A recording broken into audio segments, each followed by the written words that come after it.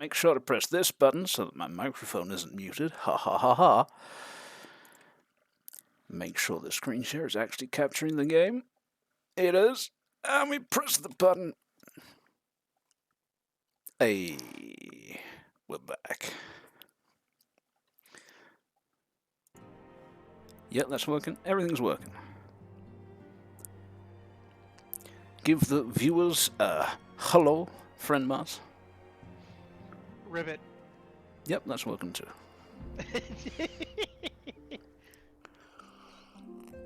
Yes, it is based off of Final Fantasy 15. Which is just basically Final Fantasy the road trip. Yeah, it was 4 guys driving around in a car. And then occasionally getting Ramu to blast the planet with thunder. I saw videos.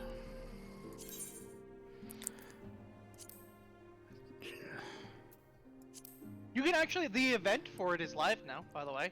You could do it if you wanted to. I'm good, thanks. I was also saying a couple of sessions ago, I really don't like the way those cars look. They freak me out when they transform and fly.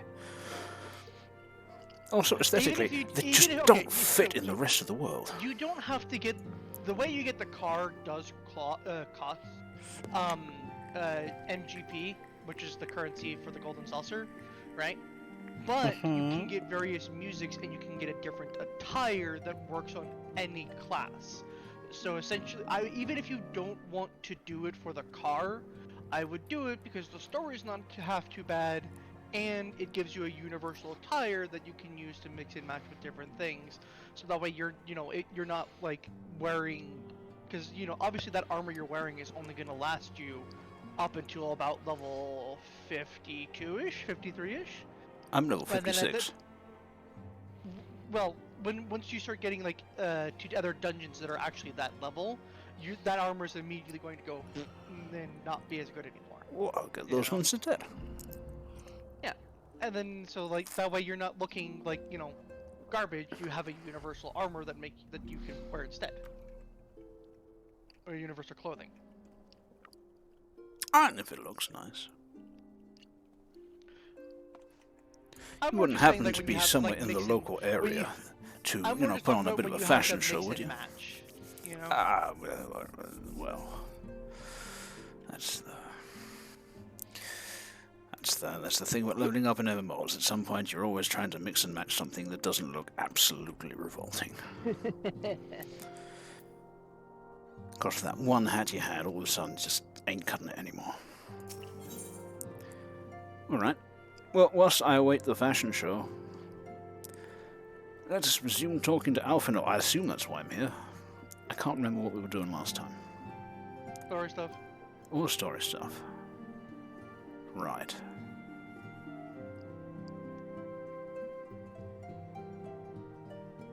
Oh yeah, with the spy. I remember.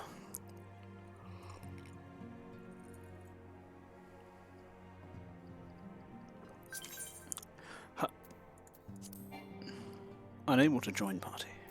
It's because you're mid-conversation, so wait till you're done with the conversation. There we go. An influential Ishgardian wishes to meet the Warrior of Light, and Alphinaud would like nothing more than to oblige him. Well, it's not up to Alphinaud, is it? It's me. I am the Warrior of Light. Thank you very much. We have been blessed with a rare opportunity to join an audience with an ambassador of the Holy See of Ishgard. Oh, those assholes. We are to treat with Sir Aymeric, Lord Commander of the Temple Knights in Camp Dragonhead. You'll like Sir Aymeric. Why in Camp Dragonhead? If this is the ambassador, they should be coming here. That's the whole point of ambassadors. Because Camp Dragonhead is kind of like... Not here? It's their furthest outpost, essentially. Like, literally it is their furthest outpost. So it's kind of like it enables them to feel safe, but you're not exactly like in enemy territory type deal. You know what I mean? And that's cool, but that's not how ambassadors work.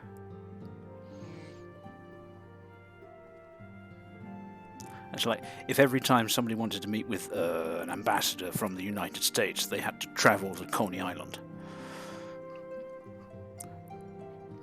That's not how that be. It is considered a great honor to serve the Holy See directly as a Temple Knight. Needless to say, their leader wields tremendous political influence. If you say so. Also, why? Also, how?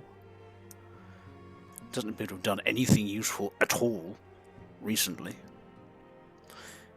We'll be wise to court his favor.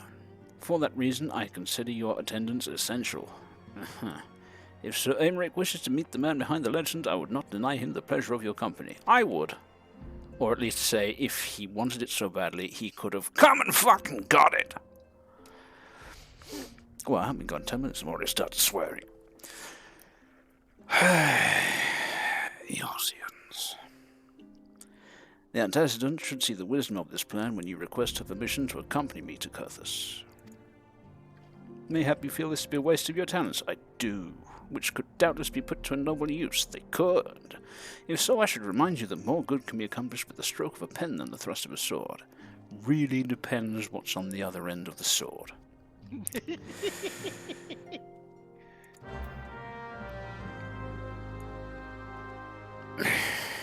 Fine.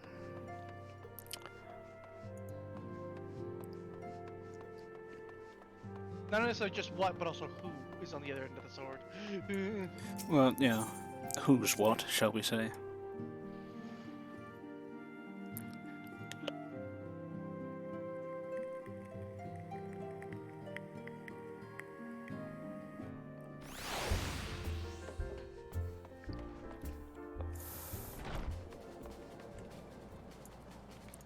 This will be you just parked, showing off.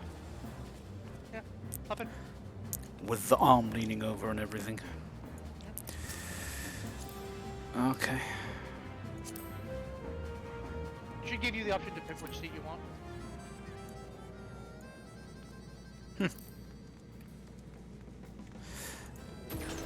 Well, that's the other thing I realized. I still can't get out of this thing. Oh, I can. I can get off this one by myself. Yeah, sometimes the function of getting riding pillion is a little weird.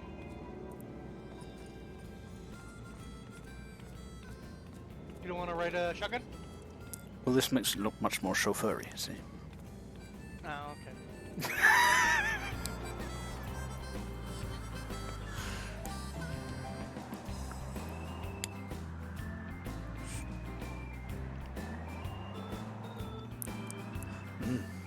Jazz. See, the music is already better, huh?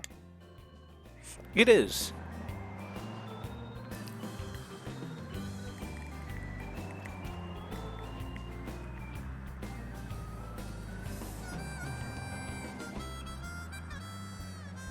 Doesn't seem to be very fast, you know, as cars go. Well, that's because... Also, admittedly, most cars don't do this. You actually can fly 15, by the way, with your car. This isn't something that's unique to 14, it's something you can do with 15. Just saying, this is... Well, it's weird. That's what it is. Okay, but you literally... What are the tendril bits for? Literally, the other Peloton mount that I have is literally a transform. Not even just it, you know, pops out wings. No, it literally goes from a mech to a plane. Oh yeah, no. I find this weird. Also, this isn't Count Dragonhead.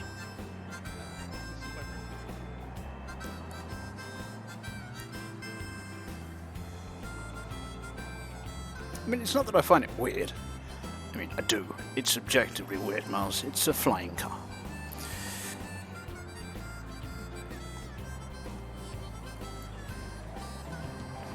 Why does it look like it has, like, moustache tentacles? Like some kind of fish? You know? Okay, I will agree. The tendrils could go with like the. I'm pretty sure those are meant to be like the power supplies and stuff. Those could be with that. I will agree with you on that. But other than that, I think you're just picky. I am picky.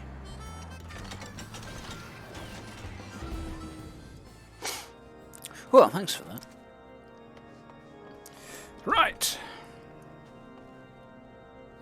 There's nobody here. Oh, I had to speak to Minfilia first. Kevin.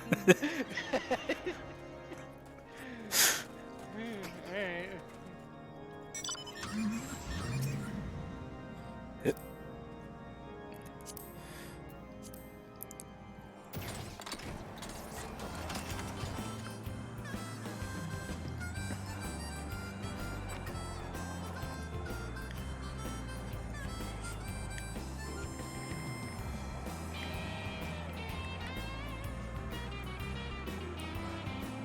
Also, another weird thing about like mount speed, like when you're on the back of a chocobo, you can kind of understand the mount speed going up as like your bird is more familiar with the terrain, he's handling shit better. Whereas when you're in a car, it's more like you don't have the license permit to drive more than 15 miles an hour. I like to interpret it more as your car, as more along the lines of like your car receives upgrades, as you would do with any other vehicle that need to be upgraded. Right? Yeah, except that there's going to be other areas where you do have the mount speed, I'm assuming. Or tire traction, right? For instance, this is a snowy area, right?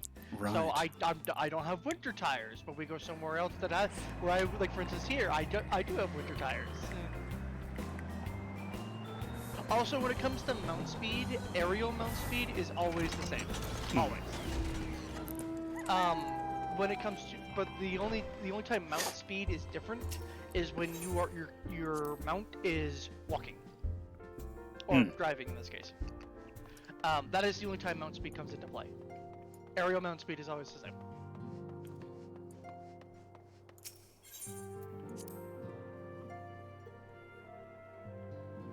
So it's kind of just dependent on what the developers have sent that aerial mount speed to be in that area. Okay. If a meeting with an Ishgardian ambassador, by all means, I think it a wonderful idea. Or someone pretending to be an Ishgardian ambassador at the very least. The whole point of ambassadors is they go to where their country is not. We have received no reports of etheric disturbances or unusual beast tribe activity of late. Really? Not even a little bit? If Alphinaud believes your presence may help him to secure more favorable terms, I see no reason to deny him. Well, shit.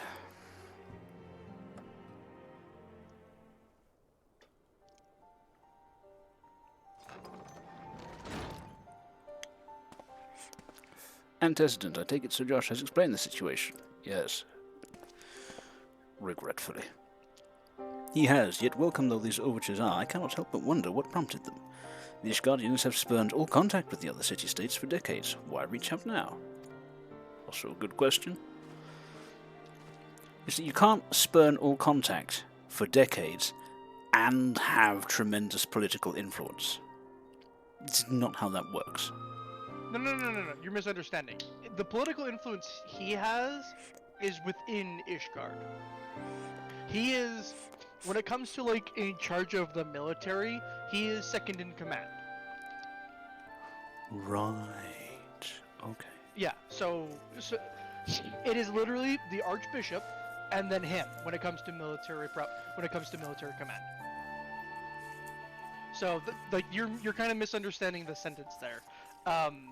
It's not that he has a lot of military. It's not that he has political clout without Eorzea. No, he has a lot of political clout within Ishgard. Okay. Well, then I knew. The question of their motives is one to which I have given no small amount of thought. Alas, I know no more than is generally known. The notoriously reclusive nation of Ishgard, situated at the center of Abalathia's spine, in the mountains, ruled by the Ishgardian Orthodox Church, the head of which presides the Archbishop. Members of the original Eorzean alliance formed in the wake of Aramigo's fall some 2 decades ago.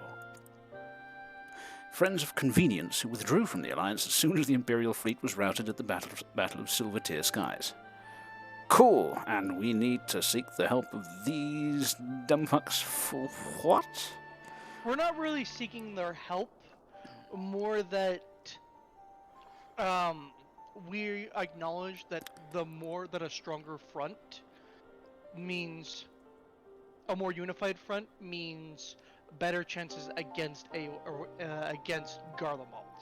So we're trying to figure out how we can get them to come out of their turtle shell so we can unite to face Garlemald together. Okay. Yeah. When it comes to, so they say that like Ishgard has completely like they don't talk to anyone. That's not true. Okay, that is not 100% true. Ishgard still commits trade, right? They still trade with other nations. They still have a flow of commerce between the two. It's just when it Well, it's comes probably a good to... idea because I don't see them growing much grain in the local area. Exactly.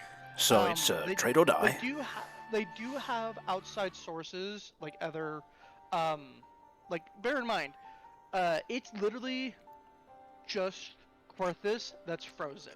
They have other outreaches that were not as heavily affected by the calamity. So it's not like all of Ishgard's it's not like all of Ishgard is under snow. It's literally just the capital city and the nearby areas of the capital city that are under snow. Does that make sense? Yeah, I guess. So again, as I mentioned, they do still commit trade. They still produce commerce and stuff like that with other nations. It's just that when it comes to matters of like drawing up an alliance, military might, saying hello, they usually kind of just keep to themselves. Okay. Since which time the borders have remained closed to all outsiders. They're not 100% isolationists, right? It's just they are very picky about what they interact with the greater world about. Well, apparently the borders have been closed to all outsiders. They have rejected every one of their former allies' calls to reopen dialogue, turning a deaf ear to their neighbours' pleas, even when the calamity loomed large. Yeah. And on the fields of Cartano, where brave men and women laid down their lives in defence of the realm, their banners were conspicuously absent. Yeah, when they're talking about like, oh, they don't talk to anyone. No, that's not true.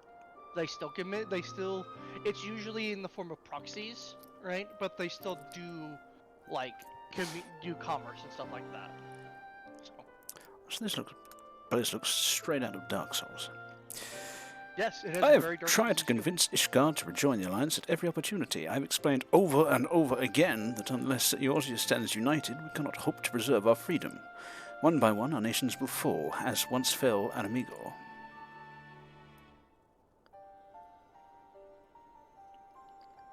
And what have mine efforts yielded? Why not? Surely this can be considered a step in the right direction?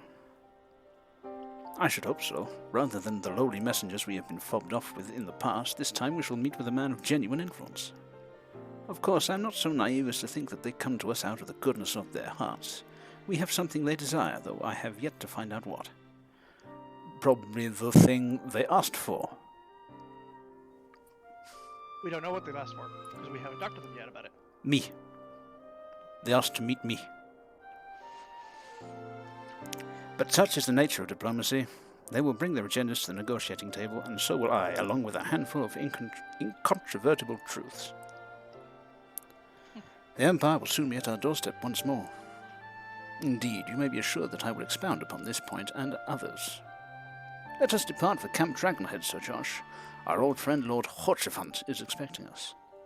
Since our quest to recover the Enterprise, I understand you have further ingratiated yourself with the man. Excellent work. His fondness may prove useful to our cause. Cool. This is an interesting taste for chapstick. Not a bad taste. Do you have orange creamsicle in Europe? I'm going to say no. Not that I wouldn't know. It's basically, like it's an old flavor from my childhood, and it's literally just orange on a cream popsicle, or an ice cream, something like that. This chapstick it's sweet mandarin is what it's meant to be, but it tastes a little bit like that, and I don't mind it. It's actually not half bad. Okay. Alright. Now we go to Camp Dragonhead. Now we go to Camp Dragonhead.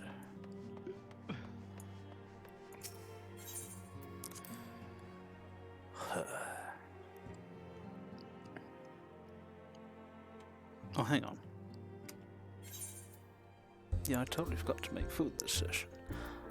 I don't know how much it really matters, but... Probably not a whole lot. As I mentioned, food only primarily is for dungeons. Yeah. Alright. And whilst you're driving, I will go and change my battery over. Fair enough. Righty. Be back in a moment.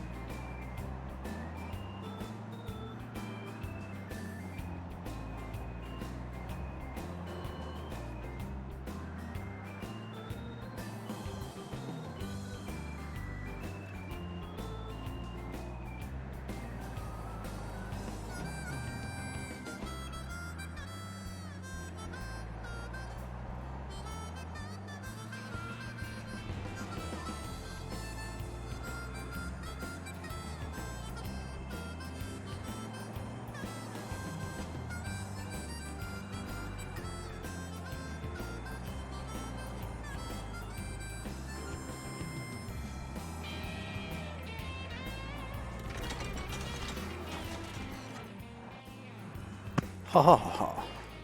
Oh yeah, I usually ride my bird straight in and over his strategic tail. Did you just do that with the car? No.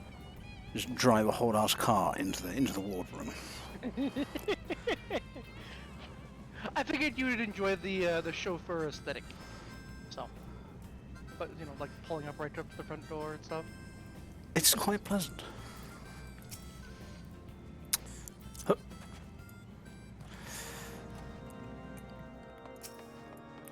Righty. Horshafant.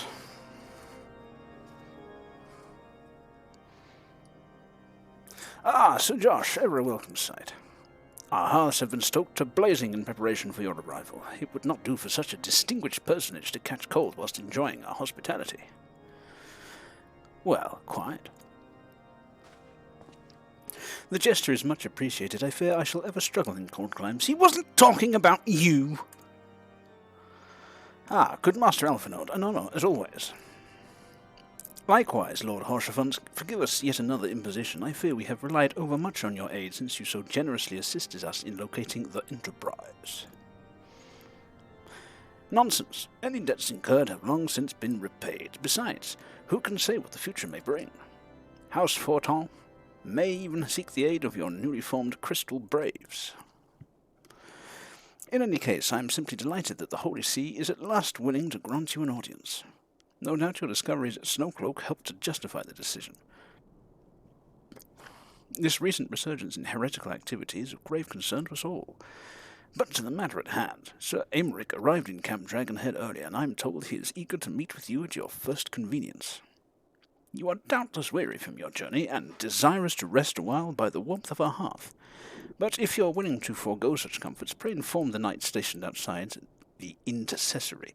He will grant you entrance and send word to the other attendees. As inviting as your hearth sounds, I think it best we proceed to the intercessory forthwith. Okay.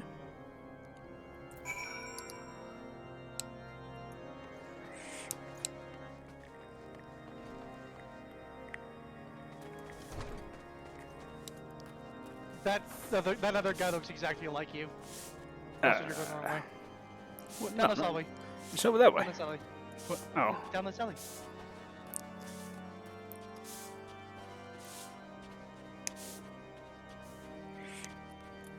You there, guard!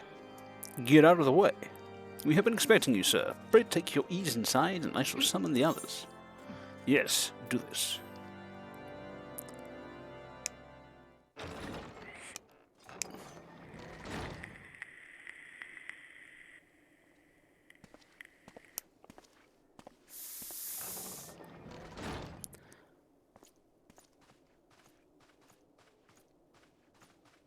Have faith, my friend. You need only state your case with confidence and clarity. Okay.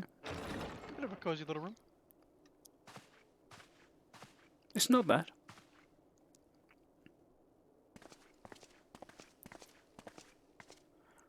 Location is a bit strange, but it's not bad as rooms go. Commander Leveilleur, it is both an honor and a pleasure to meet you. I am Emmerich, Lord Commander of the Temple Knights. Hello. Alphino Leveilleur, at your service. Your So reputation he's one of precedes the you, Sir few Emmerich. NPCs I think we will find that we whose have voice much in lines, common. whose voice actor stays the same. Ah. I'm assuming at some point Alphinaud gets a new one to signify that his balls are finally dropped. You have in more ways than one. It's funny too because his voice does get like a little bit. No, he's still a kid, so obviously he's still a kid voice, but his voice does get deeper as a kid. Okay.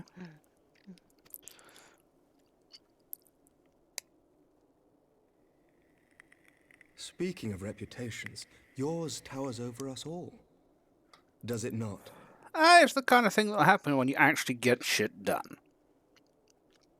Feel free to learn something. It does indeed, Lord Commander.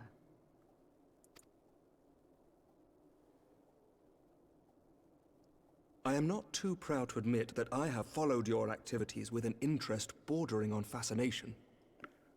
Full glad was I to learn that you would be joining us. I mean, if you're a fan of someone, you don't have to be embarrassed about it.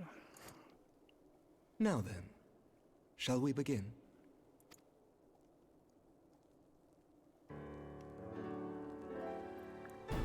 We know full well that the Garleans will return in force ere long. What is more, we have yet to achieve a lasting victory over the primal menace. The beast tribes continue to summon their gods, and each incarnation is stronger than the last. Ishgard is not immune to these threats. I must reiterate that it would behoove your nation to rejoin the Eorzean alliance. Once again, I must respectfully disagree. Oh, do go on. On what grounds? Despite their presence in Kurthus, the Ixal do not concern us. Their territorial claims pertain to Gridanian lands, and it is the people of Gridania whom they harry. Right. Consequently, the Holy See judges this to be a Gridanian affair, and Ishgard does not intervene in the internal affairs of other nations. Even were that not the case, our forces are wholly committed to the Dravanian conflict. We have not the knights to spare.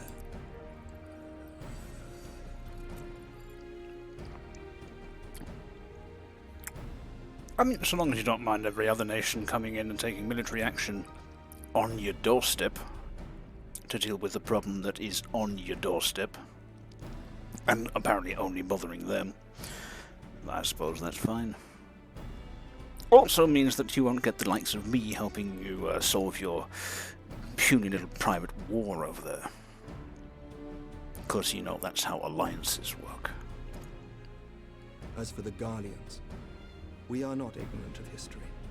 We have observed the rise and expansion of the Empire, and we agree that it is only a matter of time before they resume their campaign in Eorzea. But Then surely it would be in our best interests to present a united front. Mayhap one day, but not yet. Gaius van Belsar is dead, and the legion of conscripts he left behind lacks the will to fight. We think it highly unlikely that they will emerge from behind the walls of their castra for some time. Forgive me, But if Ishgard's position has not changed, why did you agree to this meeting? Because he's a fan. He wanted a meet and greet. It was Maybe not an autograph. only as a representative of Ishgard that I came here. Pardon? It is not within my power to change Ishgardian policy, regardless of my personal feelings. There is, however, one area in which I may exert a measure of influence. Concerns have been raised over the supplies House Fortin has offered to Revenant's Toll. These have led to calls for restrictions on the provision of aid to foreign powers. I can ensure that the shipments continue unabated. Cool. Sir Emmerich, we would be in your debt. No, you would not, for I require something in exchange.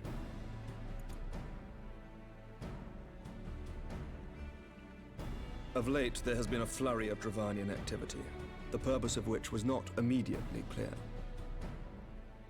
However, our astrologians have since observed alarming changes in the heavens. The dragon star waxes unnaturally bright, and there are whispers that it portends the resurrection of Midgard-Sorma. Oh, the dragon dude in the lake. The fallen guardian of Silvertear Falls? That's absurd. Full many times have I gazed upon the dragon's corpse still wound around the Agrius, and wondered how different our world might be if it yet lived to plague the skies. I do not know, and I do not wish to know, nor does any son of Ishgard. Yet the mere presence of Dravanian forces is not sufficient grounds to send knights to Mordona, whatever our astrologians say. As I told you before, we have not the forces to spare. But we do. So you will intervene on our behalf if we agree to watch over the Keeper of the Lake. Do you accept these terms? Alright, seems fair enough. I do. I will see that you are kept abreast of any developments. I regret that we could not come to a similar agreement on other matters, but I understand that you are not at liberty to make such decisions. Nevertheless, I hope that what we have accomplished here today will serve to demonstrate to your countrymen that we can work together towards a common goal. Mayhap one day we shall look back on this moment as the first step towards a united Eorzea. Kid, how many first steps towards united Eorzea are you intending to take? Mayhap we shall, Commander.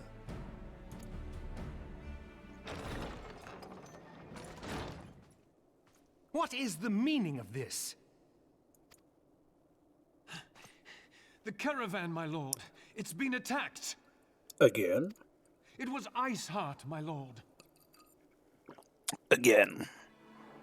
What? By the Fury! All our precautions were for naught? Clearly.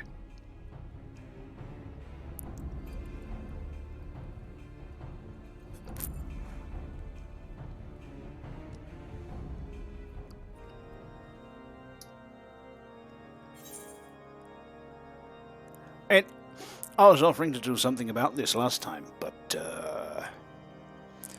y'all didn't want me to, so...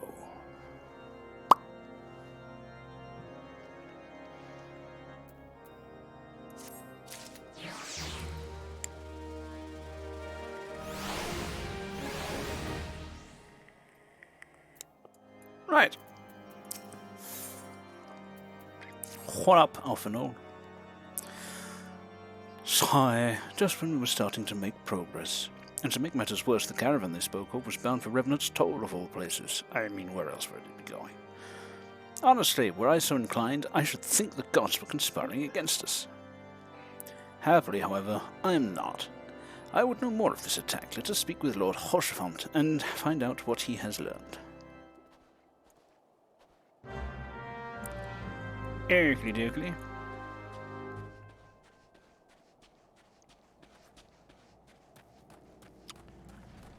Dooby-doo-dooby-doo-boo-doo-dee.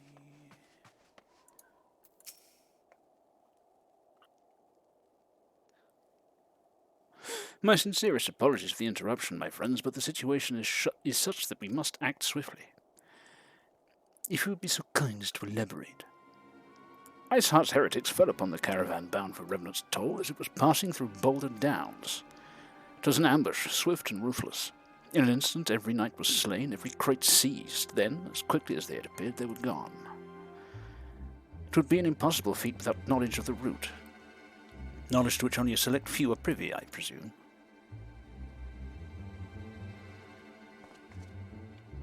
Quite. We can pursue that avenue of inquiry in due course. It seems to me that examining the scene of the ambush should be our first concern. What else are you going to do?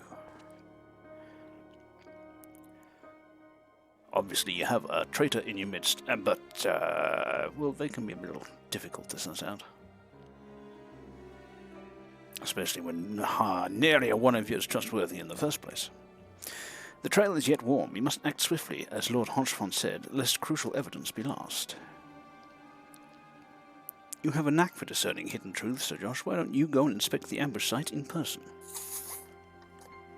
I mean, I figured it'd be up to me to take care of this. Just, next time I find Iceheart, can you all not have me report to 3 different people about it and let me just deal with it? I would hate to have to come back a 3rd time.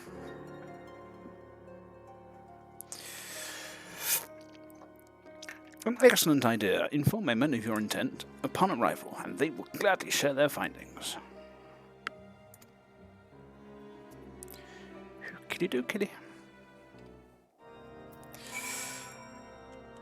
Hup! Hee-hup!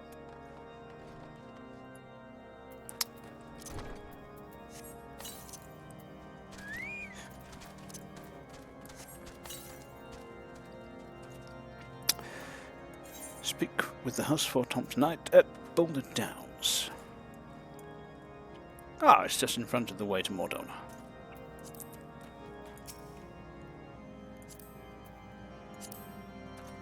Tally-ho, good man.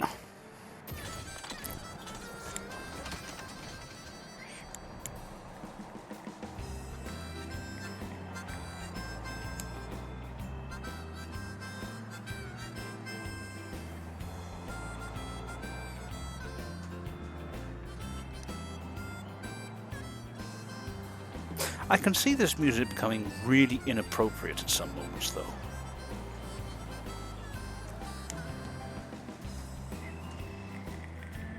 Do I want to know while you're streaming? Well, I'm just thinking, in the event that we have to flee for our lives from something. Then it wouldn't be this music, it'd be the combat music.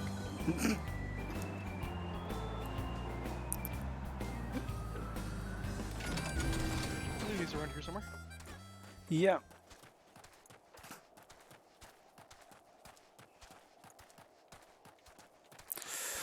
What up, fool? Move along, adventurer. There's nothing for... Lord Hodgefont bid you speak with us? Then you must beg your pardon, sir. As you can see, they left nary a crate behind, tipped the wagon for good measure even. What dicks? Whole thing's a bit odd, if you ask me. Would have been easier to just steal it. True.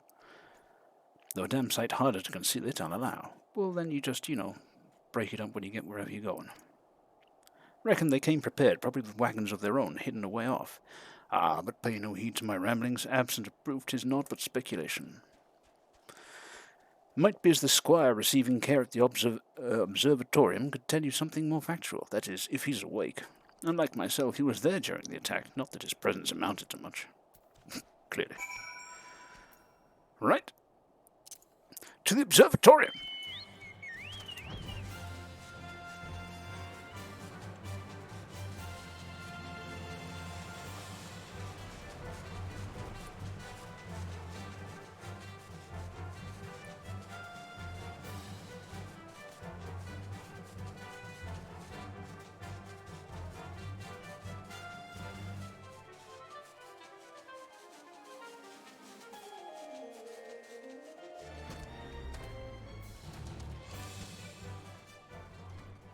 Mm-hmm.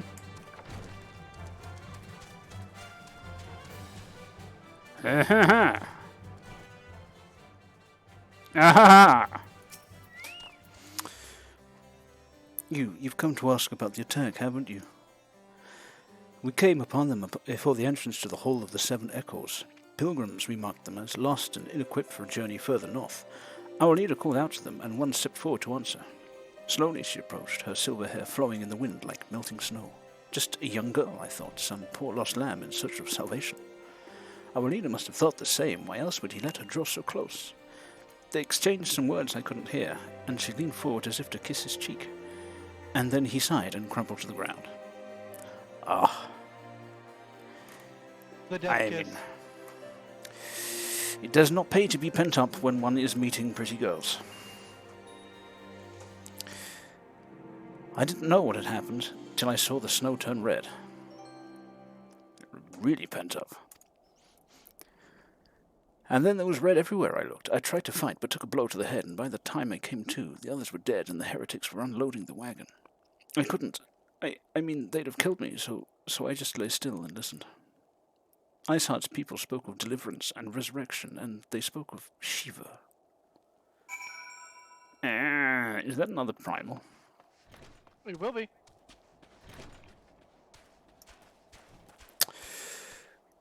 Righty-ho. Report to Alphanord.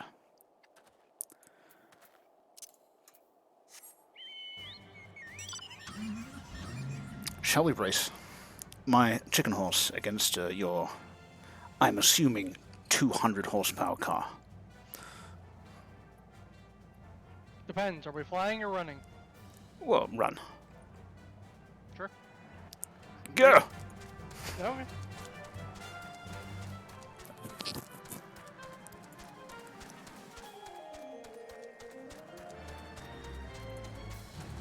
You do know that mount speed is more or less the same, right? I'm gathering that, yeah.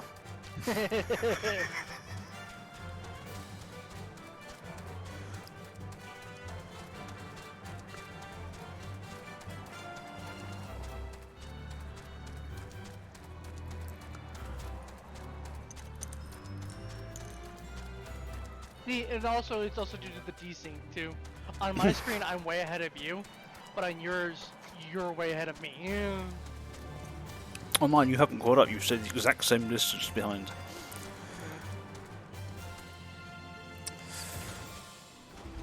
Yeah, just park the car on the strategic map.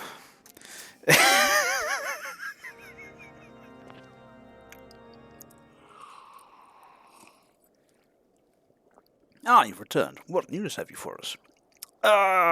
It turns out this Iceheart lady has been seduced by the Ascians into worshipping a primal. And she probably has the power of the Echo. Hence all this talk about resurrection.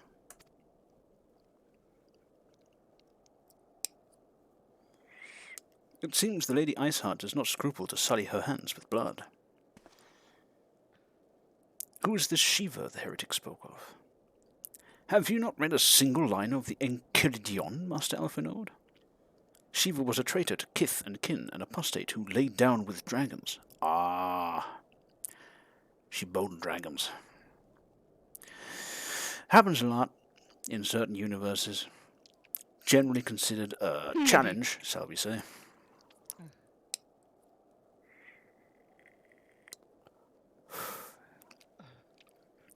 Now, we cannot expect all foreigners to know Ishgardian scripture so well, particularly when it concerns the patron saints of heretics. Wait, you say she is their patron saint? Oh, no. It all makes sense now. Lord Eorzean, what was the caravan's cargo? Why, it was crystals. If I recall correctly, the time before, she requested a rather large quantity of crystals. Do you not see? Iceheart and her followers intend to summon Shiva, as a beast tribe would a primal. Why else would they go to such lengths to secure crystals? I shall inform the Lord Commander at once. Lord Eorzean, you would agree that discretion is of paramount concern? Well, of course. Wouldn't want all of these armed men to prepare themselves. I trust we can count on your continued support, Master Alphanord. The signs of the Seventh Dawn are sworn to combat the primal threat. Our support is a given. We will need to send word to my brethren in Revenant's Toll. Our entire order must turn its efforts to the prevention of this summoning. Yay, they've never succeeded in preventing a summoning. Not when you're involved in it. They have actually, but when you get involved, it fails because otherwise there would be no story content. Would be an interesting one. You get sent to a place. There might be a summoning. You showing up? Nah, it's fine. There wasn't. Okay. Naturally, that includes you, though I am sure you would not miss this for the world. No, I like meeting new primals.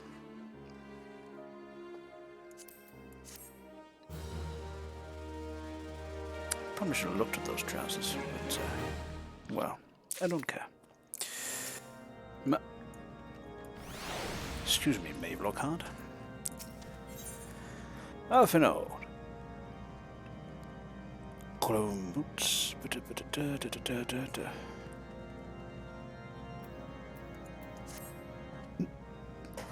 Persistent attacks on our caravans seemed little more than a nuisance at first. The heretics were a problem, to be sure, but a relatively minor one. That was before I discerned the purpose behind their attacks, of course.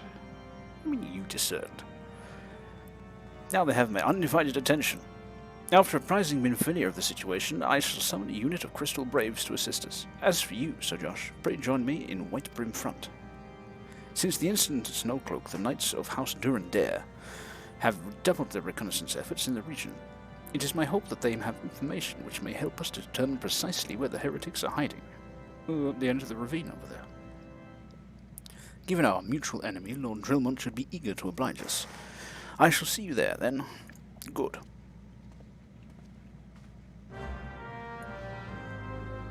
Okie dokie.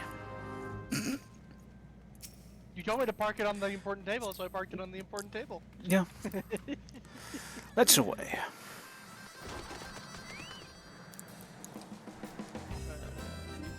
To the right. This way? That way.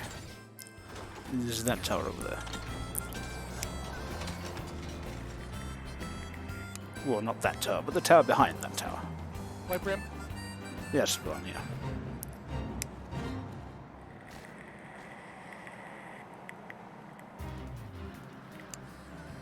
So, do you know all those armor pieces that you've been picking up? That have been made optional for you? Yeah. Yeah, so, technically, the dungeon you're about to do, before they tweaked it, you were supposed to get those armor pieces from this dungeon. Mm-hmm. So...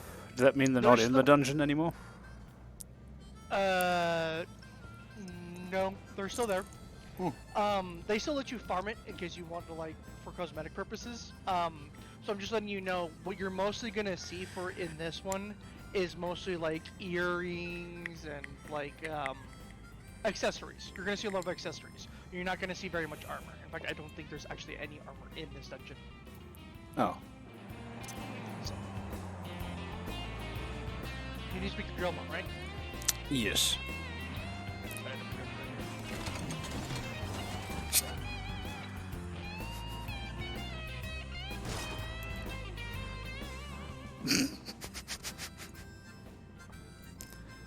Alright, it's that guy who's copying my look again.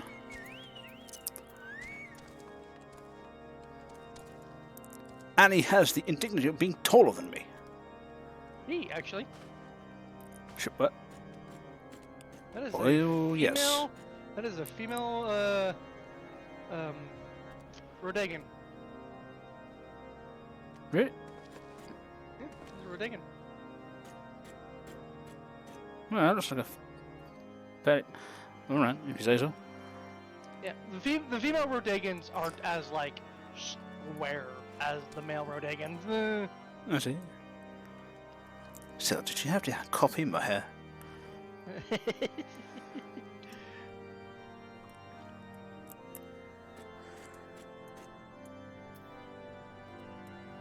Huh. Yo, Drillmont, you find the heretics yet? The Science of the Seventh Dawn wish to join in the hunt for Iceheart? Your assistance is more than welcome, my friends. We didn't manage to find shit. Considering the report I just received, I dare say your timing could be no better. We are all ears, Lord Drillmont. Oh, hey, he's here too. A band of pilgrims was seen transporting a large number of crates to the west. Their garb appears to match the description provided by the squire who survived the attack. Alas, our scouts lost track of them at Snowcloak, the self-same frozen wall which we speculated might conceal the heretics' hideaway. Suffice it to say, the disappearance of these pilgrims and their provisions all but confirms our suspicions. I've heard enough. My knights will join the hunt. Okay. I took the liberty of summoning a unit of Crystal Braves to White Brimfront. Given the gravity of the situation, I trust you will agree that we must use every resource available to us. These are extraordinary circumstances, Commander. It would be in our best interests to coordinate our efforts. Such was my intent from the start, Sir Aymeric. And so it begins, my friend, though I dare say it will prove an all-too-brief collaboration. Iceheart will not elude the combined forces of the Crystal Braves and the Temple Knights for long. Nevertheless, a wise man does not wager all upon the success of a single solution. There may yet be subtler means by which we can locate the heretic's lair. Mayhap Lord Drillmont has one in mind.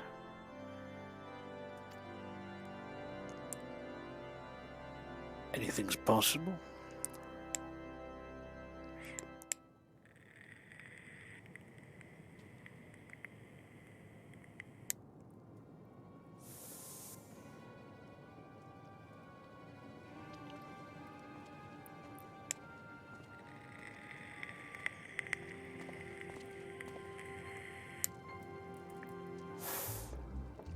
Yes, excellent.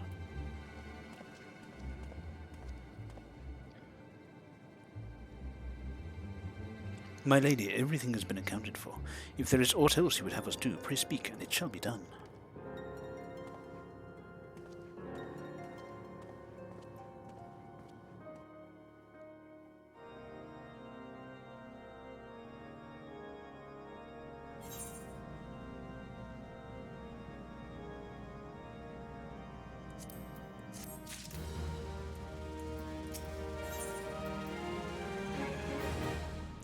Even star booties? All of a sudden I am... this is to go with that crazy stupid hat.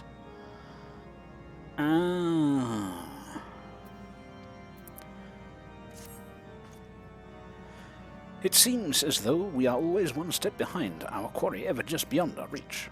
Though I would like to believe that the tables are about to turn, I must confess to having certain doubts. A joint effort may succeed rather to fail, but it could yet yield the self-same result. As in me wander into a ravine, look around and go grrr for 30 minutes and then go home. Which is what I assume you've been doing so far. Fortunately, we are not without other options. I trust you haven't forgotten Inquisitor Guillaume. We have not. The mystery of how the heretic remained undiscovered for so long has been much in our thoughts, and has the question of what steps might be taken to prevent a similar breach of security in future. Accordingly, we conducted an exhaustive and covert evaluation of everyone in White Brimfront. Though some were found to have committed... running over Sir Aymeric. Oh yeah. just get this little fucker what you get for not joining the goddamn alliance.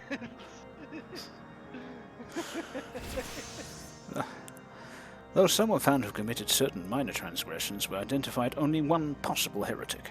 If this man has pledged himself to Iceheart's cause, he will have taken note of the movements of the Temple Knights and the Crystal Braves, and upon recognizing their intent, he may attempt to warn the heretics.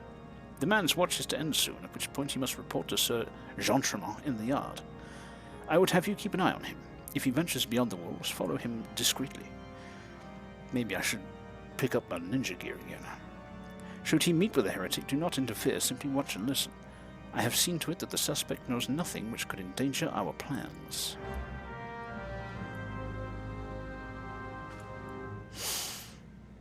Okay.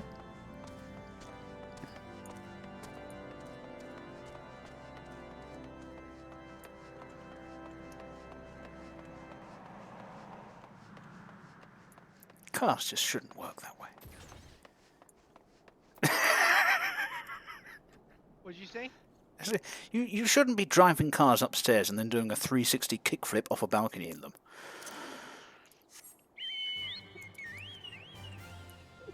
It's like the most Final Fantasy thing ever. Anyway, initiate Operation Bird Drop. I saw that from your perspective at the last second. You just get to the top, you see me go, wow, wee!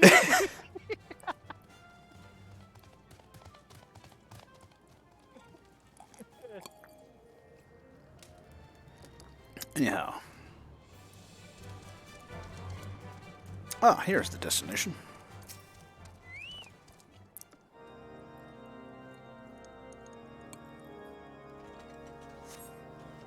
Nobody pay any attention to me. I'm being discreet, don't you know?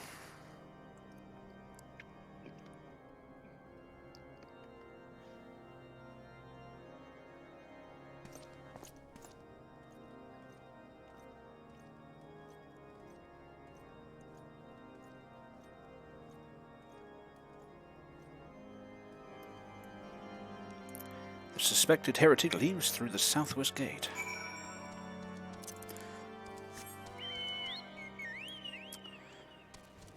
Alright, Cumbo. We will follow him discreetly.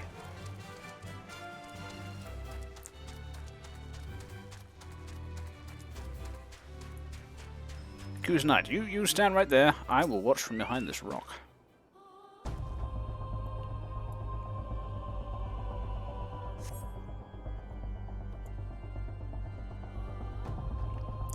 The suspected heretic follows the road east.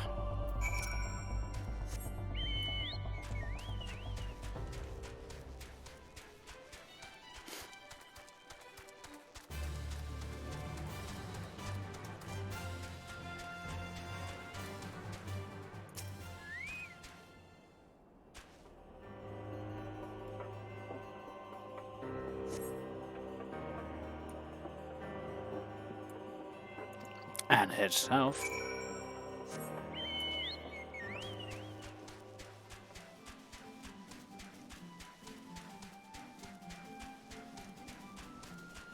Through the territory of the evil chinchillas.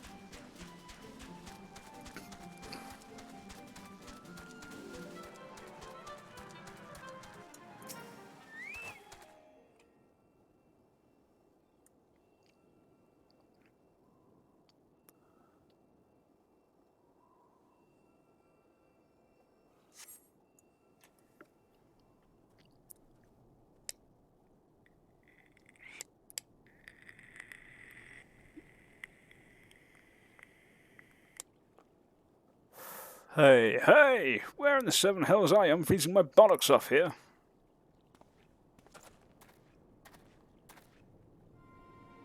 I'm here, you blundering oaf. Why are you late? Standing on the wall. Why else? I have duties to fulfill, you know. Your sole duty is to the... bloody echo. Lower your voice or they'll hear us in white brim front. Yes, of course. The Temple Knights are mumble in Snowcloak. This is what you bring to me? We already knew about mumble. Our comrades in Boulder Downs will use the tunnels mumble, dead before they know what's happening. Nevertheless, mumble, if you waste my time again, is that clear? I should talk like that more often myself.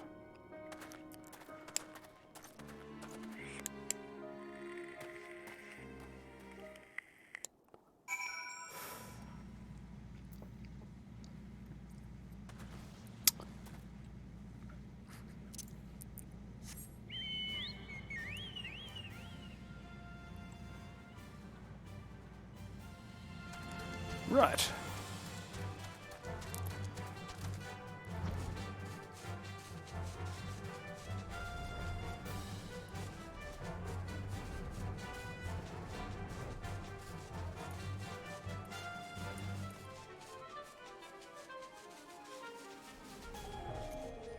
Huh.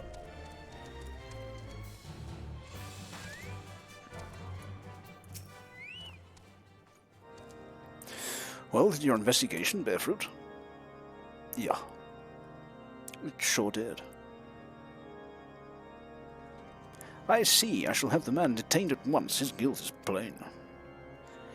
Would that you could have heard their words more clearly.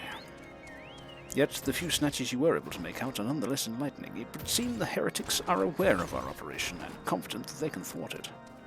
Their comrades in Ul'dah Downs are key to their plans, which means it is key to our plans that they be rooted out and put to the sword.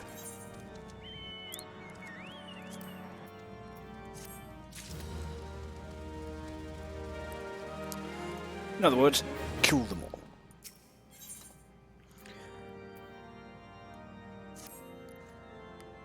We have long suspected that the heretics use a network of secret tunnels to traverse the highlands undetected. Given what you overheard, I fear that Snowcloak may be riddled with such passageways, and that the heretics in Ul'dah Downs are planning to use them to take our forces unawares.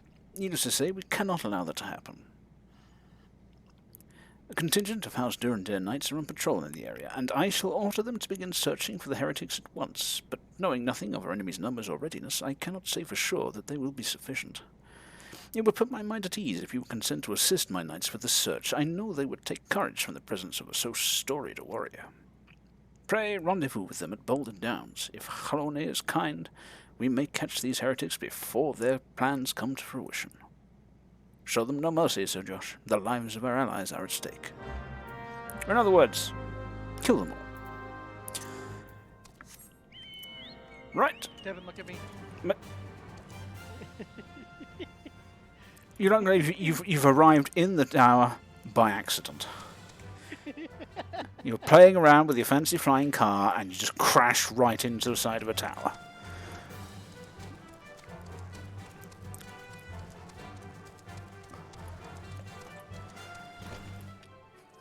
And go kick that.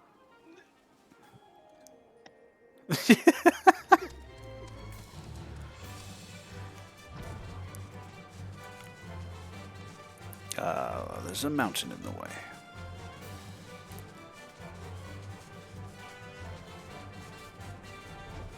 I should fly over your mountain. Are you going the right way? Yep. The right way is on the other side of a mountain.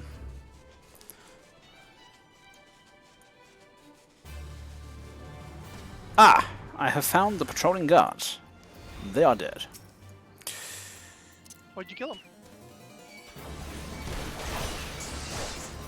That's a strange conclusion to jump to. You did say kill them all, and then, everyone's dead. So. Yeah, but no, it was the other guys.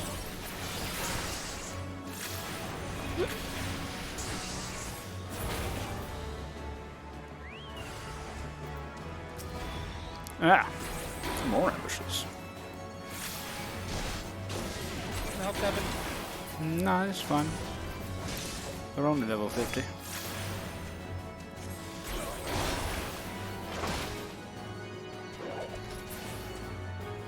Your bird killed him. Yep. I wonder where the house turned. I mean, this is clearly a tunnel. Fallen heretics effects.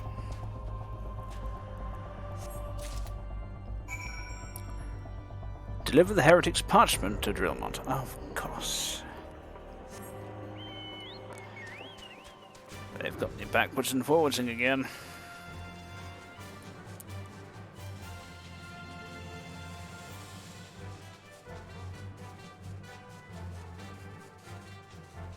It might be faster to only fly over part of the mountain this time.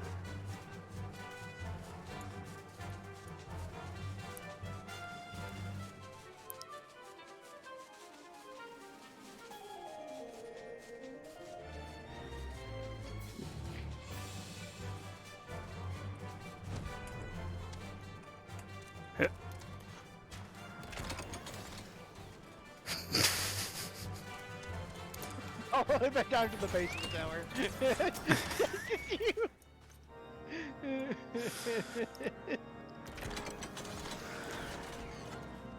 My knight sent no word of your coming, Sir Josh. What has happened? What is that in your hand? There's parchment, apparently.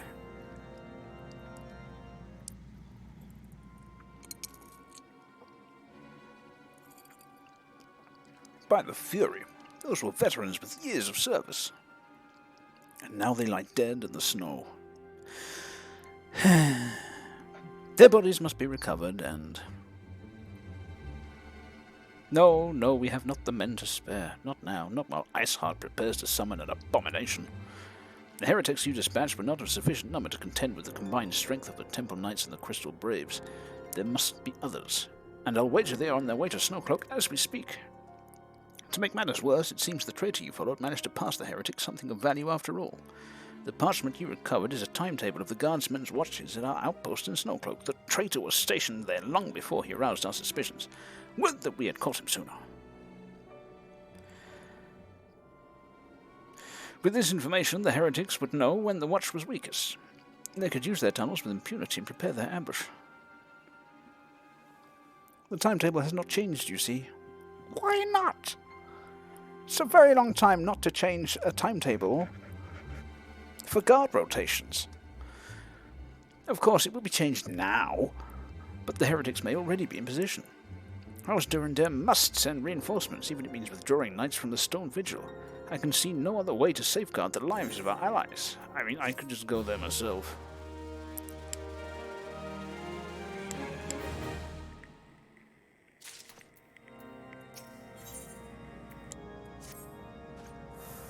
Time is of the essence, Sir Josh. While my knights make ready to depart, the heretics may take our allies in Snowcloak unawares. Superior training and equipment would avail them naught if they are cut down ere their swords are drawn. But all is not yet lost. If you leave now, there may still be time to warn them. Make haste, I beseech you, fly to Snowcloak and tell Sir Aymeric everything we have discovered. They already knew I'd be flying.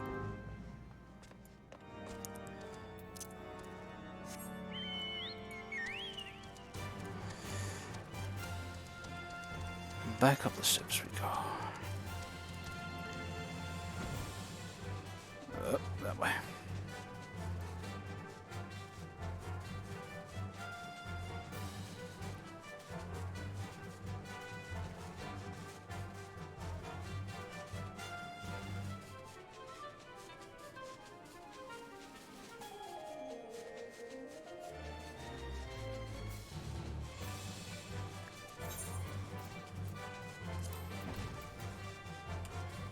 Oh, yeah.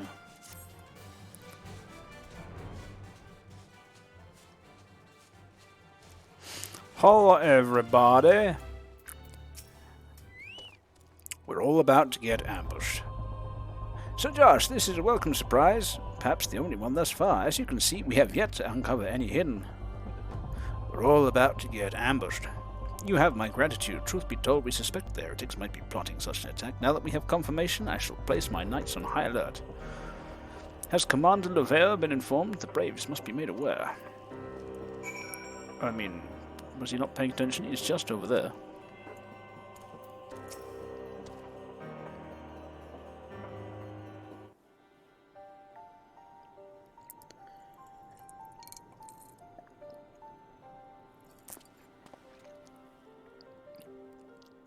It must be here, I'm certain of it. Why else would they go to such lengths to defend Snowcloak?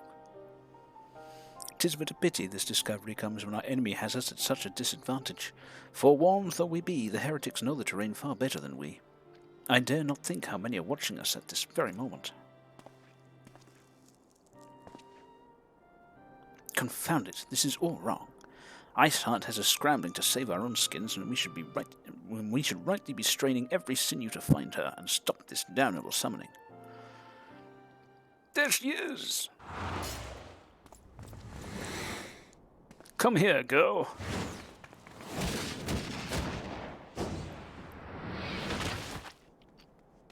Haha, they thought you were a girl. That was close. They didn't hurt you, did they? Only my pride, Ida. There'll be others nearby. We must see that they are given a similarly warm welcome. Commander Lovere!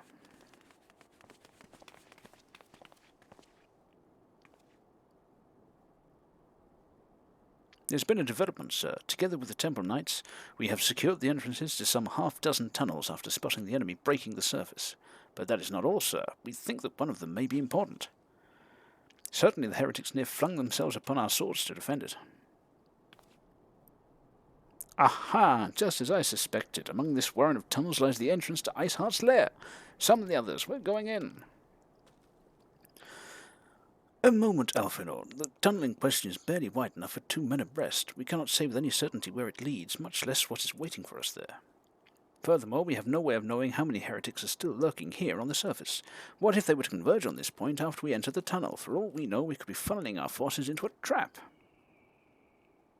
I mean, yeah, very possible. I take your point. If the tunnel is indeed as narrow as you say, greater numbers would be more a hindrance than a help. Should we encounter difficulty, our own allies would become an obstacle to escape.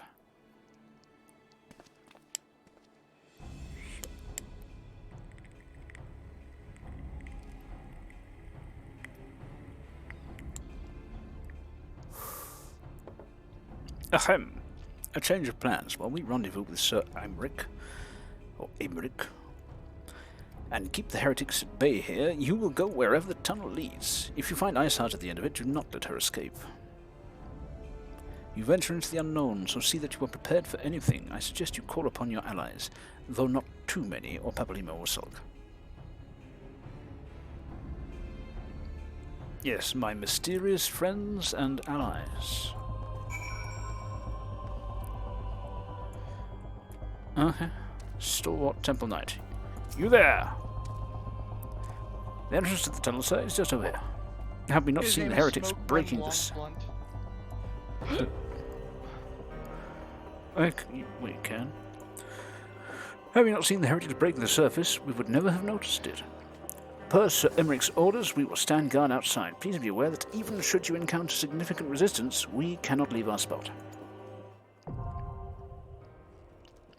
Snowcloak, now accessible. Ah, this is the tunnel. I see. Very much a tunnel, not just a random spot on the ice. Yeah, so literally everyone's been standing around saying, apparently there's tunnels around here, and then someone just breaks through and goes just right next to them.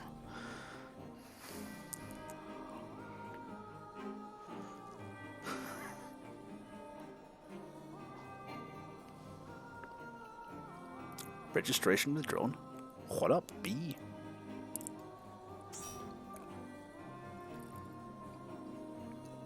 Oh.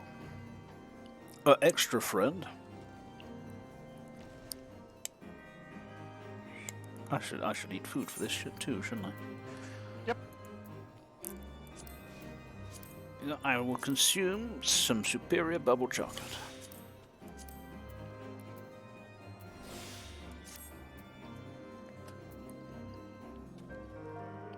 What kind of class is that? Samurai. With the wheel? Really? Yeah. Okay.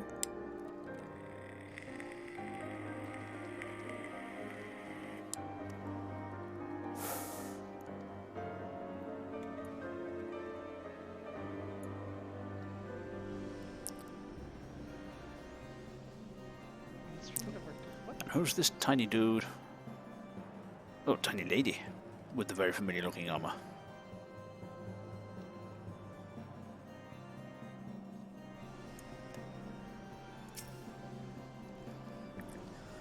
Sunix Chevelle.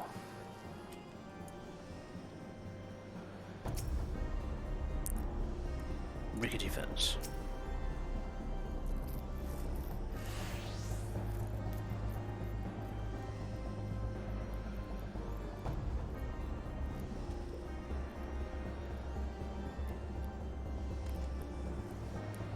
Instrument of our deliverance, not Snowcloak. So he is not a useful ally who will be helping us. Nope. Right.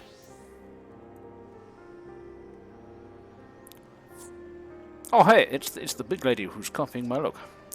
She has caught up.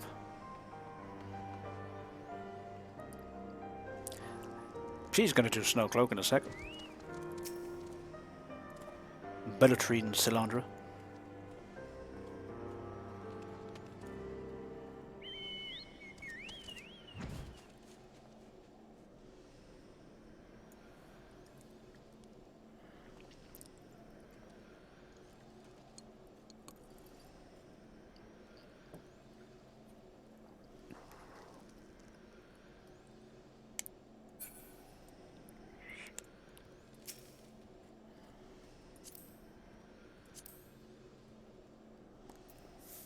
A summoner. A strong private second class, so I totally outrank her. Ha ha ha.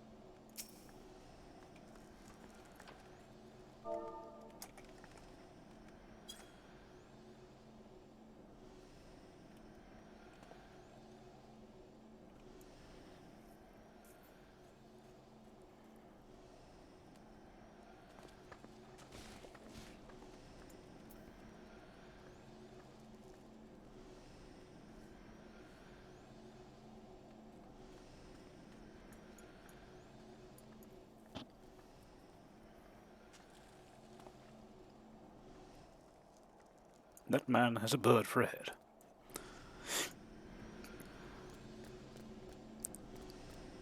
Oh, it's a full-on bird costume. This is odd, frankly.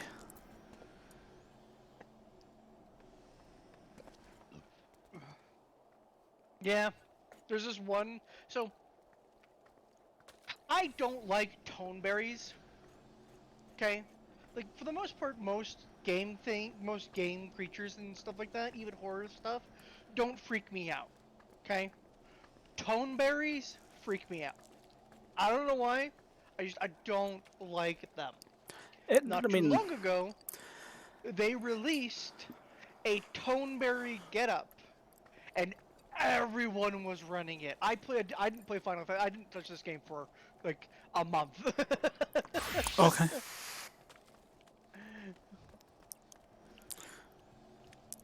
Also, I can't help noticing that Beltrin Slunderer is being followed around by a teeny tiny dude riding a teeny tiny horse. Yeah, that's the Odin mount. Okay. Or the Odin pet.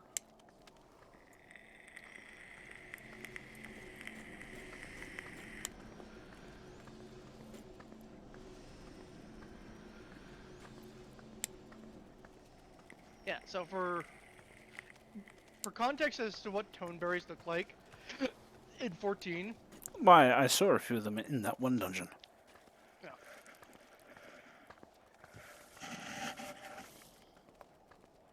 And then this was the getup that everyone had.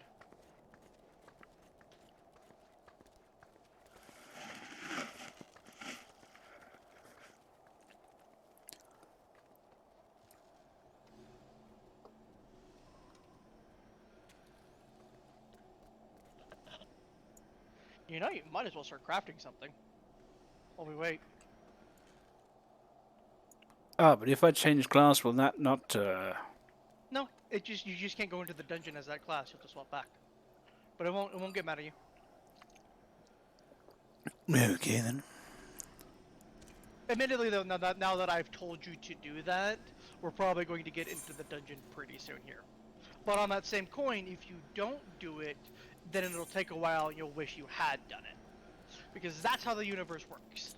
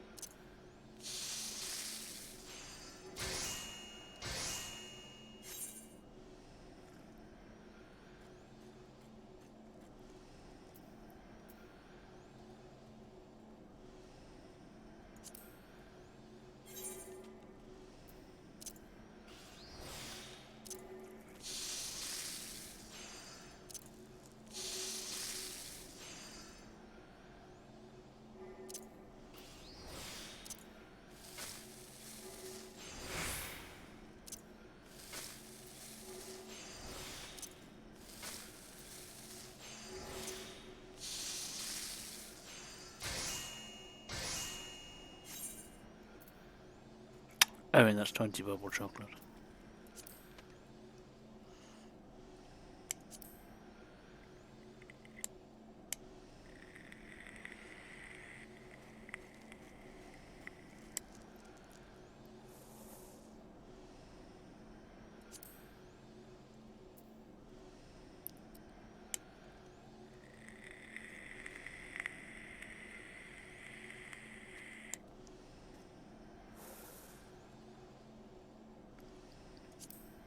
I'd rather be making dried plums, but for that I'd need plums.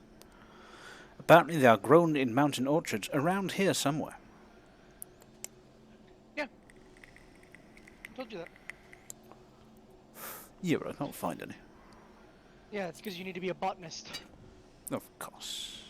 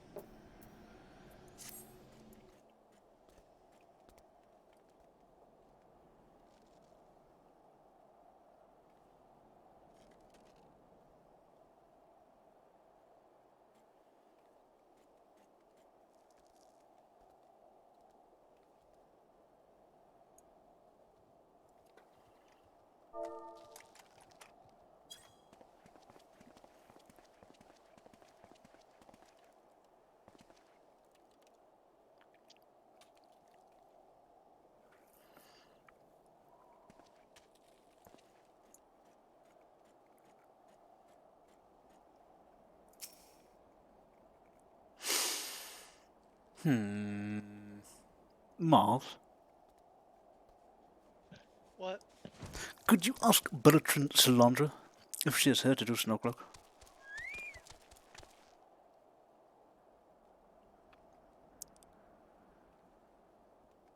I figure if we could party with her, then we'd have both DPSs, and then if you took on a healer role, we'd probably get this queue done a lot faster.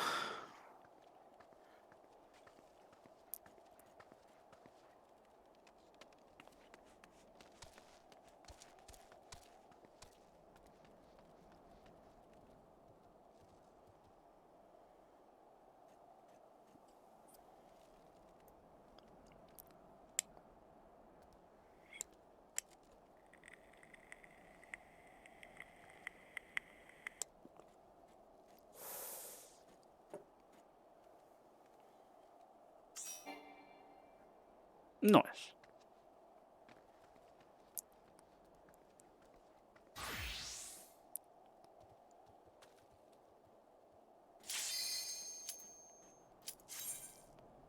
Yep, that worked well.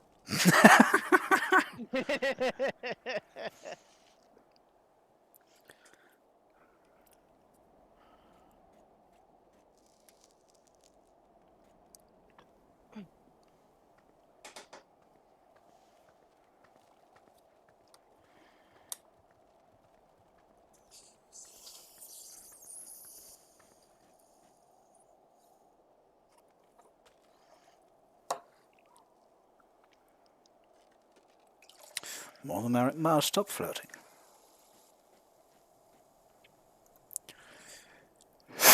I can display genuine enjoyment for having multiple people in a party with me. Down, boy, down.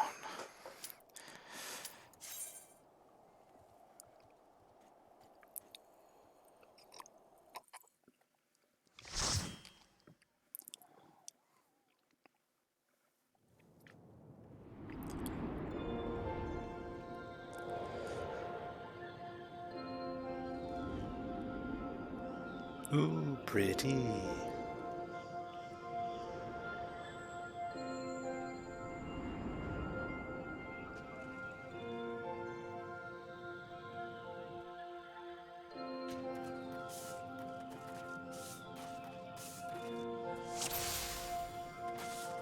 Right, any particular strange mechanics to be Only with aware the final of? boss. Yeah, okay. Final boss will be Fenrir, and he will drop these ice pillars that we need to hide behind to stave off taking to not get hit with giant AoE spells. Where did our tank go? Valid question. Ah, crap.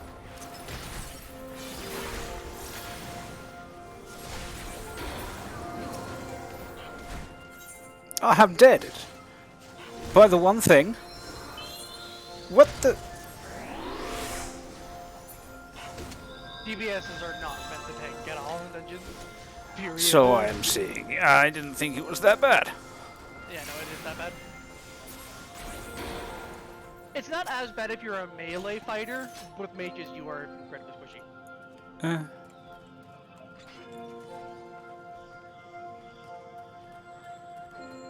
Only when they're really late.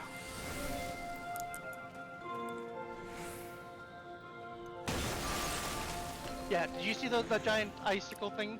Hard to notice, yeah. Or hard to miss. Yeah, that will basically hide behind a bigger version of that. It won't immediately detonate, though there will be purple ones. Those ones are corrupted, and those will immediately detonate. So you don't want to hide behind those.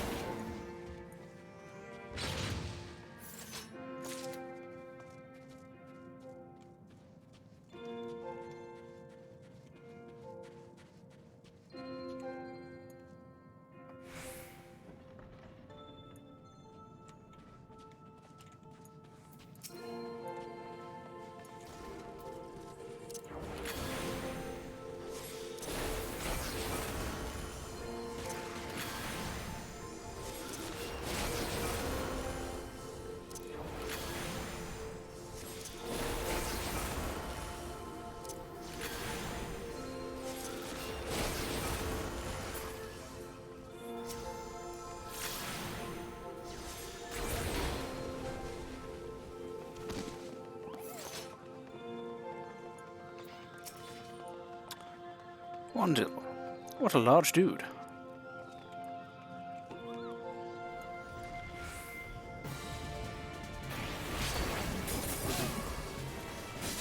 So this guy he does have a small minor mechanic. Essentially just he will afflict you with full stacks every time you get hit with one of his AoEs. You eat it out of the dungeon. You should get a prompt that lets you teleport back in. Yeah, I did. But basically, I managed to hop just out of range, just as it sealed itself off. That was funny as hell. I've never seen anyone do that fucking shit.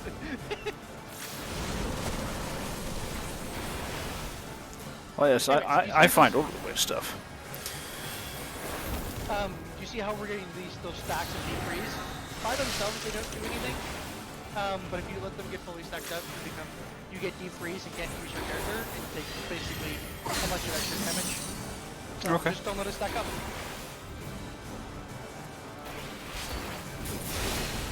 What's that? That is the things that you would use to turn in to get the fancy armor, if you wanted Antique to. solarettes. I see. Well, I mean, I might as well try and pick it up.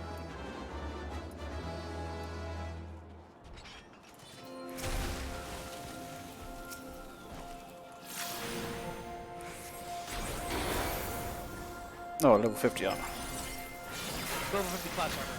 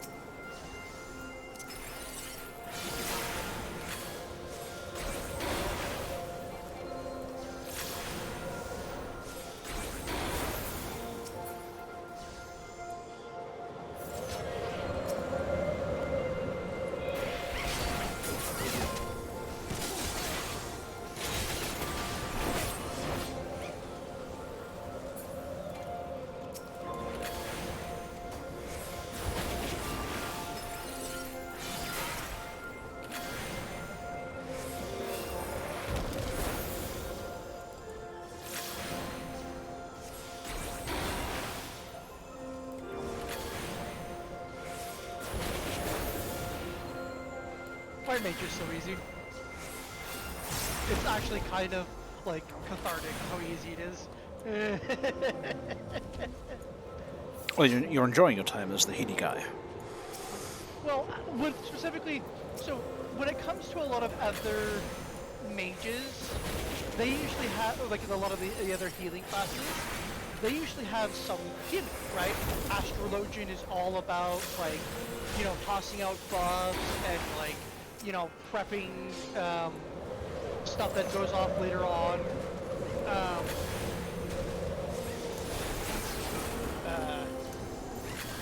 You know, Scholar is all about your little fairy pet.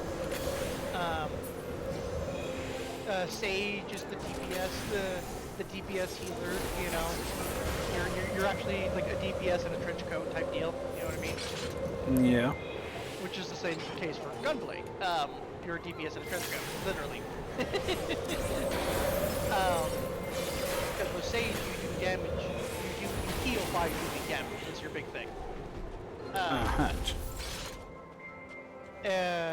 Whereas White Mage, their gimmick is just, I heal you a lot.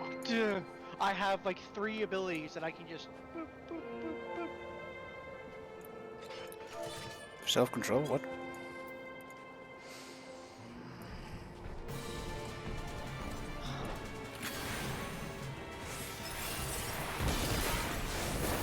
me that I'm being fairly aggressive. Ah.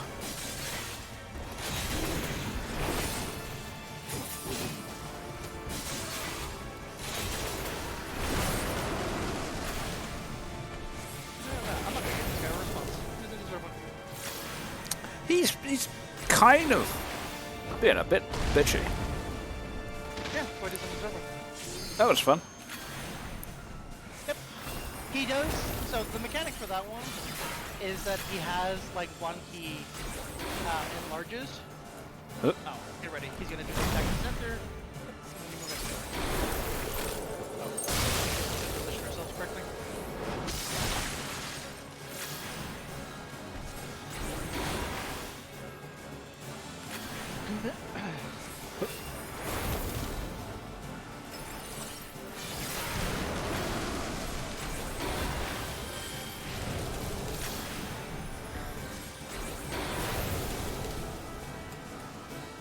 Move away from the big one. Yeah. Yeah.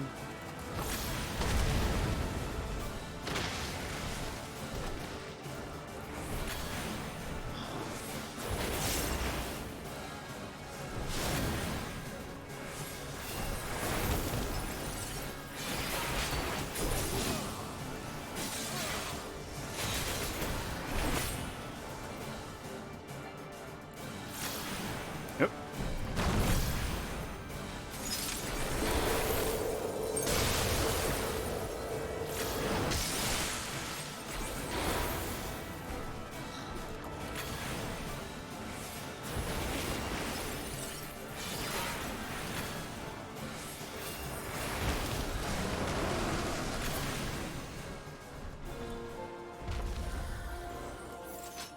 Now you know why I usually prefer to be tank. I hate dealing with tanks who do not know how to set tempo.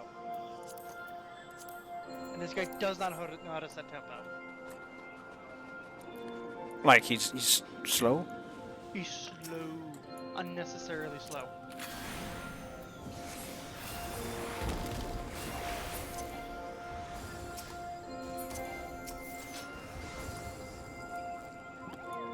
There's a difference between being, like for instance, like when it comes to poles, we could have easily fight this group and that other group of sprites earlier, right? Very easily. Well, then he's not a very good tank, and he's afraid that he'd die. Well, that's not something you can really do later on. Later on, like when you get to like end game, it's go go go go go. You know. You do like large pulls of like at least six or less ads, or 6 or more ads,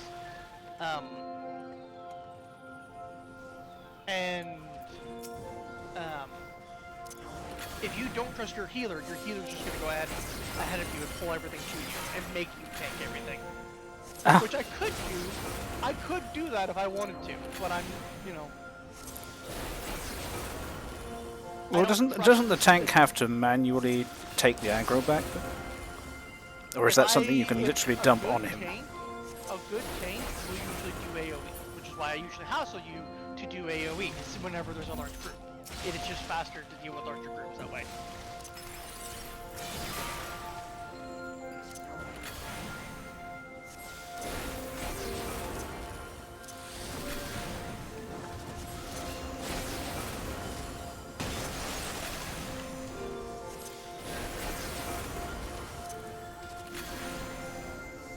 So when you just basically wait until the tank starts doing their AoEs, and then you just pull them into it, and pull the ads into the AoE, so they get hit with the AoE, and the aggro is done. The only problem, I would do that, but this guy doesn't seem to be doing, isn't doing his AoEs, and on top of that, I'm pretty sure he's petty enough to shirk me. I'm pretty sure he is that kind of person, he would shirk me.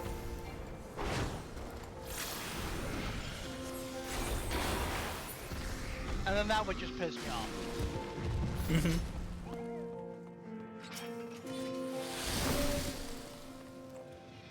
This part though, right here, this part I would go slow on. These Dove Avises have a mechanic where this stride and scream, they can spam it, right? At least they used to. If I remember correctly, they reworked this dungeon not so long ago. Sleep. Where they would basically do that scream in tandem, and it used to do a shit ton of damage, like a metric shit ton of damage. And so if you had all of these Avises stacked up on top of you, then you would just get Shiva. Ah, that scream you mean? Yeah, it would just do a shit ton of damage, and you would just die.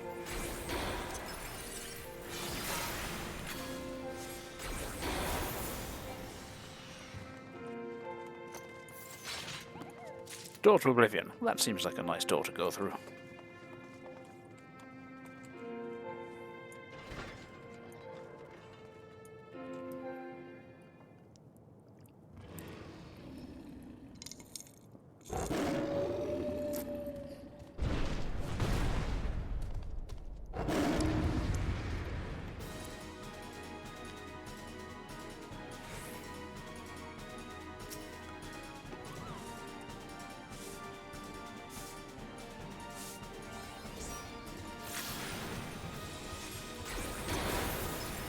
Also, don't try not to get hit with any of his abilities. Well, that's if you get usually... hit with the abilities you get hit with D3, well, you'll take a lot of dot damage and won't be able to use your character. Ah, well, I have some experience of that. So those are the crystals we'll hide behind. Ah, we'll hide behind. Okay. Yep.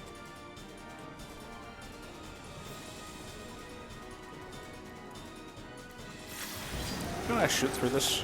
And then move away, move away, move away. Aha, right. The move away call came just A little too late, my apologies. 0.25 seconds too late. Thank you.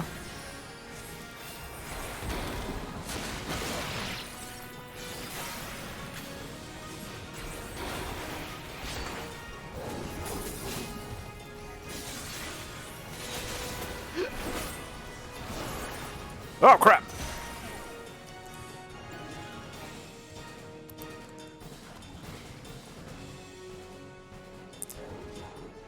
The yellow column for that only appeared right at the last second. Some things are going to be, some of them have to be anticipatory. But not the So purple I'm one? on the purple one.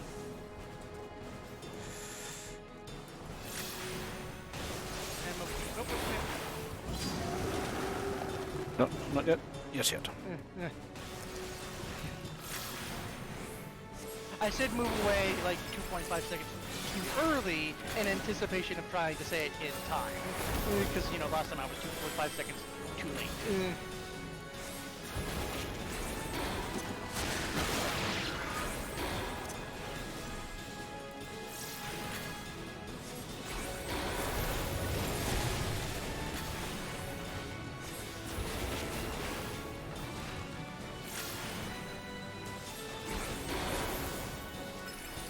Move, Devin. I'm moving. No, I've seen this move before, you see. When he looks at me and just sits there wobbling for a while, it means he's planning something nefarious. Usually.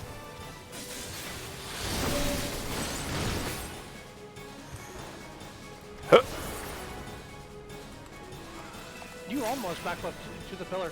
I mean, that was the plan.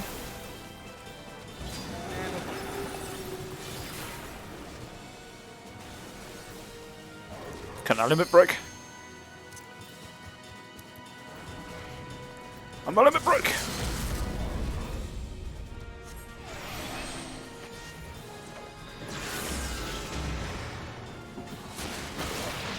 He didn't die.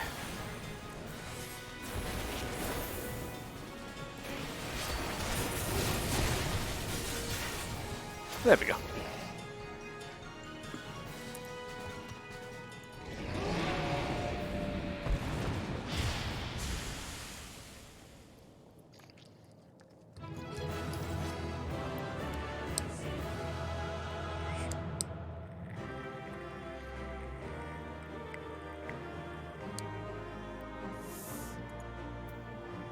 More antique breaches. Don't I already have some of those? apparently not.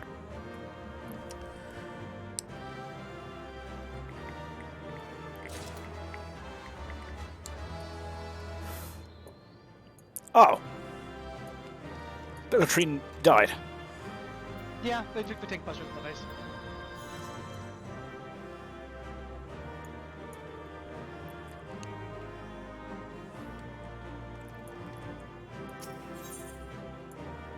Ah, hey, it's that crystal we came here for, too.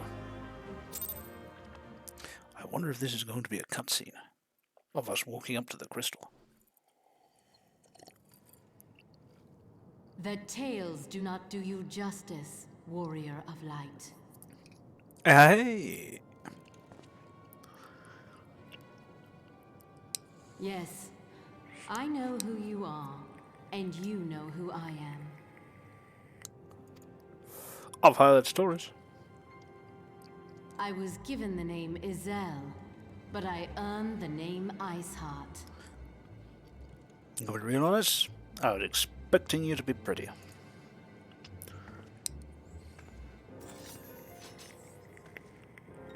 This endless cycle of hatred, of bloodshed, of sorrow. You would see it continue, O noble warrior of light.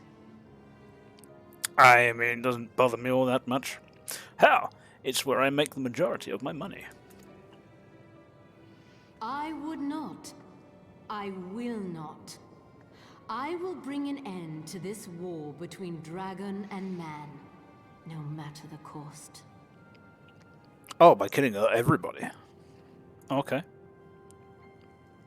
In time, you will come to understand that what we do for the greater good. She sounds like you, Tepin. I mean, I suggest things. I don't necessarily do them. And in the world of politics, Not to mention, she seems to be more on the vibe of, you know, I say, okay, so the beastmen, they keep summoning the primals. We'll kill all the beastmen who like the primals. She is taking more the approach of, we'll summon a different primal, and we'll just kill the beastmen and the people. Because, you know, they keep fighting, so we'll just kill everybody. Everyone. That's actually more extreme than anything I have said so far. For Eorzean, for Heidelin.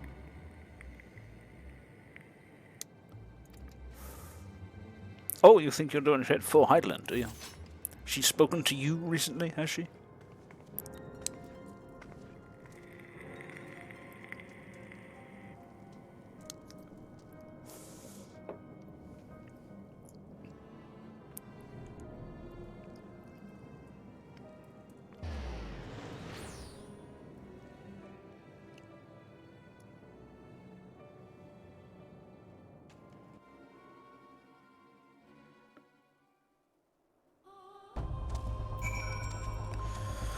Right, okay.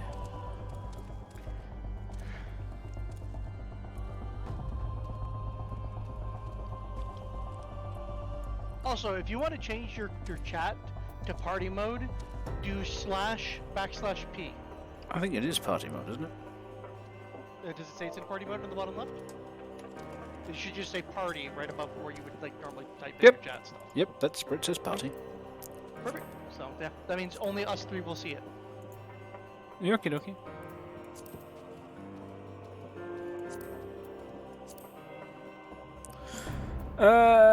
I have things. Stuffage.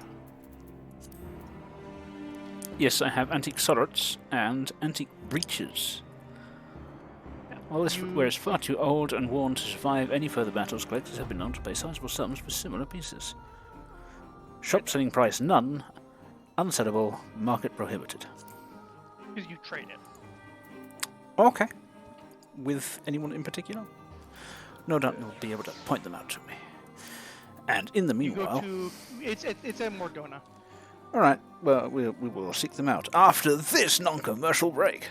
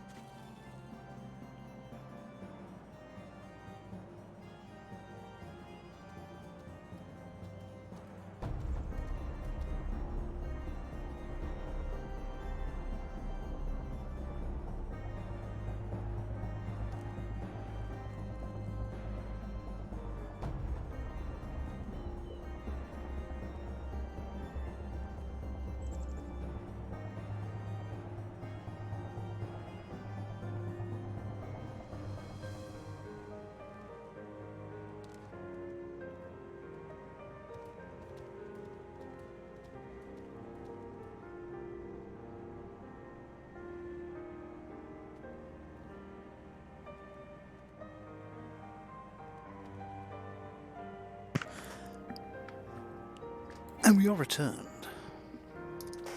Our new friend has taken a long time to watch this cutscene.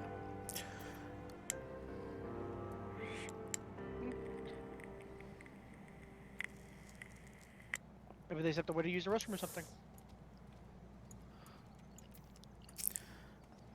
Alphanor, that took longer than I expected. What news, Sir Josh? Screw you too, Dick. So Iceheart is but a pseudonym. Not that it matters. That she managed to escape is regrettable, but from your description of that beast you did well to come as close as you did. In any case, now that you have cleared a path, the Temple Knights can begin to survey the tunnels in earnest. Mayhap they will even find a route past the ice wall. Wouldn't that do wonders for their fight against the heretics? The Crystal Braves would certainly share the credit for it too. 12 be praised, Sir Josh. We may yet turn this situation to our advantage. Assuming we stop Iceheart before she summons Shiva, of course. Well, I mean, the summoning pillar's back there, so, you could send a few guards. Or maybe just break it. Needless to say, our fellow scions have not been idle. Minfidia and Urianger have been busy perusing the archives of House Fortin, gathering what information they can on Shiva. Which reminds me, if you are intending to trudge back to Camp Dragonhead to report on the day's events, don't. I don't have to trudge somewhere to report back?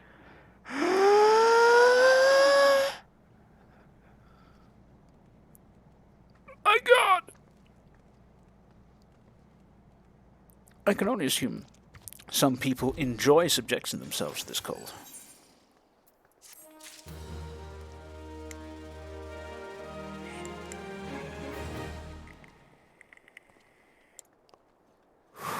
It's identical story, Stretch, isn't it?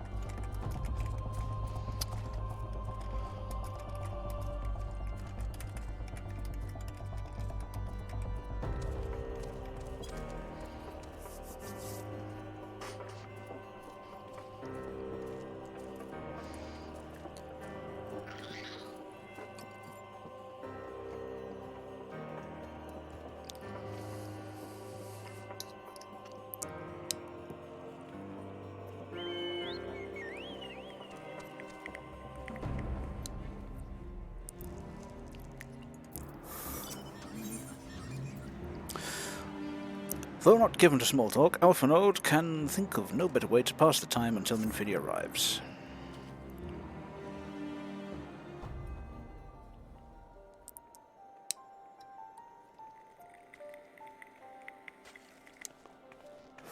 See, Alphanode, stupid boy, who sits around complaining about the cold despite wearing clothes with bits cut out of it so you can show off a bit of skin for some reason.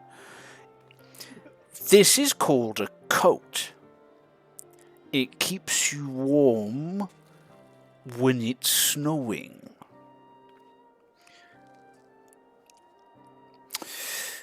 And tested, you come to us straight from the archives of House Fortin. I trust your time there proved fruitful. Would that it had. Urianger and I scoured countless texts, but what we found was of questionable veracity. Accounts of Shiva's life and deeds are sparse and contradictory, only agreeing upon one point. She lay down with a dragon, the gravest of all sins according to the Ishgardian faith. Yet in the eyes of Iceheart's followers this was a holy act, the blessed union of man and dragon. How such a thing could even be possible is quite another question. Well, that is always the question, isn't it? Suffice it to say, I very much doubt that we will find a useful answer in the archives of House Fortons. Much knowledge has been lost over the centuries, though in this case one wonders if it is by circumstance or design. What, House Fortons doesn't have the detailed accounts of dragon boning in their library? No way. You said that Iceheart took a moment to plead her case prior to escaping, did you not? Viewed without prejudice, most would agree that bringing an end to an endless war serves the greater good. I think Sir Aymeric may take issue with her methods. Well, yes, bringing peace by killing absolutely everybody who is fighting is a little extreme. I do not care if a few stragglers manage to escape. Until the sap has confirmed that a tunnel is safe, the men are not to search it. Yes, Lord Commander.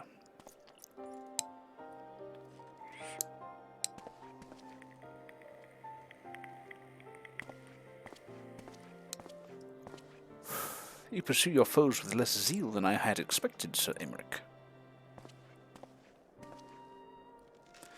Lest you misunderstand, I do not deny that our enemy has given us good reason to be prudent. I merely meant, you being a man of faith, that I had expected a certain single-mindedness. After all, was it not by the will of Halon that your ancestors came to this land? Why they took up arms against the Dravanians? What would they have done in your position, I wonder? There are those who believe that faith is a renunciation of free will, that unquestioning devotion is required of all who would live a life in service to the Fury. Such righteous fervour may well serve a knight on the front line, less so a leader of men. We are all at liberty to interpret the scriptures as we will. I choose to believe that the Fury would value the lives of her followers over the deaths of her enemies. But I would not presume to speak for the Knights of Eld. 'Twas a different time, nay, a different era, and Scripture tells us only so much. Would that it told us more, like how to safely bone dragons. It's a question of size and girth, and elasticity,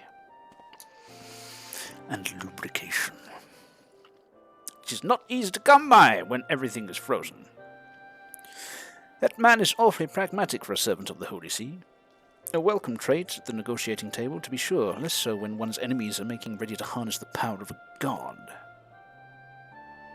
Mayhap he does not truly believe that Iceheart's plan can succeed. Truth be told, I too remain somewhat skeptical. Shiva was real, a living, breathing woman. Of that there can be no doubt. In this respect she differs from every other figure to have been summoned, each of whom was worshipped as a god. The sole exception being good King Mogulmog XII, the myth made manifest in response to the fervent supplications of the Mogulsguard. Saint Shiva may differ, but what of the heretics? They are a tribe of outcasts at war with a mighty nation who yearn for the resurrection of the one who embodies their beliefs. If that is not placing one's faith in a higher power, then what is? Crystals and conviction, Minfidia, they have them both in abundance.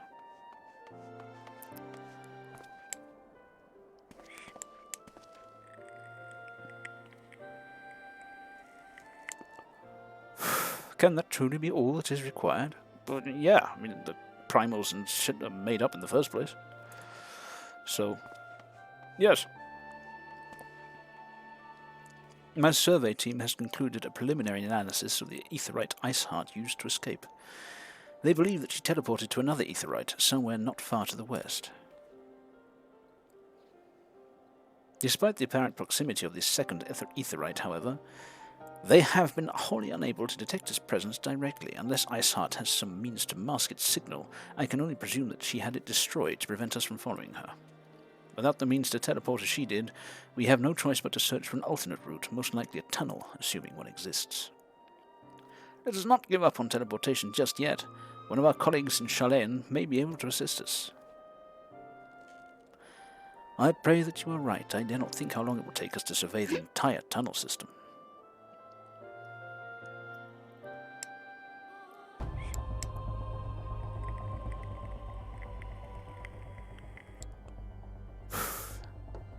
While Minfidia looks into our Aetheryte problem, I would like to request your assistance with another matter. The third unit is currently tracking the remnants of the heretic force which attacked us, however the search goes poorly despite our numbers. Kurthus is vast, and Iceheart's followers know the terrain far better than we. Your knowledge of this region may serve to hasten the process. The sooner we capture Iceheart's followers, the sooner we can press them for their leader's whereabouts.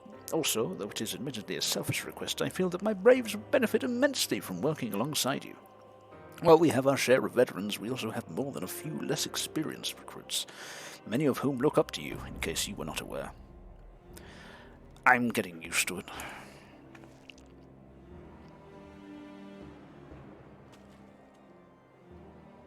Good, I knew you would understand. Yuhaze, whoever, can apprise you of the details. When the task is complete, come and find me at the observatorium. Captain Ilbert and I are meeting there to discuss the latest developments in his investigation. The Temple Knights shall hold Snowcloak in our absence. Let us leave them to their work. Ours is more pressing. Okay.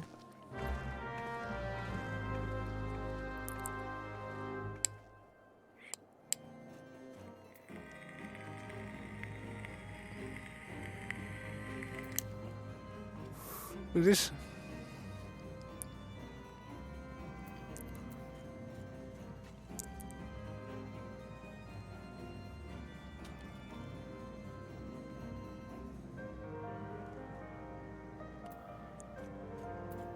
Can't wait to do Bahamut Raid in Crystal.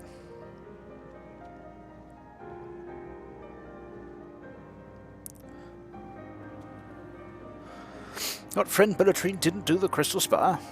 I'm checking with that right now.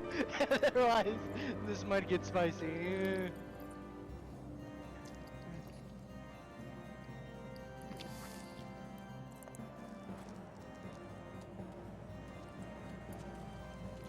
Now, whilst you take care of that, I will converse with Yuhaze. There you are, Sir Josh. Commander LeVay instructed me to wait for you. Your assistance is most welcome, believe me. Most of the Third hail from Ul'dah, and for a man accustomed to the feel of sand beneath his boots, the crunch of snow can be rather disconcerting. But to the matter at hand.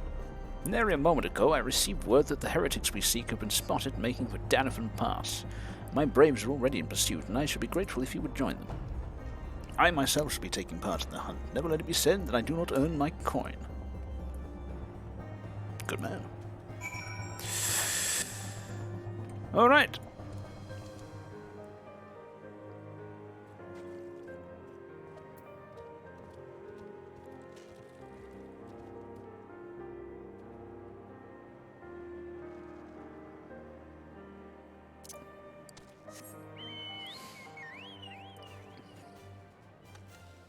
Do you want to try and help Bellatrine with what's going on, then I will move forwards with this, solo quest.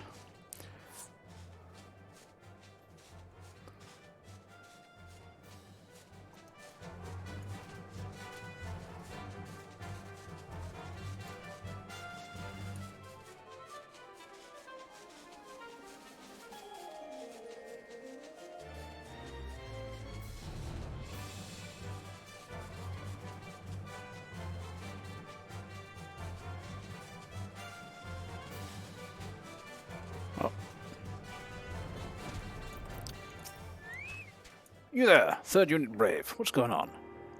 Falls balls, my ankle is on fire. Caught my boot in a rock or something and twisted it as I fell. Ah, that's a bugger. Want me to use some healing magic? The Elvis went on ahead through Danfin Pass. Hurry and you might catch up. If you aren't sure where to go, look for tracks. The snow is fresh, so they shouldn't be hard to find. So, no healing magic?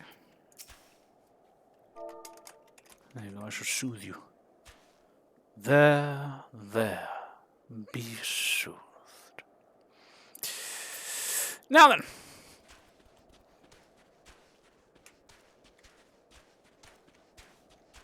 Hup. Well, it's not this way, is it? No, it is not.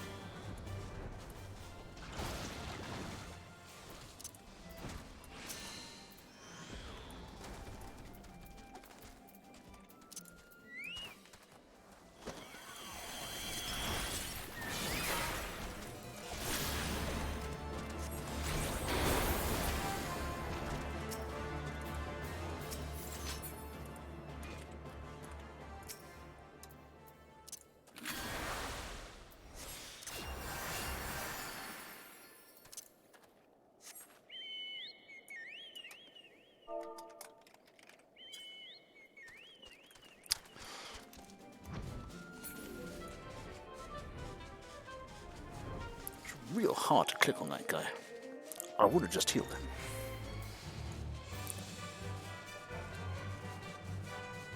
him. What's going on here? Fresh prints, you say? The tracks lead southeast. Like a long way southeast?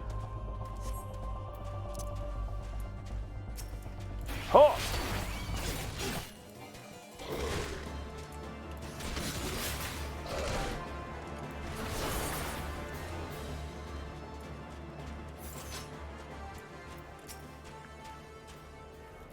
Scion, what are you doing here? Well, I'm here to make sure you don't fuck everything up. The heretics? I'm not sure. There was a great scaled beast and... you haze. I think he went east on his own. The heretics split up, so we did too.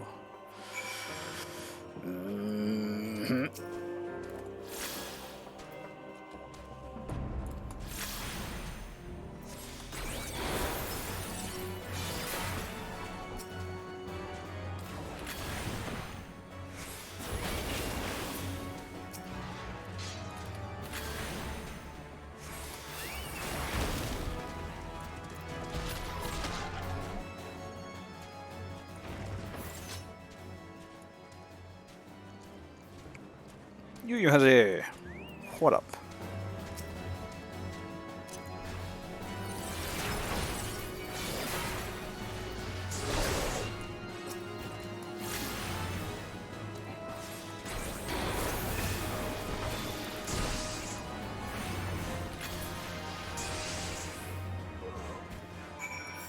What does this do?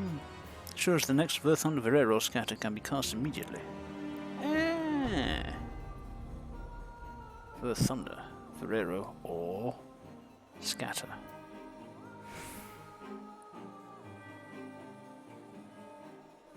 Scatter. Increases the potency of Scatter by 50. Ensures for Thunder trigger by 4 of stone ready respectively. Okay. Sleep the spell that I never use. Sure cast. Spells can be cast without interruption.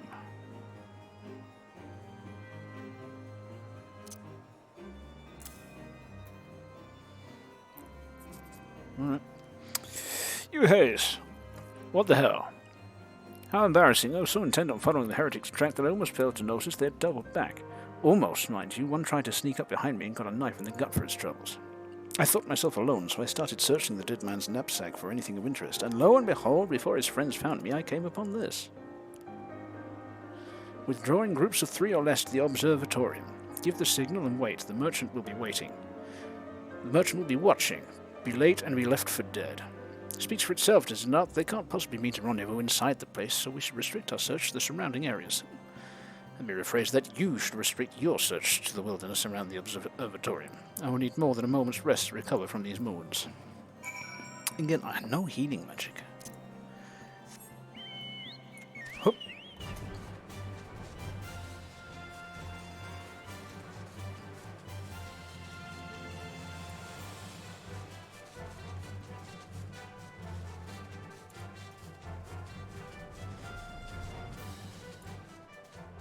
Is that always up there? Whatever that is. It's moving.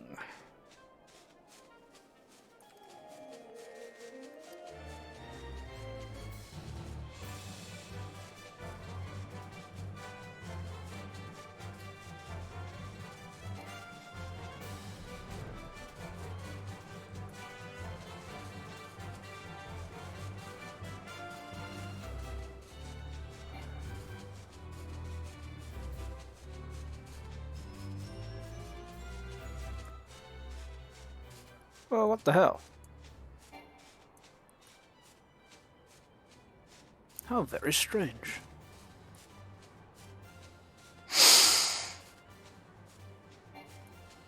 Don't appear to be getting closer, just moving past. Alright, so. Mars, what's that? What's what? That. Saying that doesn't tell me anything. It's not like I'm streaming this whole thing. Oh, that's something to do with the Ishtal. So it's just a world. It's just kind of a world thing. Don't worry about it. Okay. Bellatrine is Prince Vegeta. I invited him over to your server. I told him to join the VC.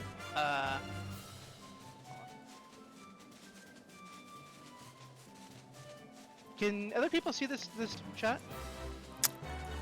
I don't know if they can see it. I can't join it unless they're given certain rights that I'm not sure I've set up properly yet. Okay, we might need to bump over to like the lobby. And I had it as the studio for the specific reason that, you know, I'm doing a thing here. Well, you wanted other people to join and interact with. Did you This know, is true. one of the- This is true. This is just not quite the kind of interaction I was expecting or talking about. If you aren't gonna clarify, you have to leave it. That leaves it up to my interpretation, and I'm a VC kind of person. Oh yeah. Just, you know, kind of gonna wonder how many streamers you can just VC whilst they're streaming.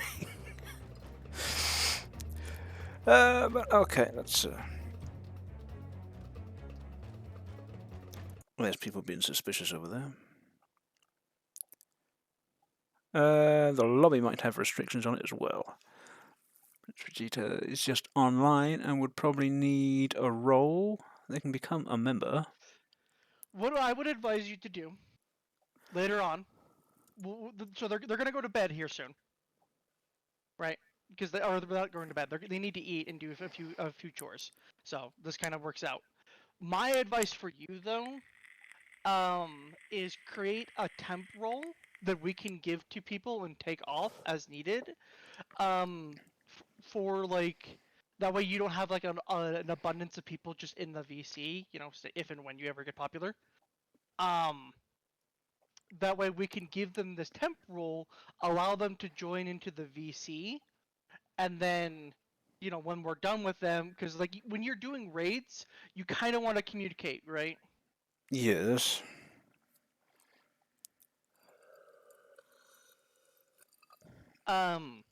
So like So, we can give them a guest specific role, roles, basically.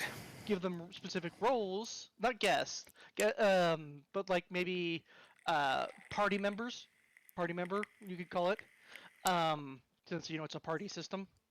Guest Um, party member. sure. And then we can give them this role. They can join the VC. We can communicate when need be. Do that have that interaction and that in-game communication. And then once we no longer need to do so, we can just remove the role, and they get bumped. And we politely inform them that hey, we thank you for your time. Had a good time. You know, once we've completed the task, and we remove the role from them so they can't rejoin the VC. Yeah, something like that. Yeah, just I wouldn't do it right now while we're in the middle of you streaming right now. It's just something for you to do later. Let me just make sure that members can join. Send messages.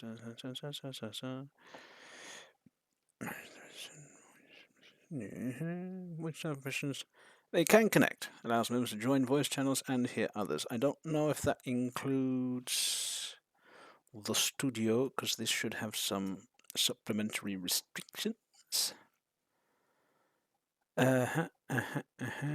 Permissions. Advanced permissions. Oh, right. Okay.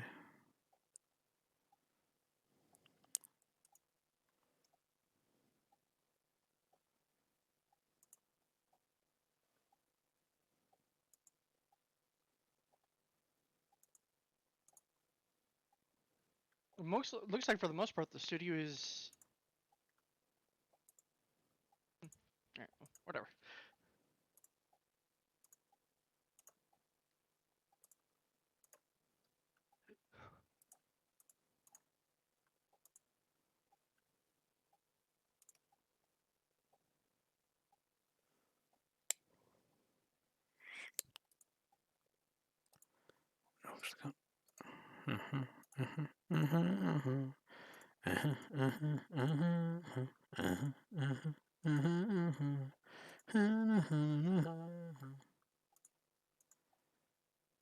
Yeah, so it turns out the reason why they didn't do Crystal Tower is because they thought that it was not part of the general roulette. They are in US PST. In other words, and they did it like, 7, 8 o'clock their time, which means it was like, midnight to like 10 o'clock everywhere else. Okay. So basically, America was asleep when they were doing it, which is what, All right. Balmung is the North American servers, which means, if you're going to do it that late, if you're in Pacific Standard Time, you're only going to get it like super duper late. So it was more One just second. Yep. There we go. It'll connect in a second. Any second now. There we go.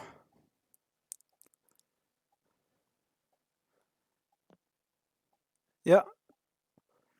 Okay. Hello? Right, it's working. I Right, get so it. Prince Vegeta can join this channel. Right. They will do so when they get. If you're still streaming, I told them that they should feel free to join, and then we can, and they can join in once they get back. But as I mentioned, they're currently out eating because they haven't eaten all day. Okay, fair enough. For anybody watching the VOD, there you go. If you want to come and hang out, all you gotta do is find me in the world of Final Fantasy XIV, or poke Mars enough, apparently. And there you go. You will be a member of the stream.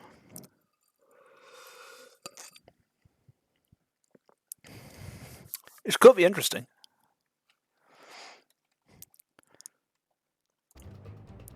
I'm through with listening to your excuses. We leave now. How? The woods are crawling with those bluecoats, and the knights are searching every wagon that passes through the gates.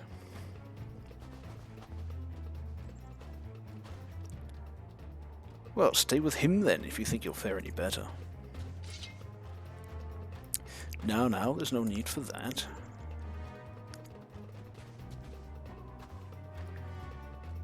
You get it. There are places like this in my homeland, sacred snow-capped peaks where blood must not be shed. Yet your lands ever thirst for the blood of the fallen, and by your deeds it has drunk deep. No, I have done no wrong. None but meet in secret with heretics. Deny it all you will. We shall have the truth from you yet. Inquisitors are not the only ones skilled in the art of interrogation. Damn it all!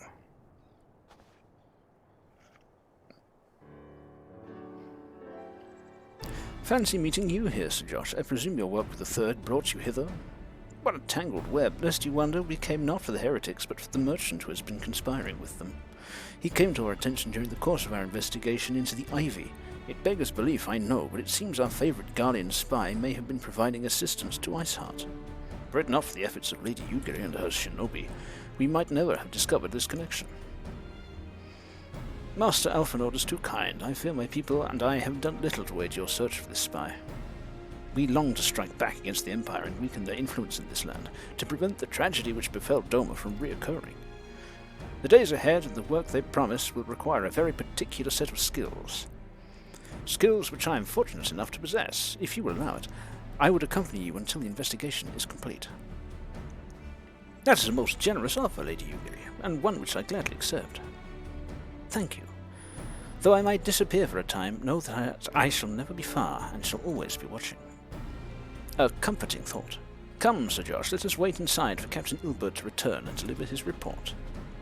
Honestly, that is a very comforting thought. Just an assassin always watching over you, protecting you, saving you from unseen threats. I would feel safe. I suppose. Haha. Seen threats such as bodyguards you could prepare for. Unseen threats, that's what fuck up plans.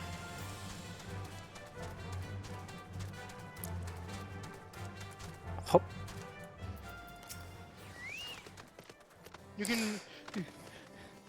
You can do your best to prepare for the level 90 chaperone, but it's the level 90 ninja hiding somewhere in the shadows that you need to be afraid of.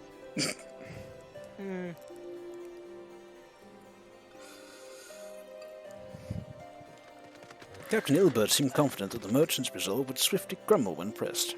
If so, we should have new information ere long. As to whether it will bring us any closer than learning the Ivy's identity, I would rather not say. Given our adversary's cunning, I shall consider us fortunate if we are spared another wild dodo chase. The gods know we have more than enough to occupy our time as it is. Yes, like wild dodos. Nah, we dealt with those ages ago.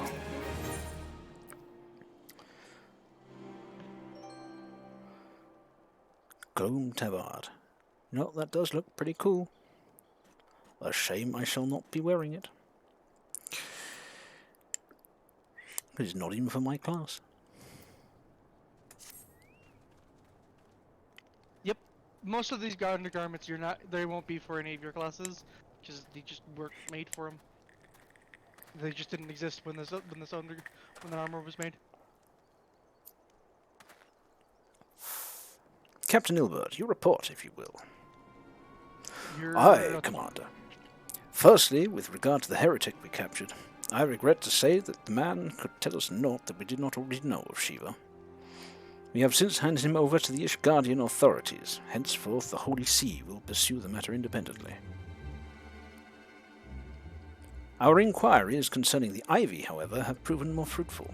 We have ascertained the channel by which the heretics acquired their information on the shipment routes. Go on. You will recall the flame we first identified as being in the Ivy's employ. From him we were able to trace a trail of conspirators, each taking us closer to his master. Alas, the trail came to an abrupt end. Sudden belch. Fearing that the investigation had been compromised, we took the necessary step of detaining all suspected of conspiracy. There were 5 on our list, including a flame stationed at Revenant's Toll. The man's primary duty was to keep an inventory of donations from abroad, the particulars of which he would share with benefactors, thereby ensuring that needs did not go unfulfilled. By virtue of his role, he was privy to the details of all shipments bound for the settlement. Needless to say, that included those originating from House Fortin. He knew the precise route the caravan would take, and he sold that information to a merchant. I think I can guess which one. None other. With a little encouragement, he soon confessed to knowingly aiding and abetting the heretics.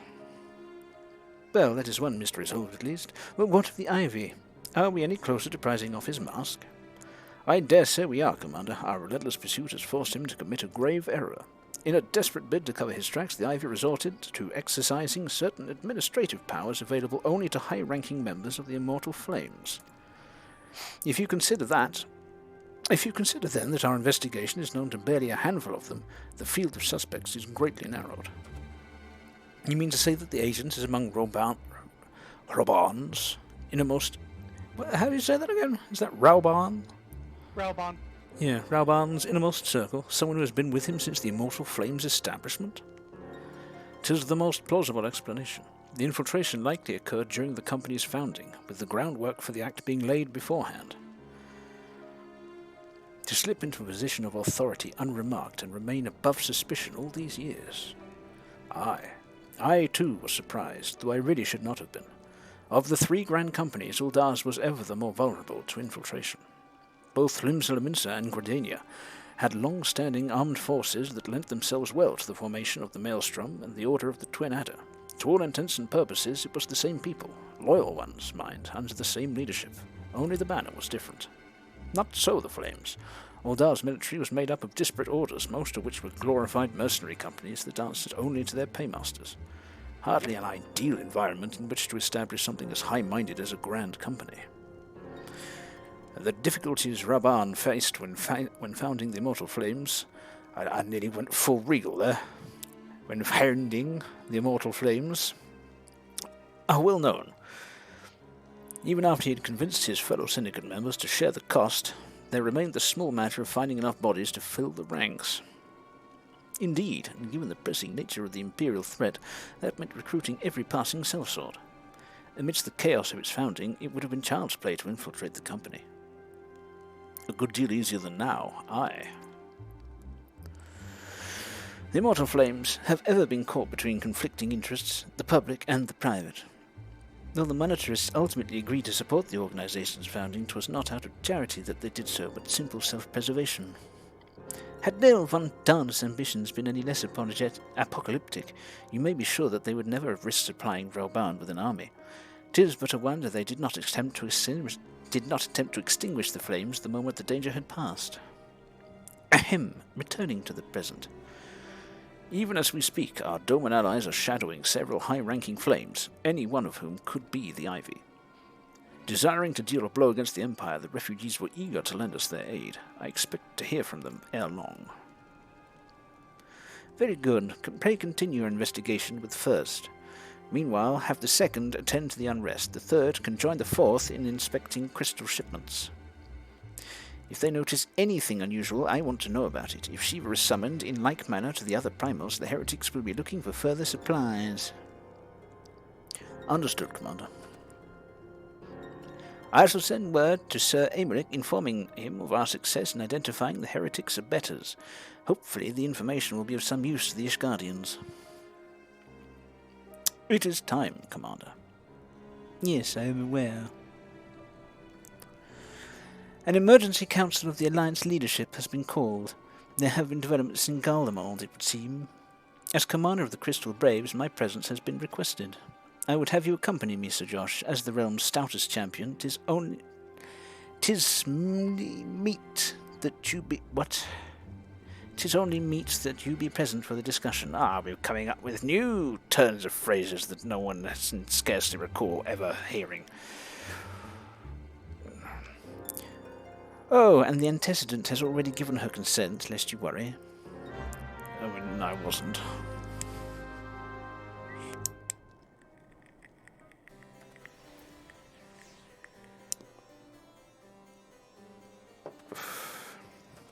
I think it's slightly worried that the antecedent is constantly being consulted for her consent before I get to go anywhere.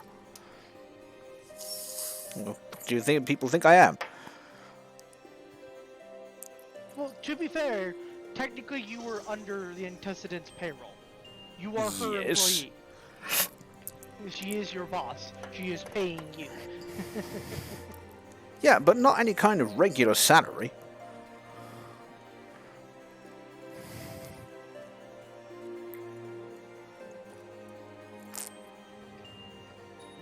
I mean, yeah. Now all of a sudden it's sounding...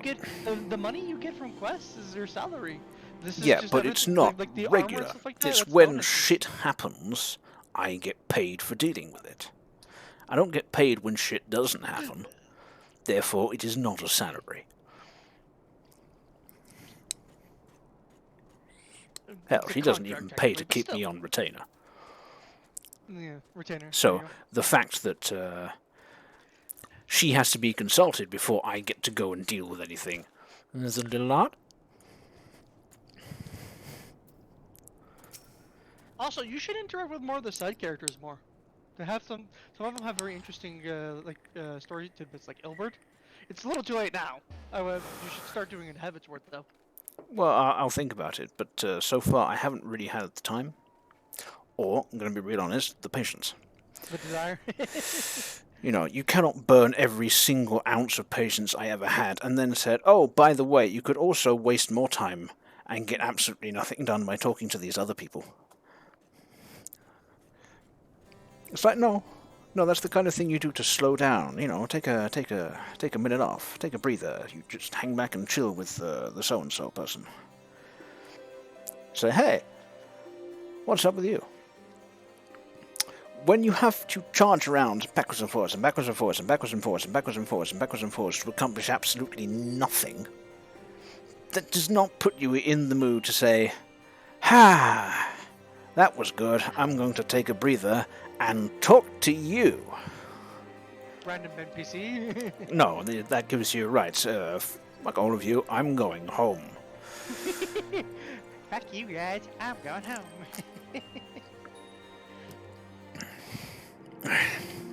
Like me, you are doubtless eager to conclude our business with Iceheart, but until another path to her sanctum is found, she will remain beyond our reach. Minfilia and the Ark, we had their sanctum with the summoning crystal in it and everything. Yeah, but like when they tried to go through it, they said they couldn't. We just talked about this. Oh, right, okay. Were you not paying attention in the cutscene? Well, barely.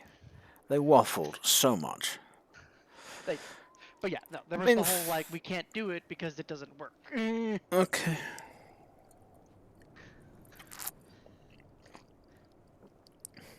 Minfilia and the Archons are sparing no effort to secure an alternate route. Until such time as they succeed, I suggest we give some thought to the realm's other problems. I shall go on ahead to Gridania in readiness for the coming council. Meet me at Novika's altar, and we shall make our way to the Lotus Stand together. So it's quite shocking the degree to which this boy insists that I hold his hand whenever we go somewhere. Or whenever he goes somewhere. There was a little bit of cut content here that I do kind of wish that they had kept during this period. While you would go about doing side quests, there was a chance that you would randomly be attacked by the remnants of Garlemald that are here in Eorzean, or heretics, depending upon where you were in the map. Oh. It was there was usually only one or two bad guys, and they were like, "Ha, the information was accurate. Get this guy," and you know, it was kind of just more like to emphasize the story point of the spy being in the game. They eventually got rid of it. I don't know why. As I said, I do kind of wish it existed still when you're going through this period of the story. But they got rid of it when they finished Heaven's Ward. I think it was more just meant to be like filler. I actually do know why they got rid of it. Not everyone really liked it. Because again, when you get through this part right here, that's part 2 done, right? That's your, and then during this entire period, you would have to wait like a month or so for the next part. So for a month, whenever you were doing side quests or just random stuff, you just get harried throughout that entire month, making everything so much more of a pain. Not everyone really appreciated that. So they cut it. Although they could bring it back now. I would say that if they could bring it back now specifically for this story stint. Because, you know, during the story stint, this should not take you a whole month. At most, like if they're in your case where they only play for a couple hours every few days, it will only take them a few days to do so. Okay.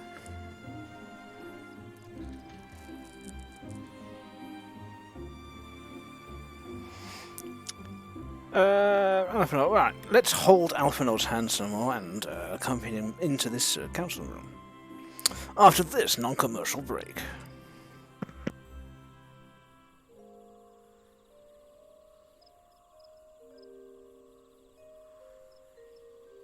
I think I'm getting really good at finding segues for these.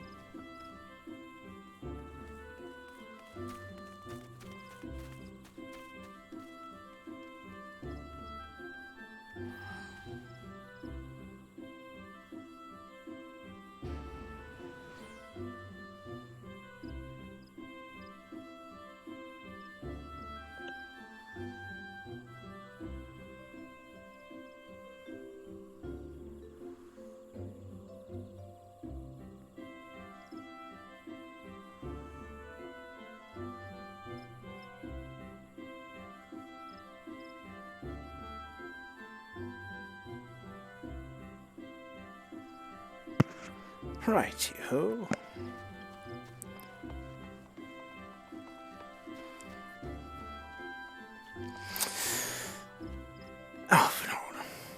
My thanks for coming, Sir Josh. When you are ready, speak with the Conjurer. She will show us to the Lotus Stand. Okie dokie, Sergeant Conjurer. The Alliance leaders await you at the Lotus Stand. Will you be joining them now? Yes.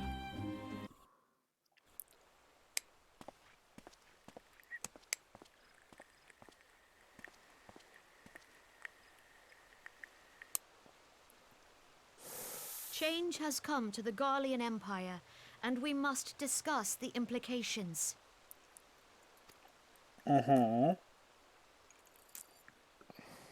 rumors are true, then? The War of Succession is ended? It is. A new emperor reigns in Garlemald.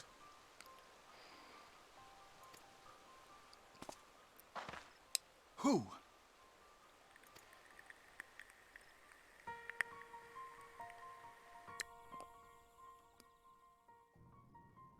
The birth and all too rapid expansion of the Garlean Empire is commonly attributed to the strategic brilliance of Solus Zosgalvis, yet he did not rule alone. Several members of the royal household also distinguished themselves during his reign. Nevertheless, it was the eldest son who stood to inherit the throne, until his most untimely passing. Got assassinated. I thought us fortunate when I learned that the Emperor had died without naming a successor. Some impressive looking armor.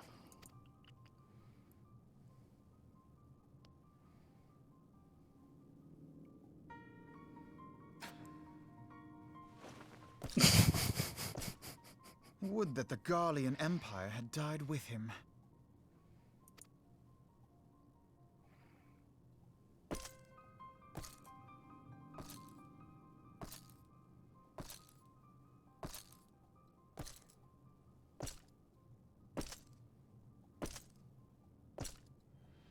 Twas the grandson and his uncle who had the strongest claims, was it not?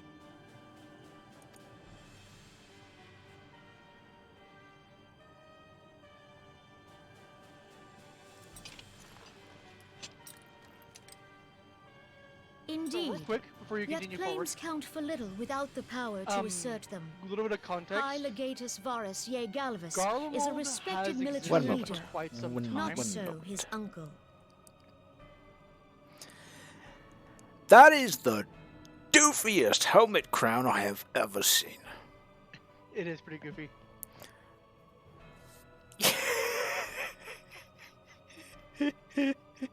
It's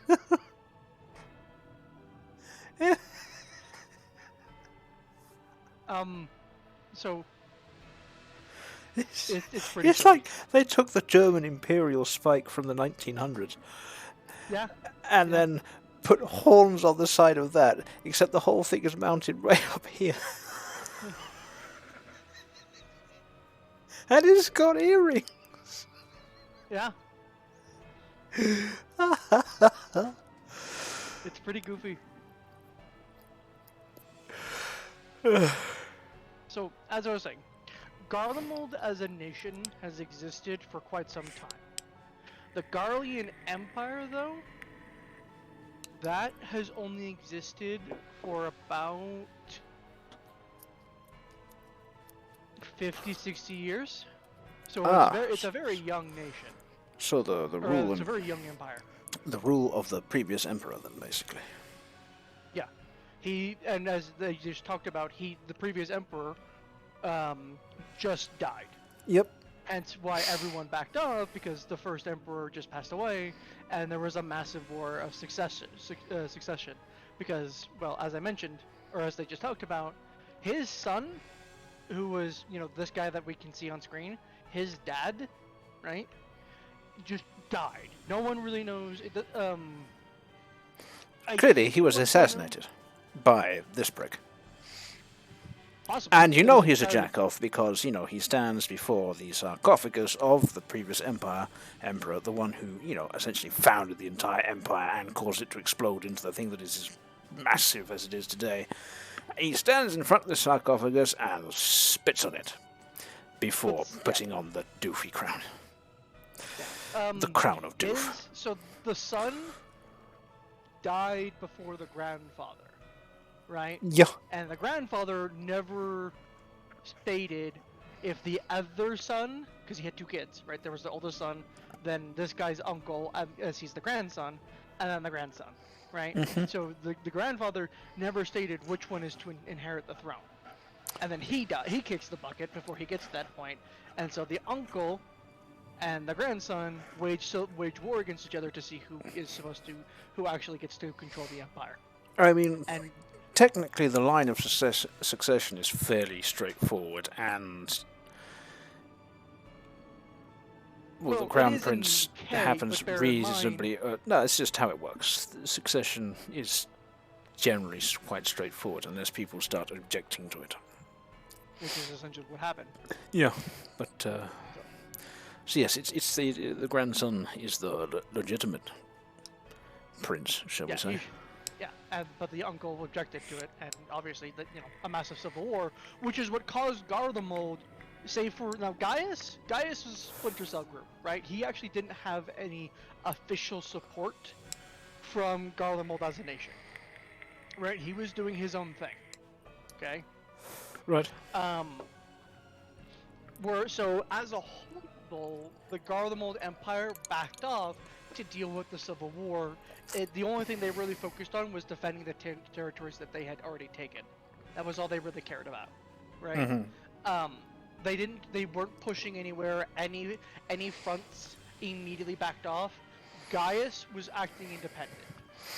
He was doing his own thing. He might have had some unofficial support from a few different groups in Garlemald, but generally speaking, he was doing this stuff on his own. Right. Yeah. And now, as this is going over, the Civil War is now over. Yes.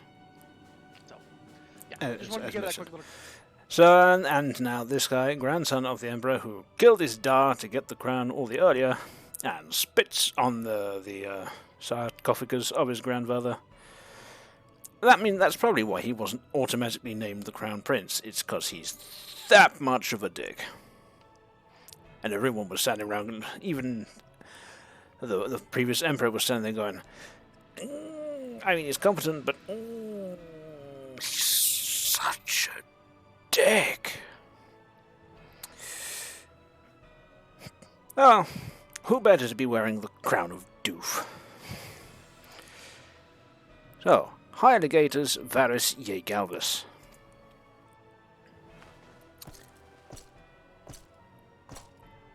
So, young Varus has torn the crown from his uncle's grasp and taken his place at the head of the Empire. You know, for a throne room that is that huge, that's not actually a lot of troops.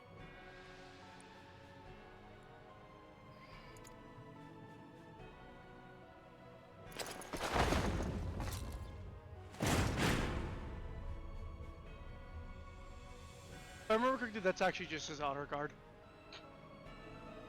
Again, it's not a lot of troops, and usually when you're ascending to the throne, you'd invite more people to witness. It's the whole point of the ceremony, is for Given it to the be troubled seen. nature of his succession, Well, the new emperor will require I'm time pretty sure to he's already seal his grip he's already on done power. the ceremony. Yet This is have just no him doubt doing, but an that he unofficial shall. ceremony in front of For all there this, are none left with various generals strength and enough to lieutenants. oppose him. And why not show the official ceremony? I don't know. I'm not the one who wrote this.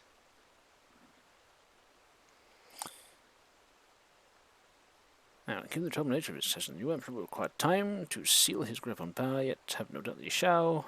None left with the strength to oppose him. Right, okay. Since the success of Operation Archon, the remnants of the 14th Legion and the forces occupying Alamigo have done naught but fortify their positions. But you can be sure they'll be ready to march on us again. if their emperor gives the word. When, not if. They say this Varus was so set upon Eorzean annexation that he spoke out against the Meteor Project. Plainly, the new Emperor's intentions are of great concern to us all.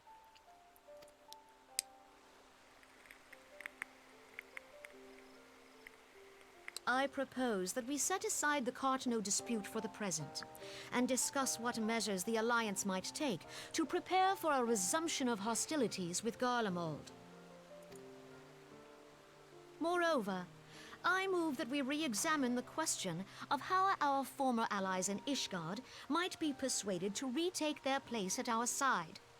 Could Eorzea but stand as one, 'twould deal a grave blow to our enemies' ambitions.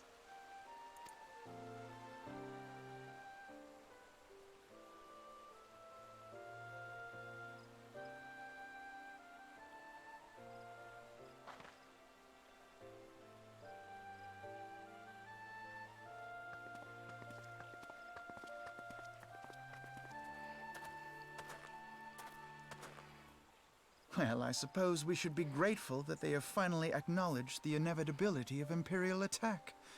Who knows? They may even do something about it. You know, usually I'm not with Alphinaud's general purpose snarkiness, but he's on point at the moment. If only the leaders of Ishgard would follow their example and stop hiding behind their gates, praying for the coming storm to pass them by. But that is a discussion for another time.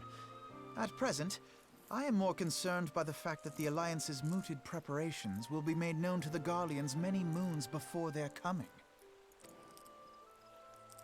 So long as the ivy eludes our grasp, no secret is safe. I mean, it's one of like 5 dudes, isn't it?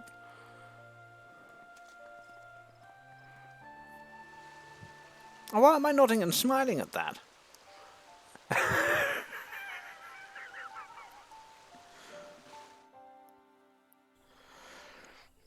As long as the ivy eludes our grasp, no secret is safe.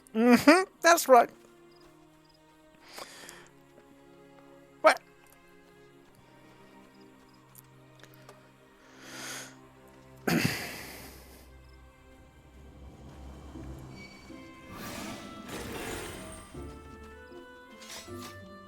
I've been thinking of something this entire time. Like there was something I was going to do. Or say. I can't for the life of me remember what it was. So, never mind.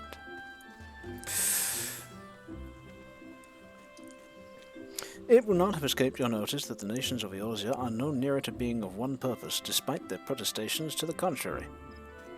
Plainly, the threat of resurgent Garlemald is not enough to stir them. I remember what the thing was now. And the reason for this? Deep-rooted mistrust amongst the citizenry. The nation's leaders can come to all the understandings they like, but their unity means little unless to the common folk. Take the Lominsons, for instance. Though Admiral Merle outlawed piracy over a decade ago, foreigners still picture the nation as a haven for grog-swilling, wooden-legged cutthroats. Fair enough. And likewise, the Gredanians are mocked as hermits who talk to trees, and the Uldans scorned as swindlers who worship coin. But the Uldans are swindlers who worship coin. And the Gredanians are hermits who talk to trees, and Lominsons are peg-legged drunkards who swagger around talking like the most antiquated pirates you ever met. So basically the citizenry knows what's up. Not that such sentiments are entirely without grounds, of course. Take that pillar of Ul'dah society to Ad Legi, for example. But that is beside the point. Really, is it? Is it? The fact is that people are wary of outsiders whether they have cause to be or not. Well, no, it's because they have cause to be. It's because they have so much cause to be. On that basis, one could argue that the conflict at Cartano is a necessary evil. Each nation has its own warmongering faction that advocates the acquisition of Omega. In order to placate them, we present them something resembling warfare, and thereby curb their appetite for full-scale conflict. But enough idle musing, let us speak of a more pressing matter, the Ivy. Since we spoke at the I hate this fucking word, Observatorium, Captain Umbert has further shortened his list of subjects. And by happy coincidence, the one he deems the most likely candidate has lately come to Gridania. The hunt nears its end, Sir Josh. All that remains is to corner our quarry. Seek out Ilbert near the Adder's Nest, he will give you the particulars. Should there be any developments in Kurthus, you may be sure that I will send word without delay. In the meantime, I wish you success in apprehending the Ivy. Okay, boy. Now, the thing I wanted to do, but temporarily forgot about, was look at the map. The big old world map.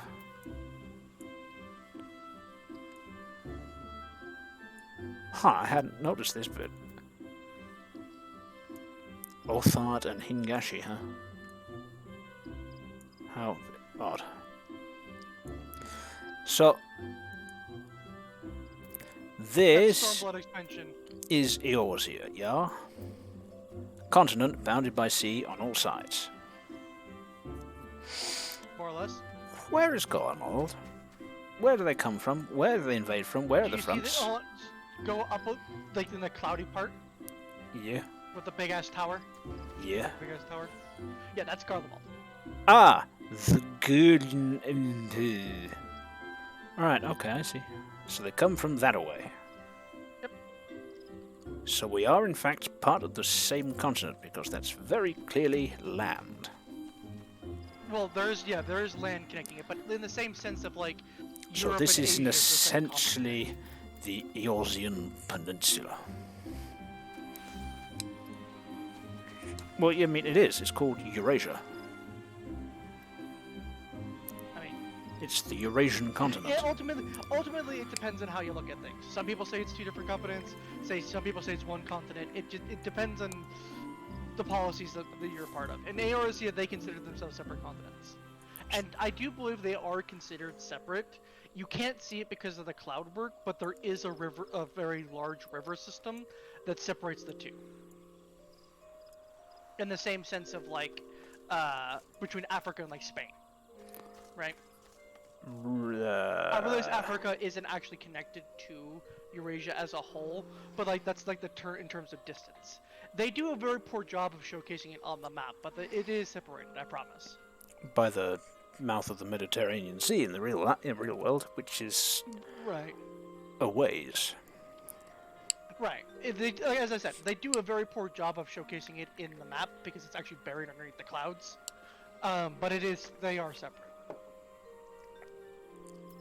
I mean, here's an interesting fact. Did you know that, I think it was just prior to World War II, there was a German scientist, because one of the main driving forces behind World War II was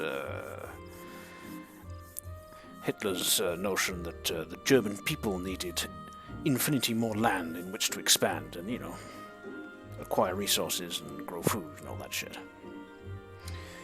And a German scientist thought it would be a brilliant idea if well, the plan was basically build a giant wall in the sea between Spain and the top of Morocco, so to essentially just wall off the Mediterranean Sea and then just leave the sea to evaporate. You know, cut off from the Atlantic. So you'd have everything that is currently the Mediterranean Sea. You basically just double the size of Europe in available land. I think I remember hearing about this. Yes. Yeah, of course, the only problem with the plan was it was completely mental. Yeah. Because, not to mention how bad that would stink. Oh yeah, no, there's very much that. The Mediterranean is, of course, a toilet. That's not an exaggeration, this is literally the case. Every country that borders it flushes their waste into the Mediterranean, and has been doing so since the beginning of human history. Yep, and on top of that, on top of that, it's also incredibly... No, it's not as salty as, like, say, the Dead Sea, right? But, like, the Mediterranean has a higher salt count compared to, like, the rest of the ocean. Because, it's quite salty, because, yes, it's... the only time it flushes out is kind during of, low tide. Well, and, you know, even yeah. then it doesn't fully flush out. Well, no, because it's quite big. But still, the plan involved, you know, building a wall to cut off the ocean. Good luck. I'm so stupid. It would have required, you know, more concrete than has ever been produced. And if it ever failed at any point, in any way, well, that would be that. Can you imagine if that particular wall, the wall holding the ocean, fails? And, you know, you've set up cities and farms, because again, Mediterranean is the size of all of Europe. There would be... And all of it is, naturally, below sea level. So if the wall holding back the ocean should happen to develop, shall we say, a minor fault somewhere along the line, and then break, well, there's several 100 million people dead.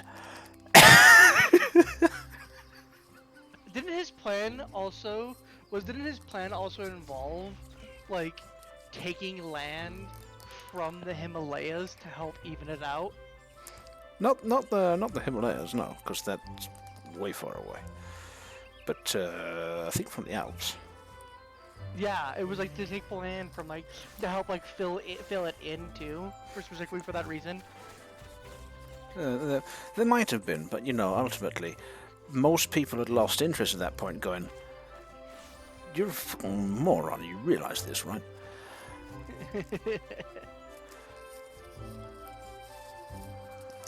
So, but you know, just mentioning that particular, the Straits of Gibraltar. What's this place? Old Philistine.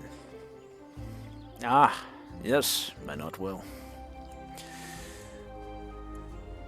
The Three Grand Continents.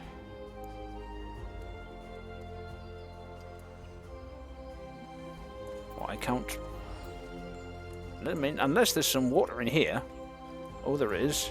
Ah, it's a bit cracked. Ah, no, it's still very much joined up. So it is in fact the two grand continents and a few islands. This is the one grand continent.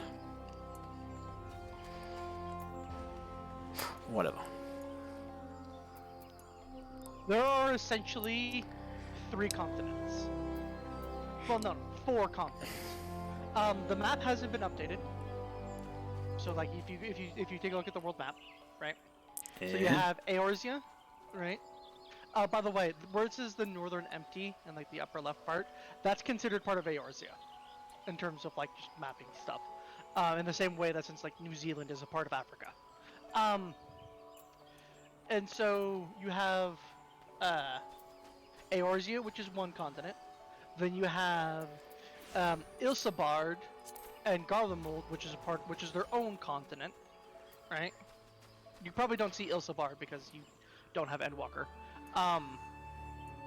which is their own continent, right? And then you have Othard and Hindashi, which is considered to be the eastern continent. That's meant to represent like Japan and China. And then if you go to the west, I thought that was Doma. Yeah, that's where Doma is. Othard is also Doma. Oh, Doma. I see. Yeah. And then... Wow, they did come a long way to get here, didn't they? Yes. And then to the left, like, to the left of Eorzea, that's called the New World. Where the clowns are. They haven't given it an actual proper name yet. Well, no, but I know that. I mean, because, you know, it's full of monsters, Nagigante, Fatalis. No, I know it well. Not quite. The new, actually, they might have given it a name. I could just be spacing on it. When it comes to this continent, they call it. It's actually been around for some time. They just call it the New World because Eorzean has only recently become aware of it. That is based off of ancient South American empires. So like the Incans, the Aztecs. I remember there was one more ancient South American empire. I just can't remember it at the moment.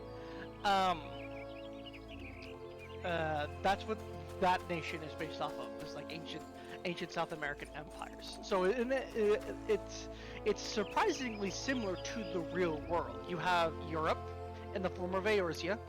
You have Russia in the form of Garlemald. You have India in the form of Iceheart and Eorzean.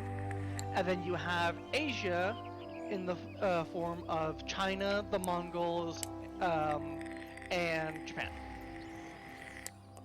I see.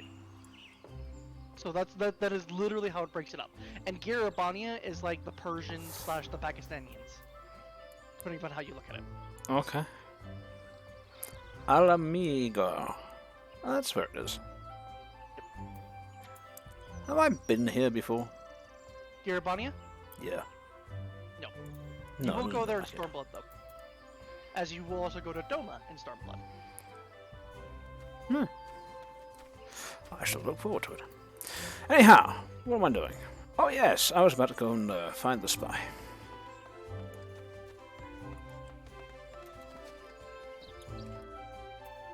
Hooey.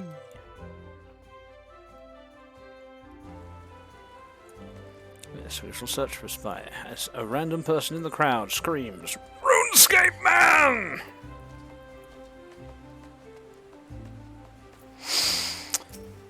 Random. 'Tis an MMO. It's made of all sorts. Of mental folk. My thanks for coming, Scion. Doubtless the commander has informed you, but we have unmasked the IV. From this point on, we must proceed with extreme caution. Oh yeah, that progressed quite quickly. Just in the council room 5 minutes before that, we were going, but we don't know who it is. We know who it is. Clone Tabard. I mean, this does look... It looks good.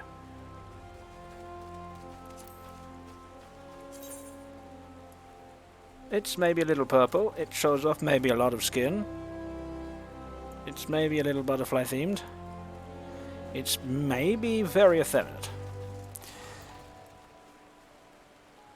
But, you know, it's going places. It's not quite for me, but not bad.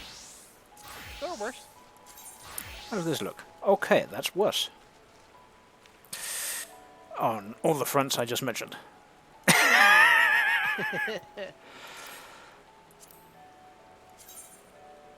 Is not bad, but frankly a little plain. Right, money please. In a handy bag, so that the gods of the free trial cannot steal it from me.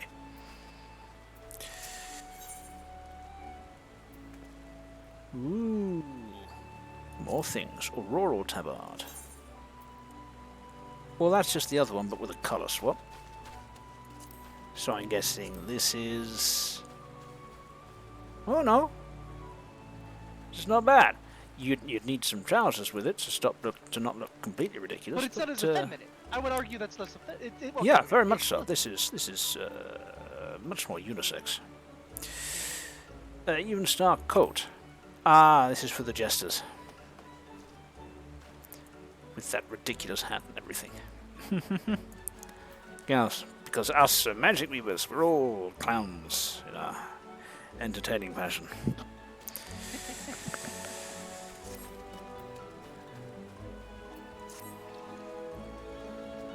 Khan, talk to me a little bit. Who is the spy? Tell me before someone assassinates you. Listen well, the spy we have been seeking all this time is none other than... Flame Marshal Elaine Royal, Roban's second in command. Oh, that person who was nonchalantly walking around in the background in all of those scenes. Never saw it coming. Prior to joining the Immortal Flames, she was a mercenary of no small renown. They say her skill with a polearm had to be seen to be believed. Very consternated, Res. How best shall I conduct my spying business now? Of Ishgardian birth, she is the highest-ranked foreigner in the Immortal Flames, barring the Flame General himself, of course. When he formed the Grand Company, Rauban chose people based on their worth, whence they hailed, but of no interest. The monetarists saw things differently, however. Having funded the enterprise, they reserved the right to reject candidates nominated for high-ranking positions. And 'twas no secret that they did not favour foreigners, Ishgardians especially, after the way the Holy See forsook the alliance. Yet the monetarists did not raise so much as a murmur of protest when Ruai was appointed to her post. Passing strange, is it not? Could it be that the Ivy has some hold over the monetarists?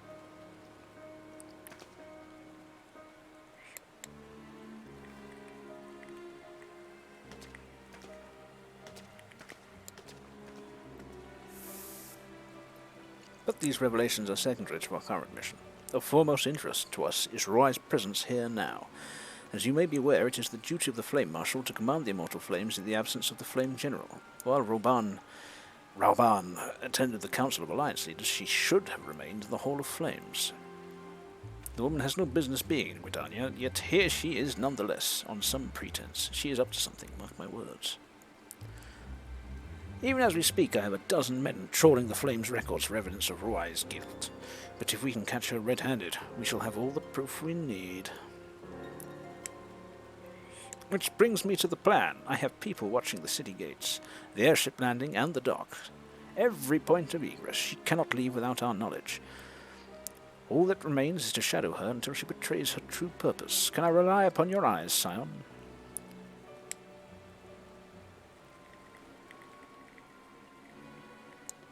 Well, I really feel like I should switch back to the ninja class for these kind of jobs.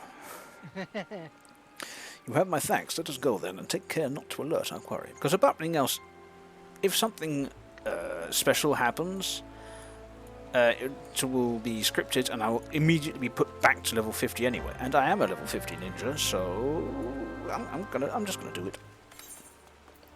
I literally might as well be a ninja.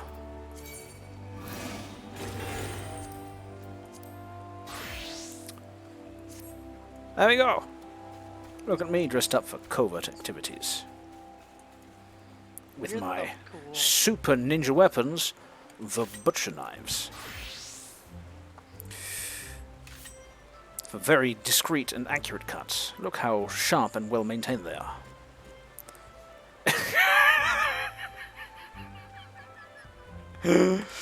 Right. I mean, that's less ninja, more Bloodborne protagonist. Bloodborne boss, in fact. You're a boss.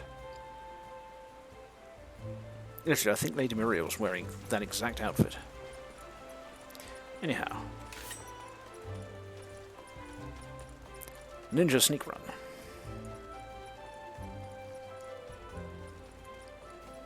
The other question is, can I actually remember how to ninja?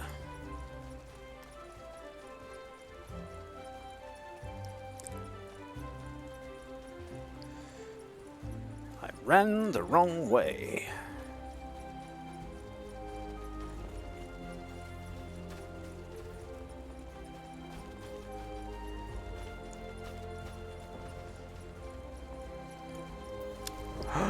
Ah, it reminds me, I can do the.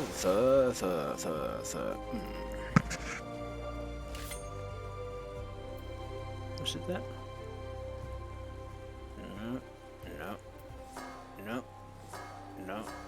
No. There we go. Ninja move. Ruai is headed in the direction of the Blue Badger Gate. With me, Sound.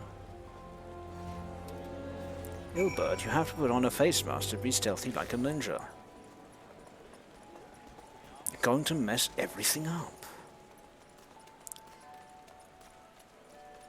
Well, one thing I'm immediately noticing is how much faster ninjas run. Wow. I had missed this. So, Rawai has entered the Carline Canopy. Meeting someone perchance, or could it be she means to board an airship? Pray, look for her within. If she's not on the upper floor, try the landing area below. One of mine is stationed there, and she may have seen something. Ephemy is her name. I shall remain here in case Rawai reappears. Yeah, I'm sure she won't notice you standing there. Standing here. I'm just standing here.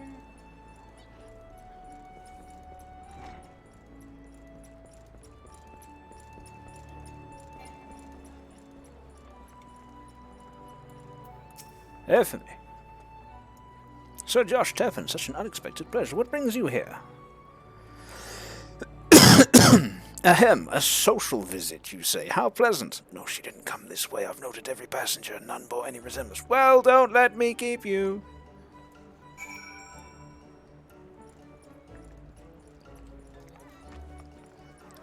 So, she has gone to an inn, or she has gone out the side door. One day all this will be mine. What? No, it won't. What the fuck are you on about?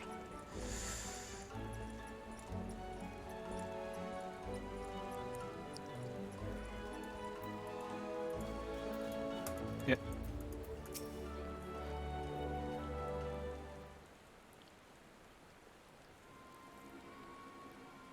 Nowhere to be seen, you say? You are sure she did not board an airship? Humph. She did not come back out either. Where in the seven hells could she have gone? The roost! How can I forget? Hello, greetings, good sir. Might I interest you in some Muntai tonic? A cup a day amuse a man with great vigor, if you take my meaning. Perhaps another time, friend. Wait. That necklace. You are a shinobi of Doma. The woman you seek has left Gridania by way of West Shore Pier. She was attired as a merchant, but these eyes are not so easily deceived. You may wish to take your search to the East Shroud. Rest assured that we shall continue to support you from the shadows. Handy.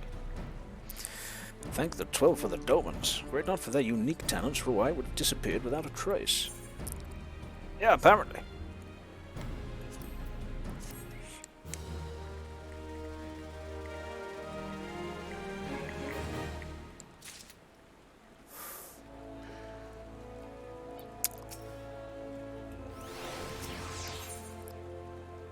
Ilbert is eager to resume the pursuit of Eileen Rawai. Okay. Technically, as I do this, I'm earning XP for Ninja instead of Red Mage. Yes. But I'm earning like 2,000 to 6,000 of pop, and I need several 100,000 to level up, so it does not fucking matter. Our hunt leads us to the East Shroud, son. I suggest we follow Rawai's example and take the ferry from West Shore Pier. You'll doubtless wish to make certain preparations. See to them while I go on ahead. I shall await you at Sweet Bloom Pier. What preparations? I mean, I could go back to Mordoma and take a whole bunch of quests to farm Anagon Poetic Tombstone so I can get the armor. The ninja armor. That must be what he was referring to. Come, Mars, to Mordona!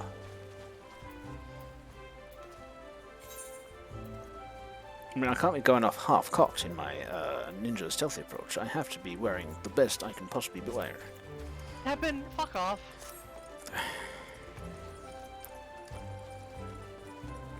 If this ends up going south because I was not, dressed in finest attire, then you will be to blame. I don't care.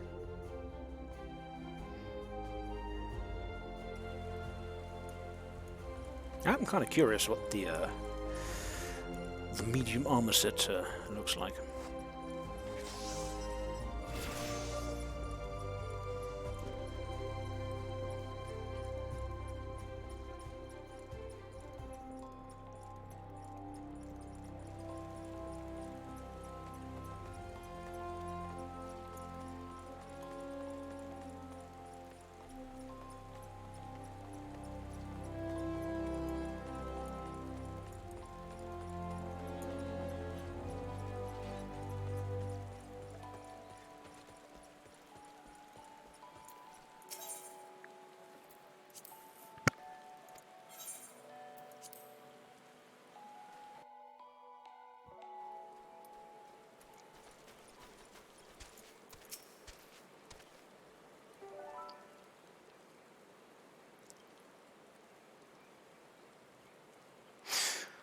This way, my friends.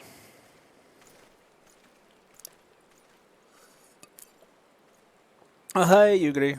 See, I told you it was a ninja. Your quarry makes for the Hawthorn Hut.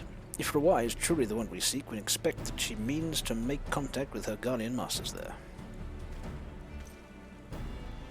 An explanation is in order. You are no doubt aware that the Guardians have their own method of communicating over great distances. Well, our ingenious friends at Garland Ironworks have provided us with devices which disrupt these communications, and we have installed them around the city-states. In so doing, we have made it difficult for Imperial agents to correspond with their masters. Rawai would thus have no choice but to rendezvous with her Imperial contact directly, yet as a well-known face in the Immortal Flame, she cannot move about Thanalan without being recognized. It would only be a matter of time before someone saw through her disguise. It is for this reason, I believe, that she has chosen the Black Shroud for her clandestine meeting. This place is home to many of your kind, and the arrival of one more Eorzean is not like to turn any heads.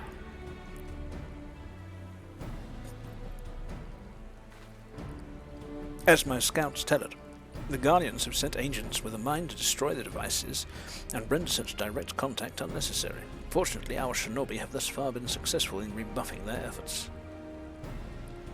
This is it. We need only make for Hawthorn's Hut and catch Rawai in the act. Oakley dokley.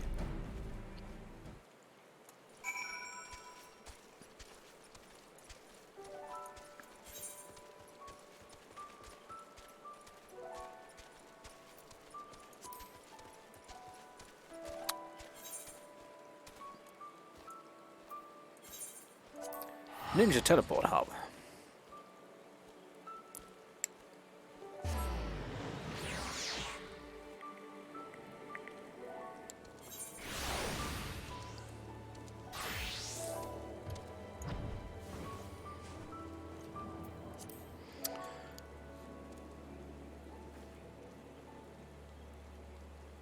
That way.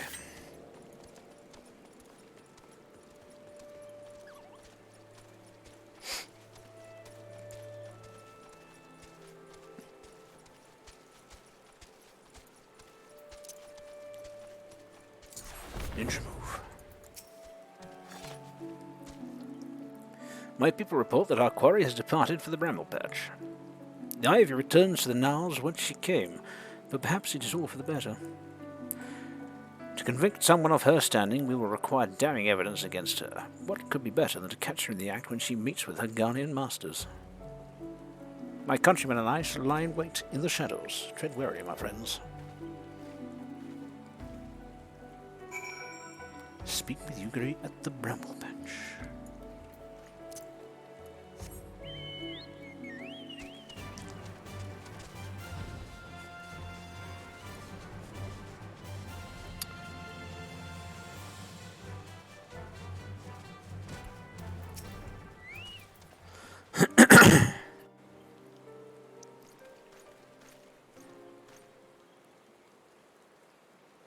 Just beyond, Rawai is in conversation with an individual clad in the manner of an adventurer, an Imperial intermediary, no doubt. This is it. With me! What, we not sneaking already?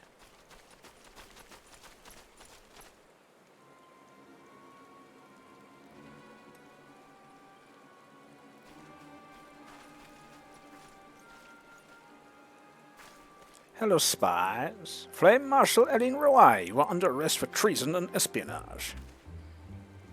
You were followed, you bloody fool. Oh, grimace more. Damnation.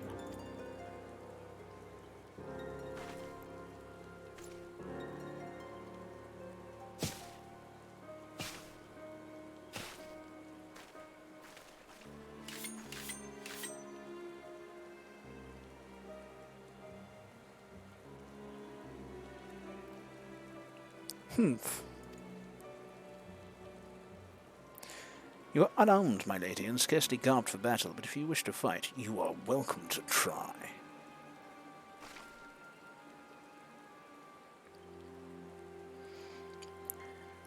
What is the meaning of this, Captain? Would you arrest me for strolling in the Twelveswood? When last I looked, that was no crime, and neither was conversing with passing strangers. You would feign ignorance, then? Very well. If you do think of something to say, there'll be plenty of time to say it later. Now come quietly, or I shall make you wish you had.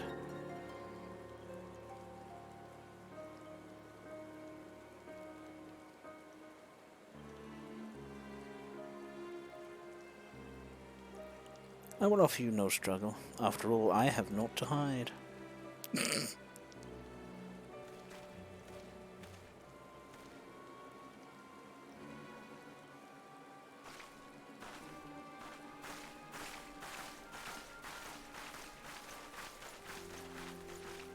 got to try and make sure she doesn't poison herself.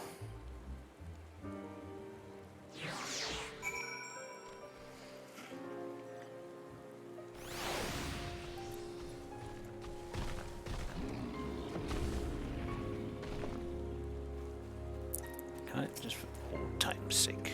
I think it was 2 and 3. It was.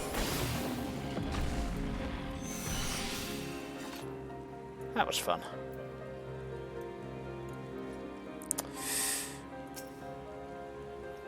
Even a warrior of Roy's renown could not have hoped to escape by force. Despite her claims, her surrender does not bespeak innocence, but an awareness that her position is untenable.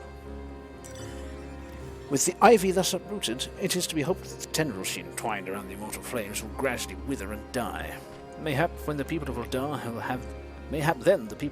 will have the grand company they deserve. But let us speak of the present. If I may ask, what will you do now, Sir Josh? Go back to being a red mage, I guess. So the Scions seek a way into Iceheart's sanctum. Oh yeah, that too. Then I dare say you are eager to return to the Rising Stones. Pray, do not let me keep you. Sure. Fear not, my countrymen and I shall tend to the aftermath. You need not waste your talents here. And speaking of talents, you have been training in the art of the shinobi, have you not? The change in your bearing is quite evident, to me at least. I look forward to seeing you in action. Till next time, my friend. Ah, you noticed, except I was in fact a shinobi the whole time.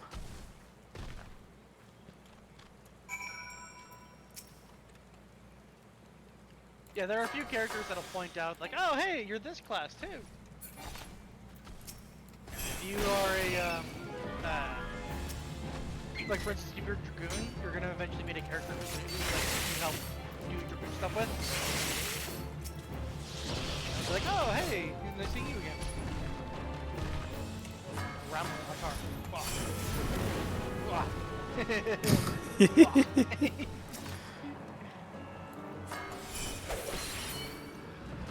Ah, such fun. But to be a ninja. Against weak enemies, so you don't stand there using your ninja techniques again and again and again and again and again and again and again and again and again, because at that point it's less impressive, frankly speaking. Anyhow, speaking of, am I wearing the best gear for a ninja? No, I can put on that.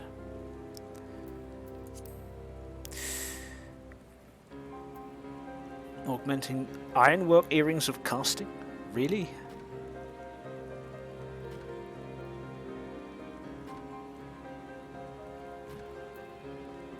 Okay. Wrong button. I want this button. Righty. Back to Mordona.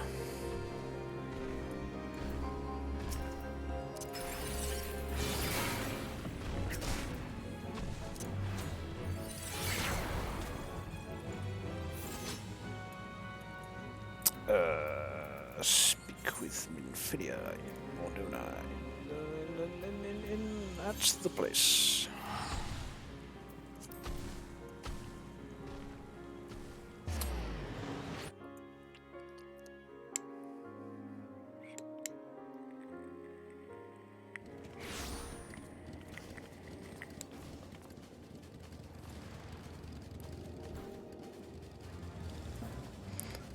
Now, before I go and talk to Minfidia, I do want to check out the, you know, the stuff. Servant of Splendor, Elegant Tombstones of Poetic DOW. So I would be looking at the Helm of Fending. Nope. Lance Dragoon Ripper.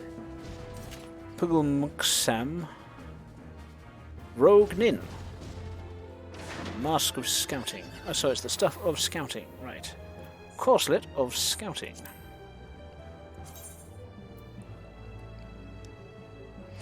My word, it looks almost exactly the same, but with less blue bits on it.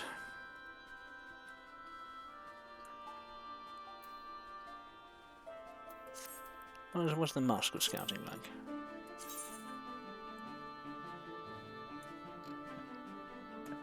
That's McGrundle.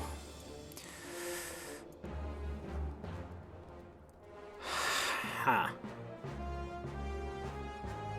It's kind of like a crown, except I'm wearing it over my eyes. And using it to cover up my beard. Little odd, little odd.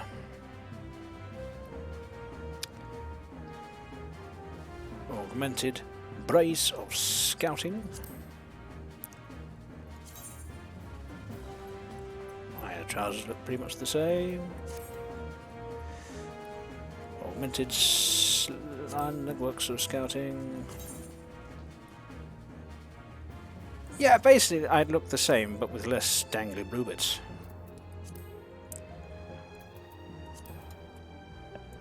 It is a bit more subtle.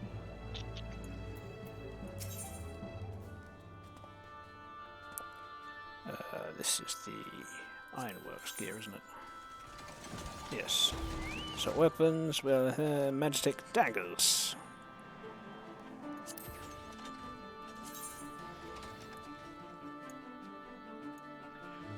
Bear in mind. Ah, so they have brake levers. Cool. Daggers with brakes. I don't know why, but.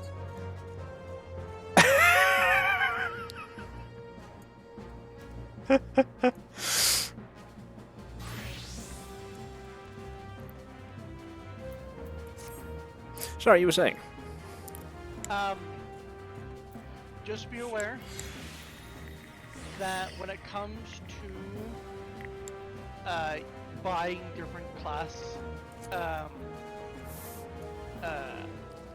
gear, you are going to get enough stuff to be able to afford buying the gear for your class. Not really any more beyond that.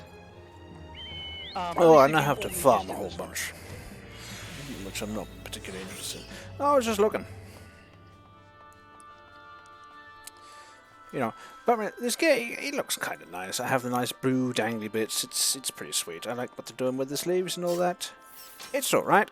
I don't need another set of gear that looks just like this for being a ninja, you know? I'll wait till I have more ninja gear. Well, you'd have to, you know, play the ninja to get to like level 60, and then you'll have the more ninja Also, that is stuff. absolutely a skirt you're wearing there, Mars, I see. Yeah, well, this is the Lancer gear. It's just, they did not manage unisex very well at all in this game half the time. There were only certain genders. Like for instance with with Rodagan, there was only a male Rodagan for a while. And with other classes there were only X classes. There were only females for other classes. So for a while there were only female dragoons? No. It was more just like it was more cut and dry on what most classes were. And to be fair, they did also used to have like racial modifiers, and most female female races were better dragoons and better mages. They eventually got rid of it because a lot of people were like, "This is really annoying." Because that's if they were more like WoW, I think they probably could have gotten away with it. Like that if they had a preset for that, but they're not like that. You know, this is Final Fantasy fans, not WoW fans playing this. You know, at least at the start. So they eventually kind of just got rid of that shit. But obviously, you know, this gear was already set up, so it was kind of just that way. Well, hang on, what do I have? Oh, it's you. Ah, you sent me pictures of the tomberries. Yeah. Yeah, they are just weird. They're weird designs. Weird creatures. Yeah.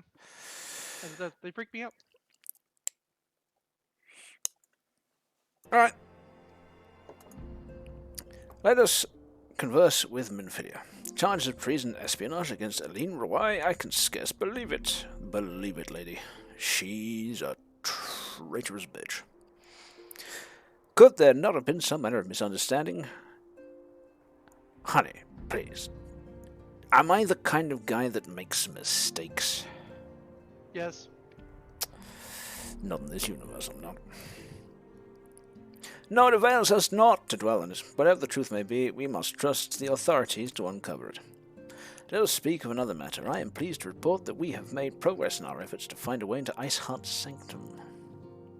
Neato. Hey, 2,340 XP adds to... Yeah, I only need another 300,000. So basically, another 100 quests like that, and I'll be one level up. Oh, sorry. More than 100 quests like that. Like 150 quests like this, and I'll be able to level up. As you may recall, Iceheart used the Aetheryte in the depths of Snowcloak to teleport a short distance to the west, most likely to a sanctuary of some description. It is there that we suspect she means to summon Shiva using the crystal she stole from the House Forton's caravan, but she was standing in front of the big purplish summoning crystal when I found her. The heretics believe that they are bringing about the second coming of their patron saint. But if, as we suspect, they mean to hold a summoning ritual of the kind employed by the beast tribes, it seems likely that the result will be something more akin to a primal.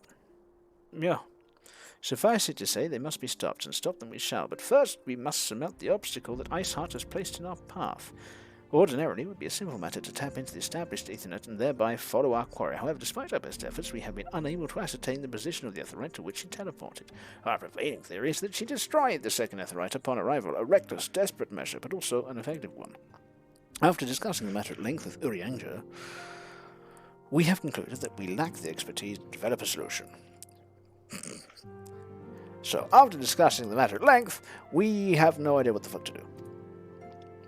Which is why we have called upon the aid of one who does possess such expertise, a colleague of ours who is currently en route to Remnant's Toll from Charlaine. She should be arriving within the hour, in fact. Since you are here, mayhap we could welcome her together. Kinky. I'm certain she would appreciate the gesture. Let us make our way to the northern gates and await her coming.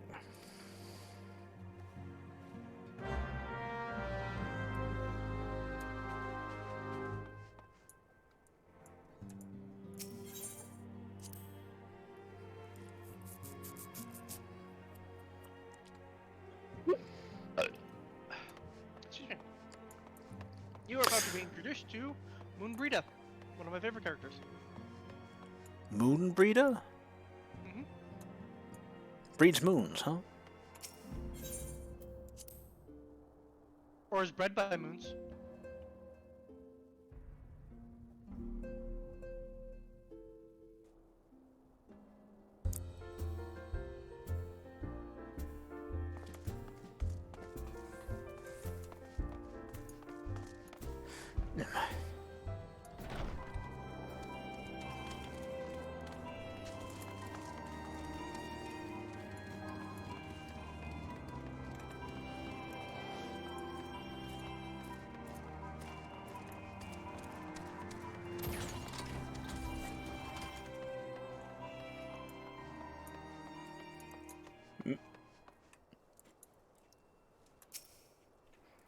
You knew exactly where to stand.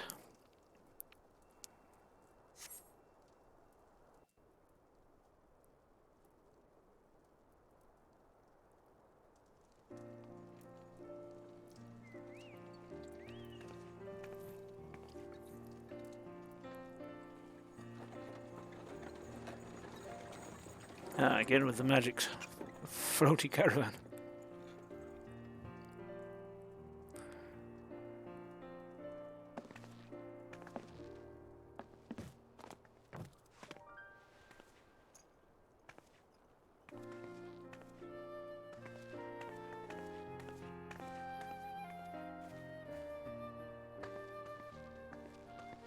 Minfilia, am I right?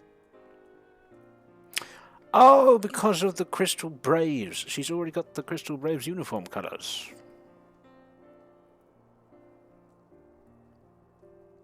Why are we making shorts that are skirts that are that short? That seems more inconvenient than anything else. No, that's just her attire. Oh, but it's That's literally just her attire. but it's the colour. No, it's not even for the Crystal Braves. That's just her attire. Okay. Yep. None other. I bid you welcome to Revenant's Toll, and thank you for traveling so far on such short notice. As if I could ever say no to Urianger. Urianger, that's it. Urianger. Urianger. Moonbreeder Urianger. is an accomplished Arlean scholar, and an authority on aetherite technologies. Moonbreeder. Ah. Breeder of Merns.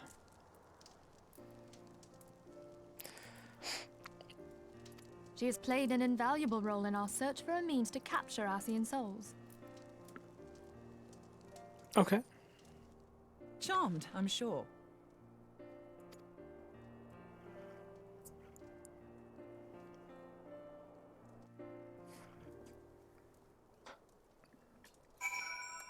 Alright.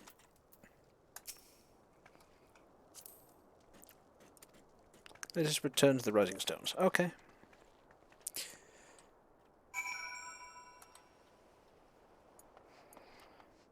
Do do do do do do do do do.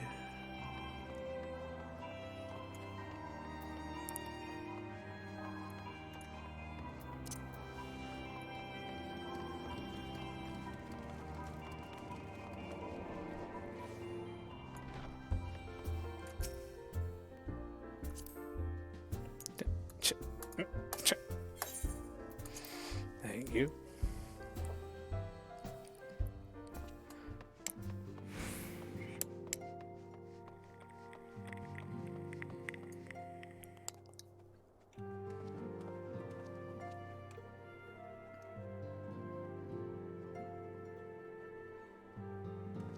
Well, glad to see the secretary's keeping herself busy with important paperwork.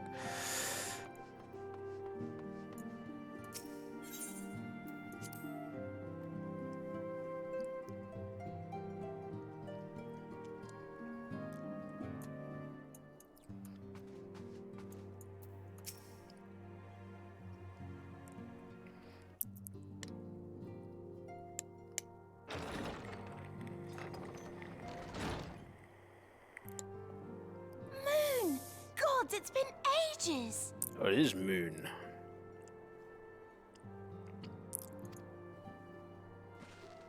Oh, longer, sister.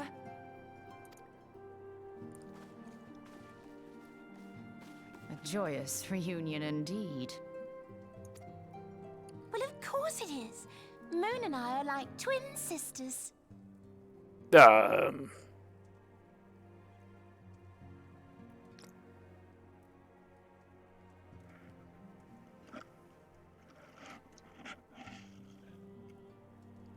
No.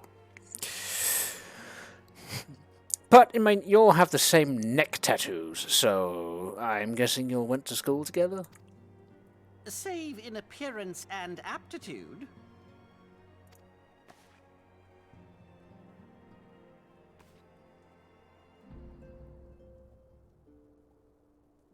Well, yeah, she's an Archon herself. Everyone, if I could have your attention. All Archons have the neck tattoo. We've been over this. Yes. It's just fucking weird. I mean, it's basically the equivalent of having a PhD.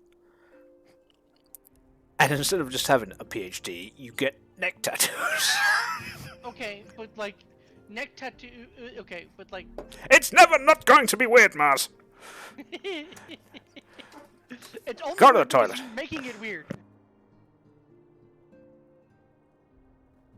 In ancient cultures, they would get like scars and tattoos of their accomplishments. It's the same thing. Oh, so you hit the unbreak button.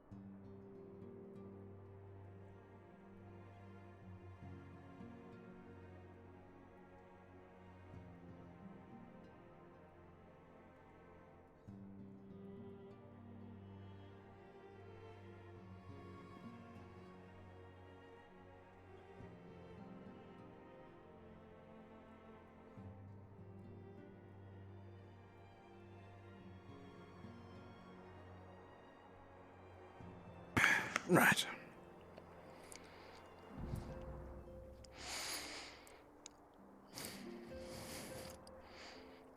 We have with us an esteemed guest who has come from Sharlayan to assist us. I bid Moonbreeder join us here that she might share with us her extensive knowledge of Aetherites. Also, as many of you are already aware, she has been overseeing our research into white Aurosite, a sample of which she has been good enough to bring with her. White Aurosite?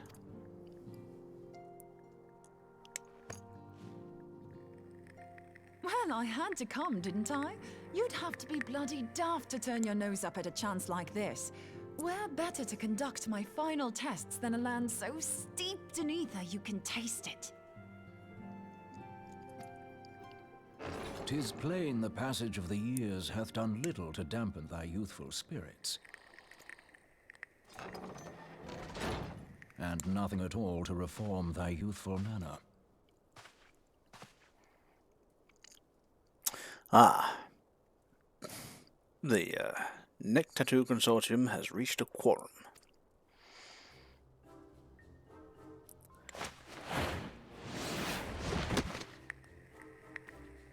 Oriange, where in the hells have you been hiding? Unhand me. That was a good line. That was a good line. Read that one. I like that. What was it?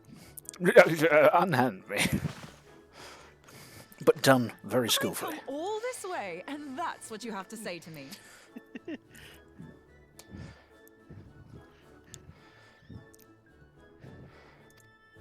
I much preferred when you were pleading with me to drop everything and hurry to your side. What was it you said? None save thee can satisfy this need. Go on.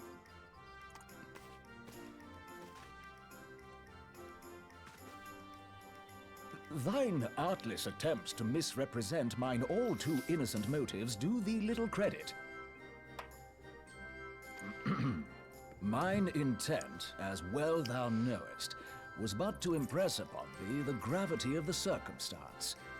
Lest thou doubt, a deiform entity shall shortly be summoned, save if thou and no other grantest my compeers thine aid. You still haven't found it, then? Your missing aetherite? We have not. No. See, that line? Less well read. We know that Iceheart teleported to an aetherite not far from the first. Yet even after careful analysis, we could not locate the second beacon. We now suspect that the heretics destroyed the second aetherite to impede our pursuit. Our allies continue to scour Snowcloak for Iceheart's sanctuary, but we have no guarantee that they will find it. Yet it must be found, for even now Iceheart prepares to call upon Saint Shiva. I'm sorry, but if the aetherite's been destroyed, then that's that. Although, you're absolutely sure she used the first aetherite, are you? She didn't just use teleportation magics? One of our own bore witness to her escape. I can say with absolute certainty that Iceheart used the aetherite.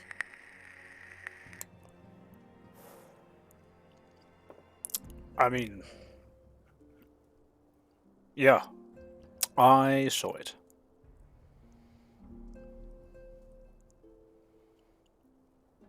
In that case, there might be a way, so long as the ethereal current is still flowing.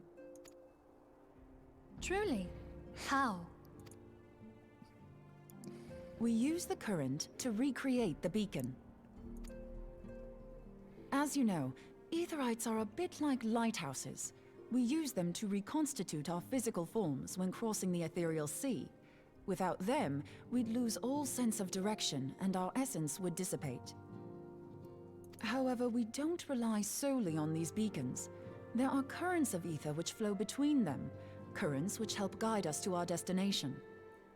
Now, these currents will gradually dwindle away to nothing if an aetherite is destroyed. But if even a sluggish flow remains, we could theoretically use it to direct a surge of concentrated ether towards the void left by the beacon, and thereby fill it up again. Like opening the floodgates to fill a dry riverbed. Though, correct me if I'm wrong, but would we not need a veritable reservoir of ether?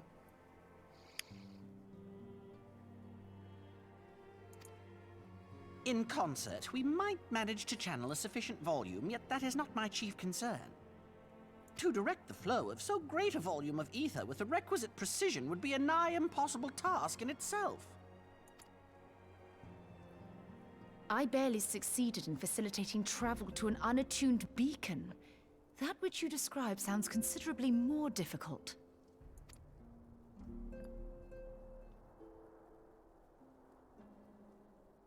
And dangerous.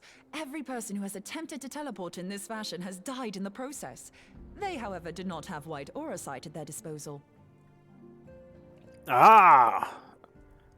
A magically practical MacGuffin. I can use it to channel all the ether you can give me into the aetherite. However, white Aurosite cannot retain ether for an extended period of time, so we would need to infuse it immediately beforehand. Just so you know, I'd confidently give this plan better than even odds of success.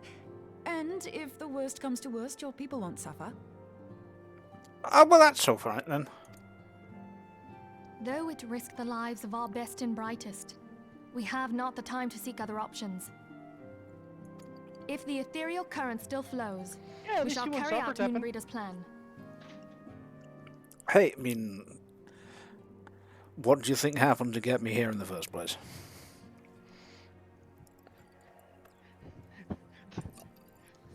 If that's gonna be your canon story, that's funny as shit. Something Trying like to do an experimental that pretty teleportation much thing. is the canon explanation. You know, I spend most of my time roaming the multiverse, and sometimes I wake up on carriages where someone goes, "Hey, you're finally awake," which has now happened twice. And if you had a nickel for, and if you had $1 for every time it happened, you wouldn't exactly be rich, but it'd be weird that it happened twice. Yeah.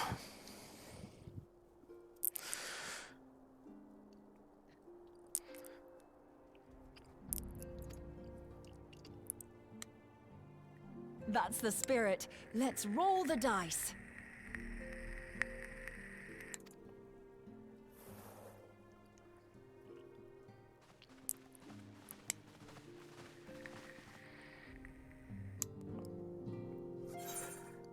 Actually, I'm pretty damn certain this wouldn't be the first time I did die in some sort of teleportation accident.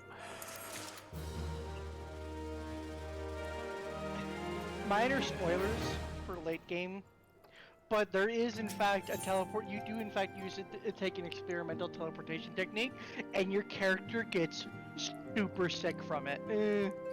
Right. Temporarily, mind you, but you do get like super sick. You and Eorzean both suffer from it. That might have happened before as well. It's hard to tell. The memories blur together after a while. I've already informed Alphanor of our plan to recreate the beacon in the manner Moonbreeder described. He agreed that despite the inherent danger, it represents our only hope of success. So we reached that point of the evening again, where my tongue just can't be asked anymore to make mouth sounds. So he also said that he wished to meet with you at Snowcloak before proceeding. I expect you will find him waiting for you there when you arrive. I want you to know that I appreciate everything you have done on our behalf, Sir Josh, and that I have faith you will return to us, as you always have. You're gonna be fucking dead.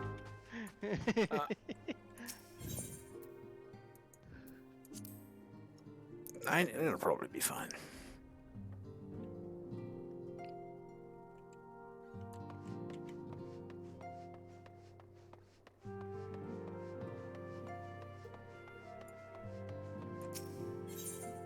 Won't bother to go outside. To the place with the...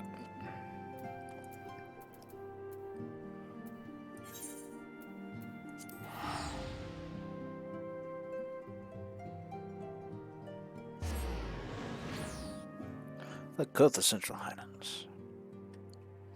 And from there to the snow place.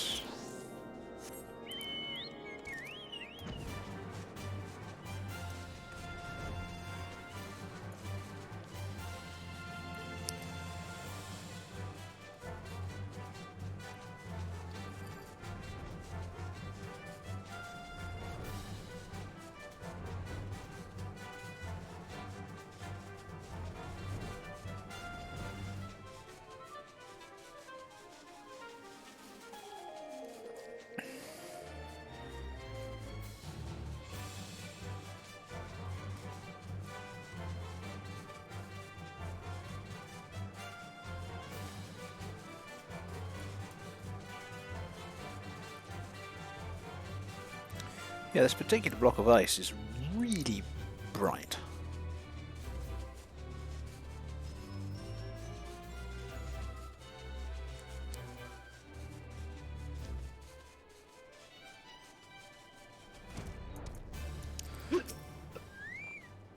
Hey, Alphanord. Good to see you, Sir Josh. I was starting to wonder if you were having second thoughts. I'm fine, boy. This isn't my first time being vaporized. Captain Ilbert sends his regard, by the way. He attends to the interrogation of Elin Roy in Ul'dah even as we speak. But I shall not distract you from the matter at hand. We can discuss the Ivy upon your return. I trust that, by which I mean to say, the others are waiting for us at the Aetheryte. After you, Sion.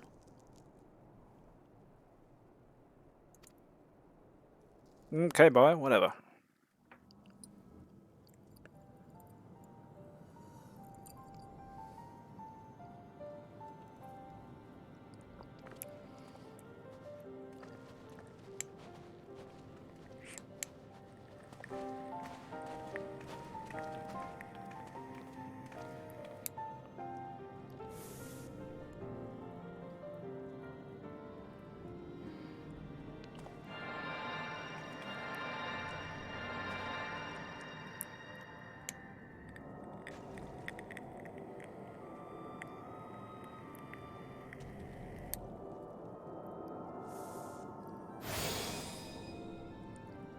There, it's ready.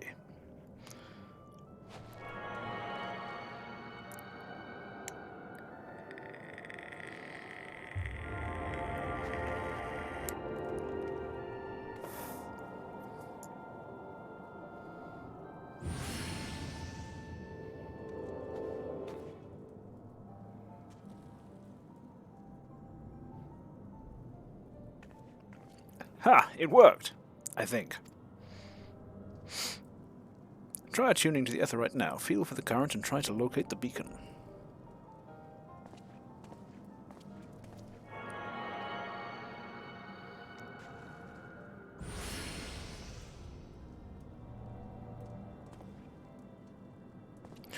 We have done all we can, Sir Josh. For now, let us withdraw. What do you mean withdraw? No, we found the place. Let's go. Let's go. When your final preparation is complete. Boy, I am always prepared in a final sort of fashion. You must seek out the beacon we have created, because above everything else, if we stand around and dawdle for a little too long, they might blow it up again. If by the grace of the 12 you arrive safely, you must stop Iceheart before she summons Shiva. Yes, time is of the essence. Let's go now.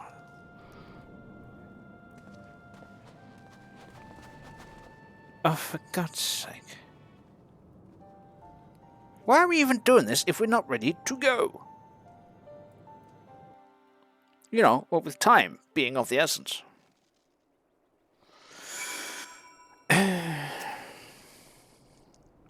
We cannot ignore the possibility that our actions have alerted Iceheart to our plans. Yes, quite possibly. Kind of makes you wonder, why are we going back outside?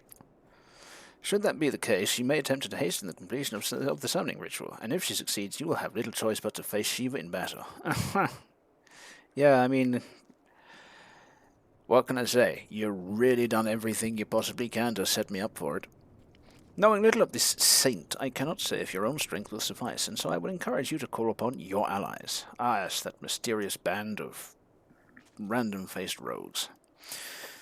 Some may have reservations about wagering their lives in the success of Moonbreeder's experiment, but others will surely agree that desperate times call for desperate measures. Well, there you go. Mars, do you trust Moonbreeder?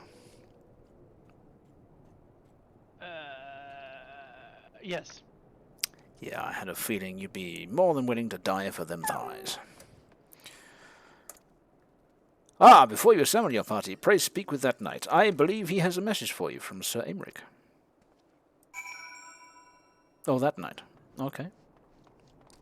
You, knight! What is your message? Sir Aymeric regrets that he could not be here in person and asks that I read to you this letter. Ahem. Ishgard faces an unprecedented threat, yet in our hour of need, it is not her knights who stand poised to defend her. Sir Josh Tevin, the warrior of light, saviour of Eorzean, your deeds this day shall not be forgotten. Where others would flee, you choose to remain. Where others would falter, you rise to the challenge. Where others would use their gifts for selfish ends, you wield yours in service to a greater cause. And if that's what you want to feel about it, sure thing. May Halone bless you with good fortune and see you safely home. Archalf Amphitheatre is now accessible.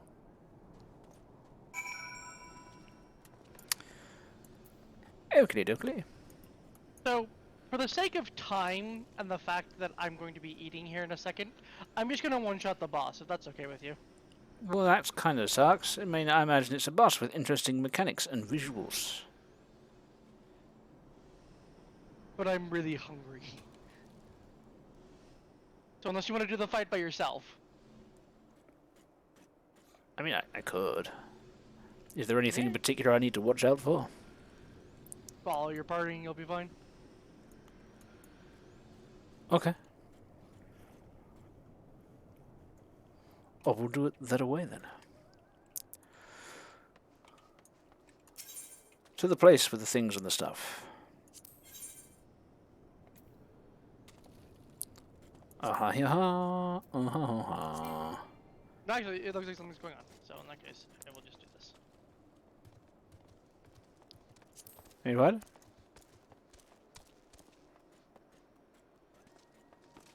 Oh, you are coming. Apparently something's going on. What? I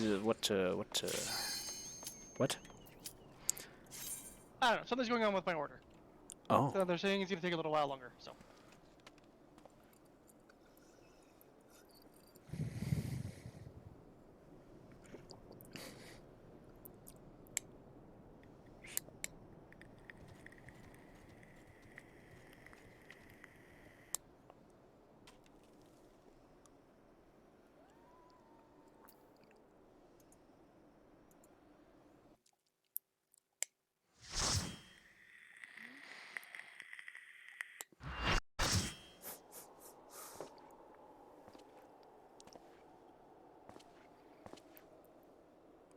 Hello. I have come to request that you stop praying fervently. You should never have come here, warrior of light. I labor only to forge a lasting peace. Yeah, but that sucks when everybody's dead. You would deny us out of ignorance and blind faith. No, no faith. No just... matter. If it is our fate to be at odds, then it is mine to strike you down. Oh, be more of a tart about it. Yeah, that's exactly the expression. We gods and men have forsaken shall we be instruments of our own deliverance. Partake of my flesh. Fill this vessel with your light. Walk amongst your brothers and sisters once more. Oh, Saint Shiva, still the hatred within our hearts and bless us with eternal grace.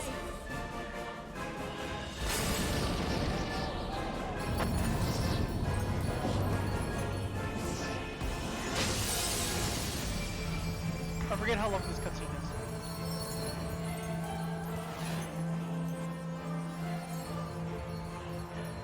is. She pretty.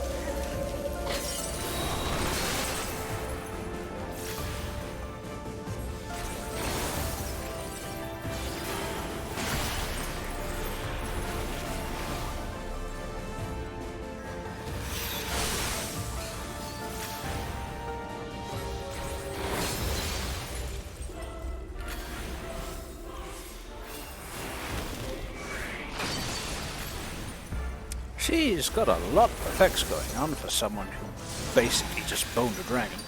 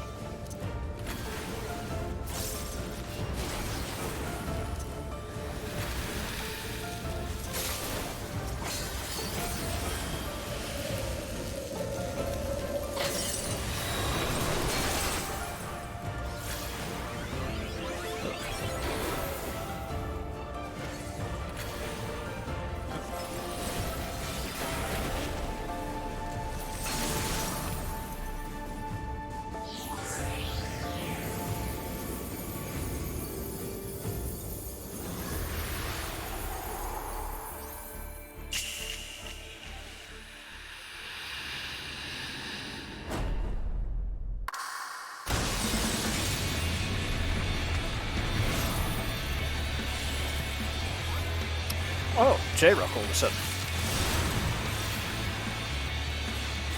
By the way, you know the one mount you have?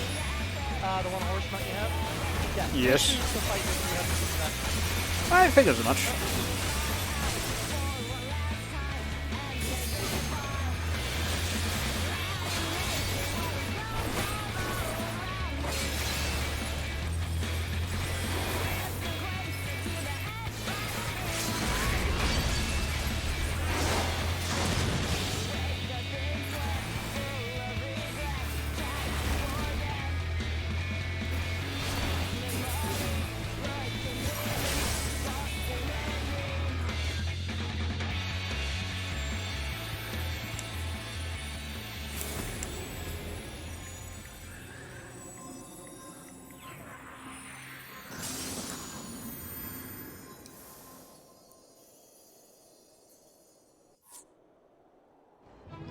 Well, there we go.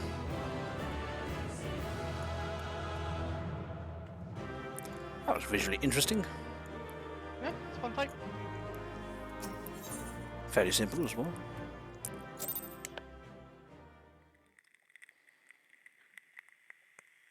Yeah, Shiva is one of one of the fan favorites. Fairly simplistic, very pretty fight.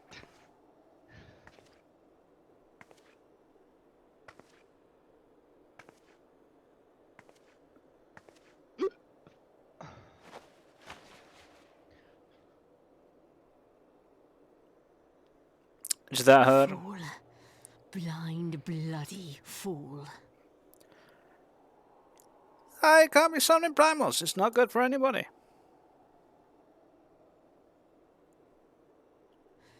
You, of all people, should understand the suffering war begets. That no sacrifice is too great if it brings an end to the violence. Yeah, no, killing everybody is not an acceptable way to bring an end to the violence. And I'm saying, you know, killing everybody.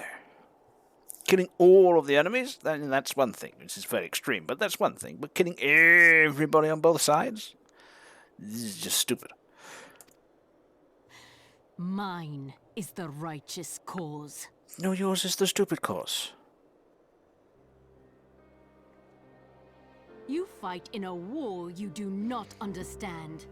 A pawn of liars and schemers. Hired pawn. And they are no less ignorant than you. Following the creed of their fathers without question, never thinking to ask why. If anything, they're considerably more ignorant than me. Trapped in a delusion of their own creation, and blind to the truth. On that we agree.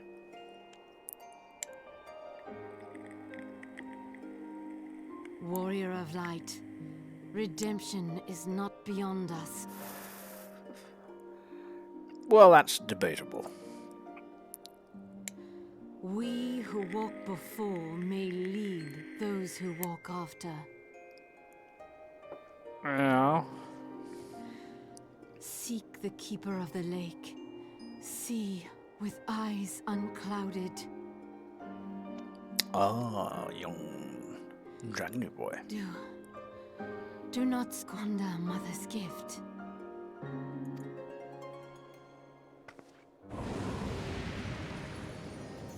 Hear, feel, think. That's what the crystal said.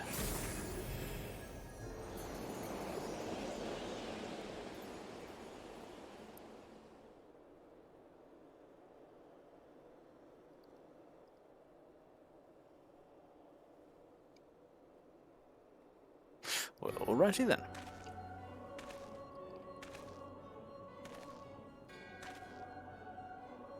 Oh, look who it And is. so the vessel withdraws, a predictable outcome.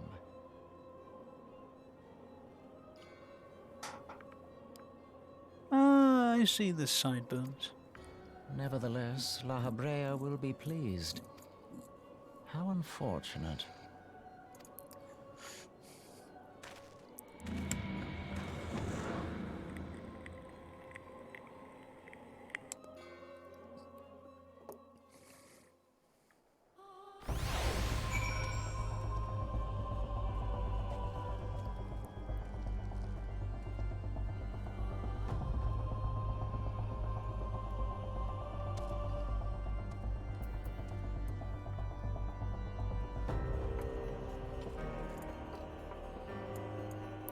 Hello, Moonbreeder. By the 12, you're alive! I mean, of course you're alive. Why wouldn't you be?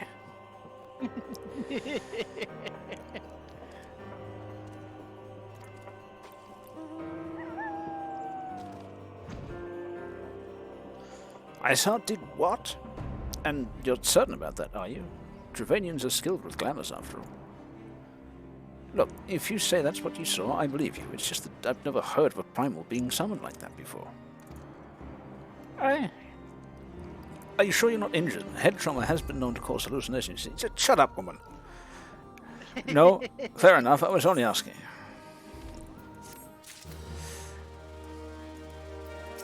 Here in a little bit, you will only have 24 more quests left. Woohoo! If you ask me, there's no... and I will be done with the really dull stuff. The dull and limiting, slow-paced stuff. Yeah, you'll be done with a Rubber Reborn. Through which I cannot level up. To save my life. Yeah. It will still be a little slower in the beginning, because the level cap for Heaven's Ward is 60, and you're already 56. Right? Hey, I mean, at least I'll be able to do dungeons and instances with all of my AoE abilities and my heal. You know, as opposed to my base, oh hey, you reached level 50. I mean, literally, it's like being level 50 forever. Which is getting tedious. You'll start going through dungeons where you can actually start using all your shit. It's quite nice. I'm looking forward to it. If you ask me, there's not to be gained from mulling over the implications of your story in the freezing cold. Again, I've had this conversation with Alphinaud, but, you know, basically, don't come to the land of permanent ice and snow in a miniskirt, and you'll feel less cold. Let's save it for the Rising Stones, eh? I'll get everyone to meet us there. But before that, you had best pay a visit to White Brimfront and speak with Alphinaud. He's probably wide sick about you. Really? I mean, to be fair, I've noticed he seems to be getting a little dependent. Methinks he's starting to develop something of a boy crush. Like a puppy. Something like that, yeah. I mean, I have to hold his hand every time he goes out to do anything. Every time. To be fair, he is only like, I think technically he's like 15, but he's like 8 in, you know, his race's age.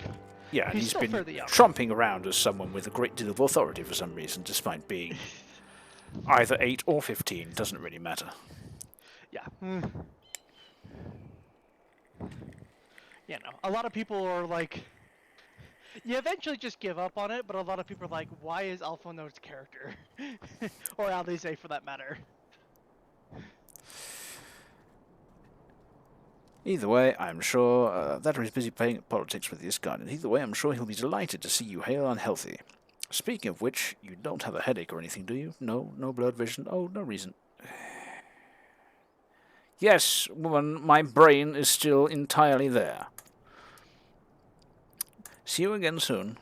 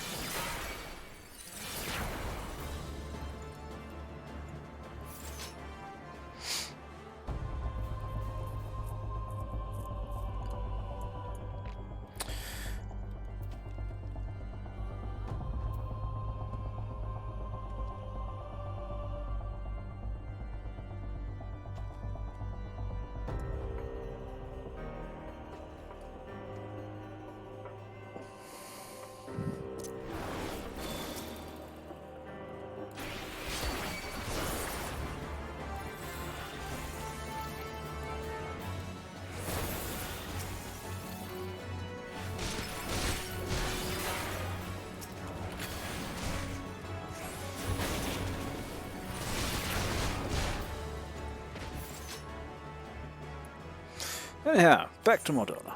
Oh no, White Brim Front. I nearly went the very wrong way.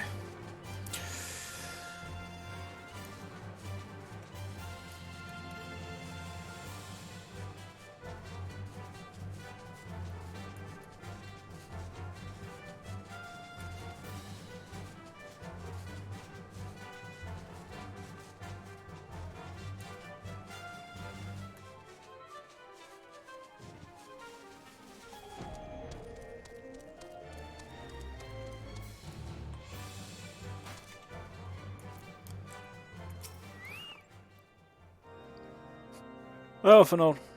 She's dead. There he is, and none the worse for wear. Was there ever any doubt that the Warrior of Light would succeed? I think I speak for us all when I say that I should like nothing more than to hear the stirring tale of your victory, if you would be so kind.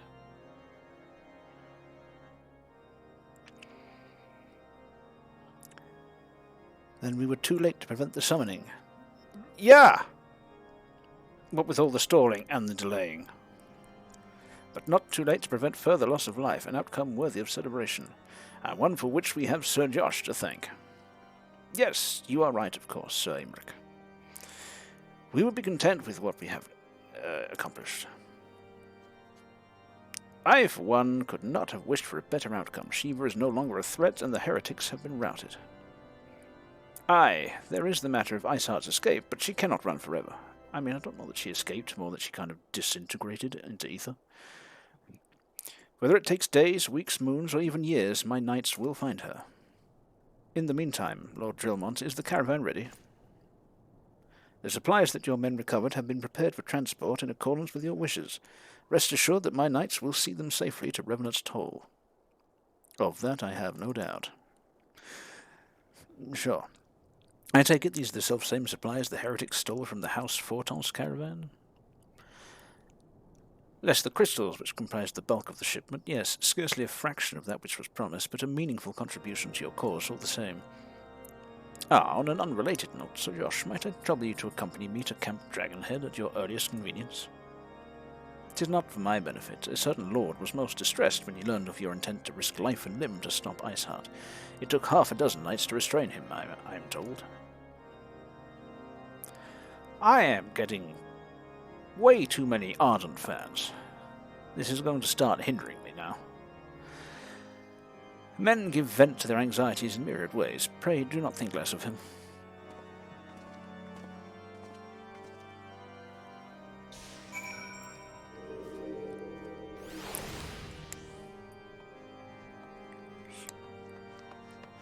And if this carries on, Alphinaud's going to start mumbling whenever he tries to talk to me.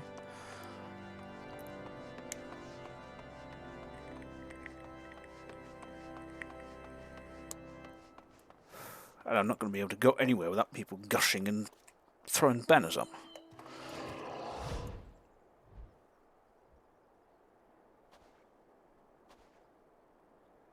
Yeah, a behemoth running across the sky, that's not right. There's a mount you can get. I know, but that's just not right. It is a little terrifying, though. Yeah. I mean, at least it's not as big as the one I'm used to, but...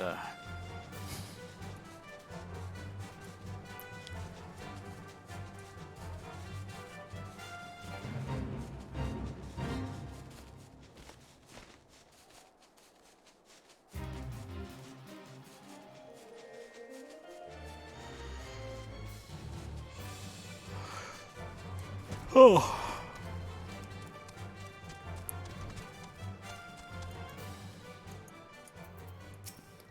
Shiverin.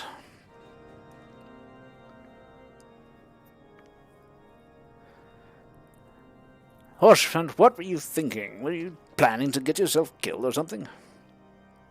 Trying to help me as if you could.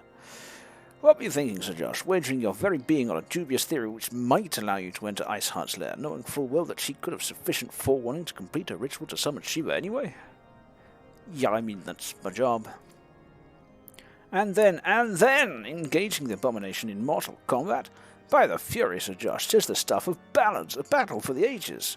Would that I had been there to fight by your side, you would have died. Yet here I was forced to wait, condemned to wonder at the fate of a dear friend for a veritable eternity. Get over it. I'll be fine. I would not wish such torture on my most hated enemy. You should probably wish a bit worse. But you are here now, and that is what truly matters. Let us move on. Sir Aymeric wished to have words with you and Master Alphinaud in private. He awaits us in the intercessory. What, again? We were just talking to him.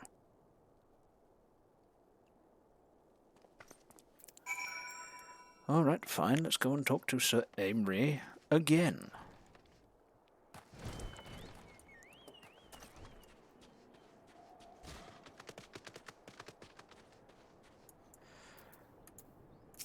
Gatekeep, stand aside.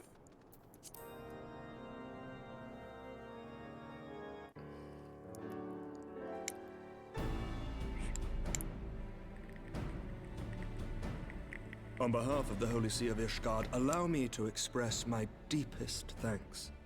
Never before have we been required to contend with a primal. Indeed, there were fears in some quarters that our knights might not be equal to the task. From what we have now learned of these beings, I can say with certainty that we would have lost a great many men had the Scions not intervened. Then the argument for preemptive action should be self-evident. Perchance now you will reconsider my proposal that Ishgard move against Nautalon. Who? Ere we first met, a similar proposal was tabled, but the Holy See decreed that we were to observe, and that military action should be taken only in self-defense. All things considered, it was not an unreasonable decision. Since the calamity, 2 vigils have fallen to the Horde, while Garuda has never shown any inclination to storm the gates of judgment. Which is why this unprecedented crisis and its resolution may prompt a change in policy. You who have faced these primals know well the threat they pose. Ishgard did not. Not until now. And there is naught like a brush with death to change a man's outlook. At the very least, this should silence any lingering objections to our arrangement with Revenant's Toll. The Holy See may even feel moved to grant us its formal endorsement. So far as it is possible, the Scions shall be compensated for their service. We should be grateful for any aid you can provide. As a gesture of good faith, I shall withdraw my previous request. Your people are doubtless needed elsewhere. That will not be necessary. We too have a vested interest in watching Dravania's movements. I see. Once more, I must thank you. Sir Aymeric, if I may, do you truly believe that Midgard-Zoma could return?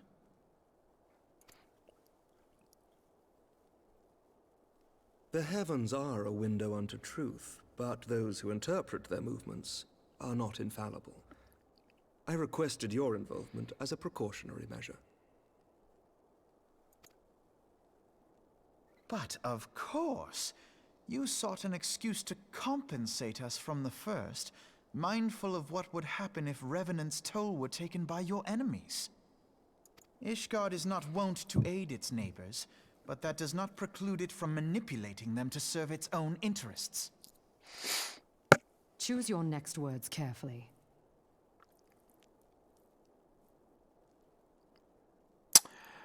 I mean, I won't. What are you gonna do about it? Do you know what sort of man becomes Lord Commander of the Temple Knights? Stuck up and dutiful one. Something to do with lineage, I would imagine, as well. One who comes from good stock. There we go. I did not. Ah. Yet here I am. Now, why do you suppose that is? Any number of reasons. Something duty. Because I swiftly learnt to tell the difference between words, deeds, and beliefs. You are correct, Master Leveilleur. Ishgard desires to see Revenant's toll flourish, as it would present a troublesome obstacle to our enemies from the south. We are so glad to be of use to you. As we are to you. Ours is a mutually beneficial arrangement, lest we forget, one born of necessity. The dragons grow more restless by the day, and the heretics harry us nigh without cease. We have contended with such troubles for centuries, but there are limits to even our endurance. Yet as a pauper is loath to part with his meager possessions, the leaders of Ishgard are not wont to render up their trust to outsiders. Ah, you flubbed that one. I know you want to read won't, but it's want. They are not wont to render up their trust. But with perseverance on our part, they may yet be made to see the light. Nevertheless, one must take care when walking the road less traveled. I know I've heard this voice before as well. And I think it was in Dark Souls.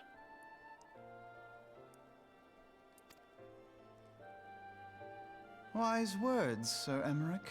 I shall make a point to remember them. I must apologize for my earlier outburst. I hope it will not sour our good relations. Yes, it was a little childish of you. Not at all. You but spoke from the heart. I trust you understand that at times my duties may prevent me from meeting with you. Well, I don't know any of their names, I just know that I've heard it before. Yeah, I'm... As a man who might at best aspire to become a voice actor, that's probably not a brilliant attitude to have, but yeah, no.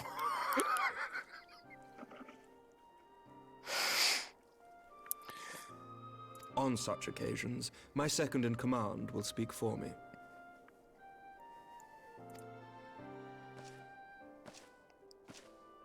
Lucia, at your service. Pray excuse our reticence. We are but wary of speaking too freely, lest our sentiments be made known to our enemies.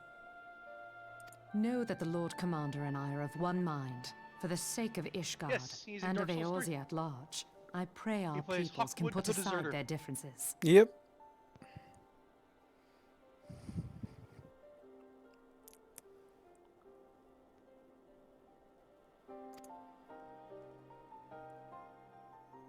Those who dwell in the past risk losing sight of their future.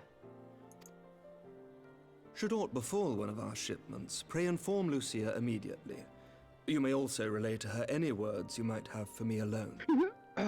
That's the interesting thing. He's doing essentially the exact same voice. It's just that Hawk with the Deserter says everything like, we're all going to die, you know.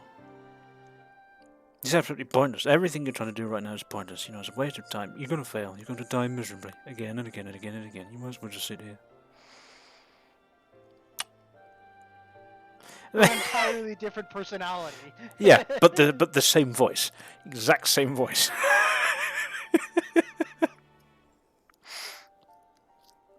Not being of Ishgardian birth, she owes no allegiance to any noble house, making her as near to incorruptible as one can find in my homeland. Suffice it to say, I trust her completely, and so may you. Which reminds me, Lord Orchefort, if you would be so kind? Certainly.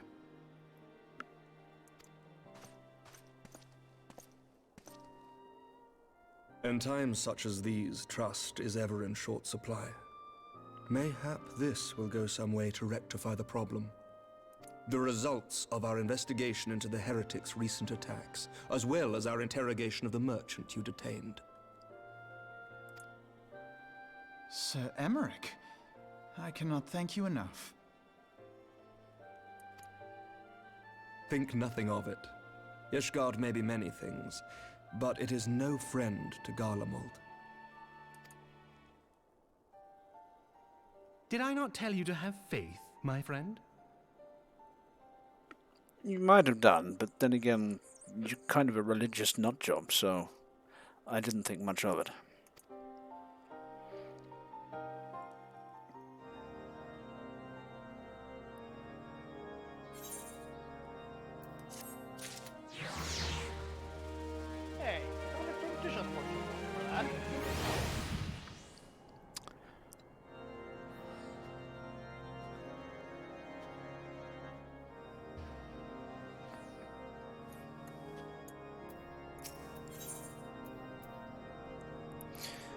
one with reason to celebrate, Alphinaud looks rather grim. It would seem we have much to discuss with our friends at the Rising Stones. If what you say is true, Iceheart's method of summoning Shiva defies all precedent. It necessitates a complete reappraisal of the primal threat, and of our approach to combating it. Moreover, there are grave ramifications if word of this incident reaches Imperial ears. The Guardian Empire believes that primals are an insufferable menace, that their mere existence is a threat to this very star. As such, they deem any action taken against the beast tribes to be justified by default. Imagine then if it became known that it was not only the beast tribes of Eorzea that could summon primals, but her civilized peoples as well. Any lingering objections to the Eorzean campaign would vanish overnight. Where before we had to contend with a single Imperial Legion, we could well find ourselves facing the combined might of all Garlemald. But I speak unadvisedly. Come, Sir Josh, it is better that we continue this conversation in Mordona. Yeah, I mean, there's that random guard there you said all this right in front of.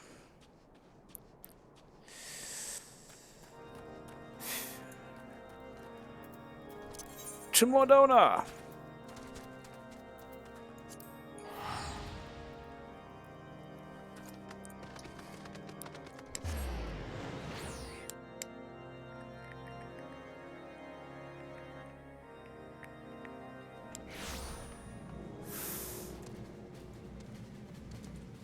Given how frequently I have to come back here, I should probably... There we go. Wrong way.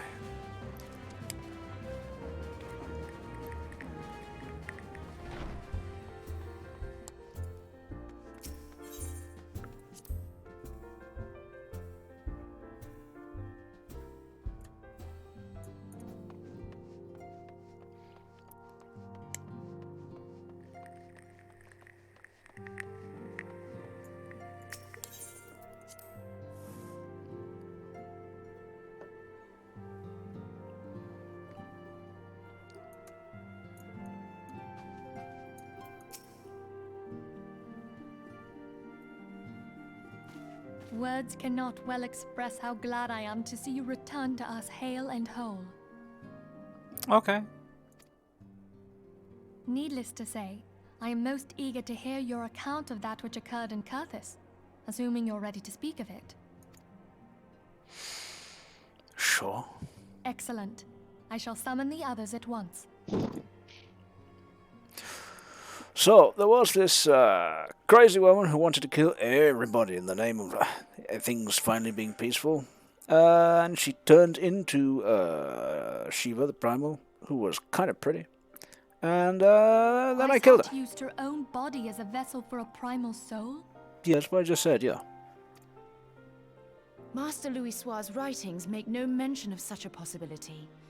Can we be certain this entity was a primal? It was primal-ish. If nothing else, it's the first time anyone even tried to summon Shiva. So, it's like a new primal. And, you know, why not?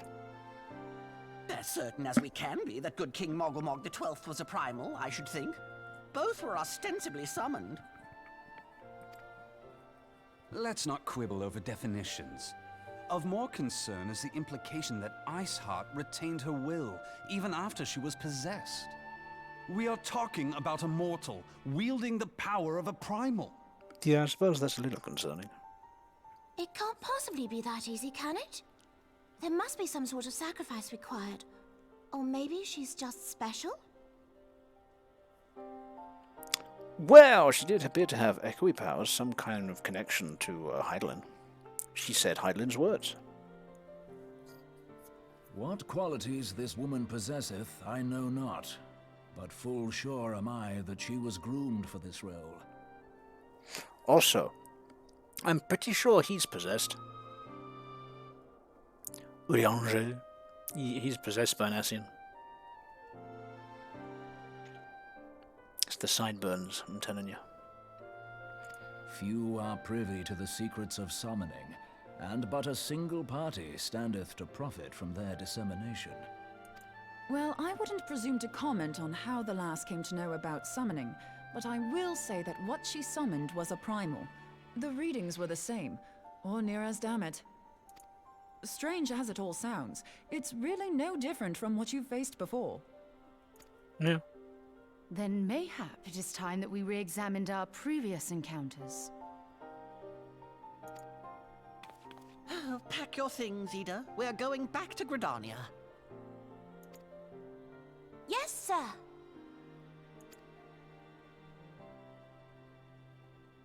About Iceheart's final words to you. Hear, feel, think. Yes, Heidelin's motto. Heidelin speaks to her as well. Yes, what I've been saying. If Iceheart is blessed with the power of the Echo, she will doubtless have used it to further her goals. Yeah, Or so does could everybody. it be that it was a revelation granted her by the Echo which first set her on this path? She did say that the Ishgardians were blind to the truth. No. Also, I've just noticed this little crest here. How long has that been there? Do you think she has knowledge of the origins of the Ishgardian-Dravanian War? It would do much to explain her unwavering conviction. Wouldn't make sense. Did not the Lady Iceheart implore thee to seek the Keeper of the Lake? And did she not imply that in so doing thou wouldst come to see with eyes unclouded? It's exactly what she said, yes. Midgard Zoma was a king amongst kings who reigned for centuries on end. But he is dead and his wisdom lost to the ages. Unless the Ishgardians' fears are well-founded. It would seem we have yet another reason to stand watch over the Keeper of the Lake. For a mercy, we are well positioned to do so. Yeah, because I mean, it's just over there, isn't it? Iceheart, Shiva, Ascians, and Midgard Zoma. I shudder to think how they're all connected.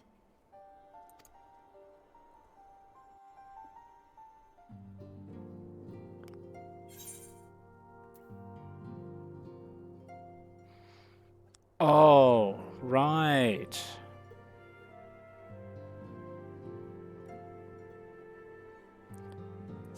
Because Dragon King. Hence, Heavensward.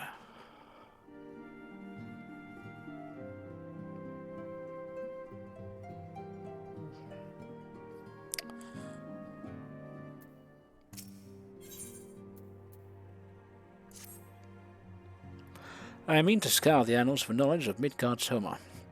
Given his great age, I dare say he appears in more than a few... do you hear that? No. The commotion outside, would you see if aught is amiss?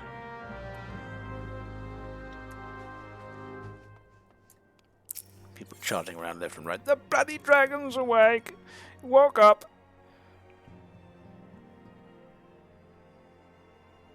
So, this next part you're going to experience with this next little arc here is the second most annoying part of the game.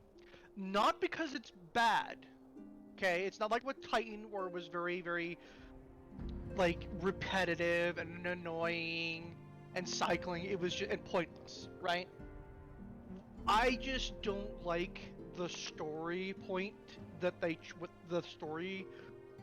went with, and it really, really, really annoys me to this day. Like, to this day, it annoys the hell out of me. You're probably looking forward to me being snarky about it then. Yes, very much so. And I will let you know when we get to it. In fact, you probably might even realize it yourself. I mean, I'm loosely aware of everything that's going on. I don't know. I've not been very impressed so far. So, it's possible that I am aware of it, but I haven't given it any specific attention. Oh no, it hasn't happened yet. Alright, okay. Who knows, maybe this will be the reaction to finally draw some attention to this series. Sir Josh, 'tis well that you are on hand. We have a problem. Ruai has escaped. Oh, for fuck's sake. I mean, admittedly, I thought that she'd poison herself. But I suppose that may be a little dark for the Final Fantasy world. Roai has escaped. It happened shortly after the Immortal Flame took her into custody. Why the fuck did you give her into the Immortal...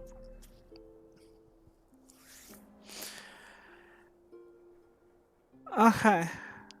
She had been placed in a dungeon cell ahead of her coming trial, but apparently the accommodation was not to her liking. The turnkey was found slain along with 2 guards.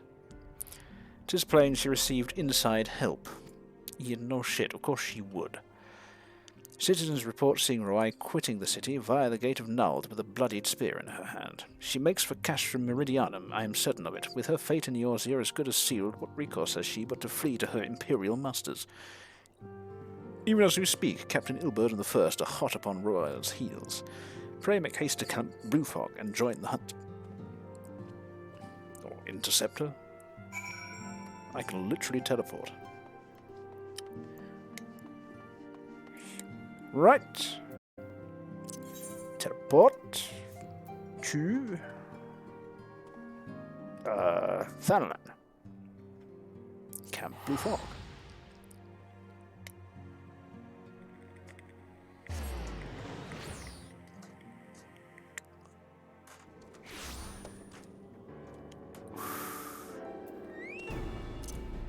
Oh, no.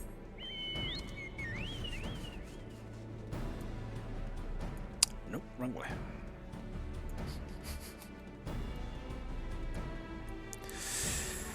Ilberd. My thanks for coming, Scion. I have spoken with the soldiers here. They say that Roai walked through the camp not a bell ago. She walked right through. You did not mishear. We have Rauburn's decision to keep the matter secret to thank for that. Bad for morale, he said. As a result, not a single flame in the garrison made any attempt to detain her, and so here we are.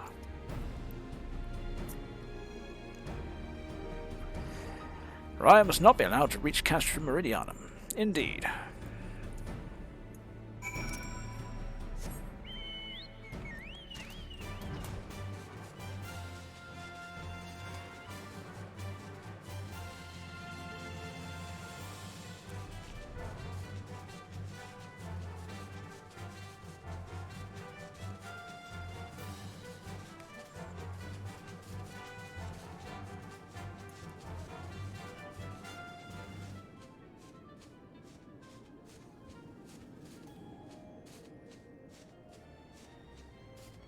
Is there even anything left of Castrum Meridianum? Didn't it blow up? I'm pretty sure it blew up. The main tower blew up, yes, but there is in still the a outer big base. way. That was the big nuke spell. Ultima. Yeah. Yeah. Yeah, And- Castrum Meridianum.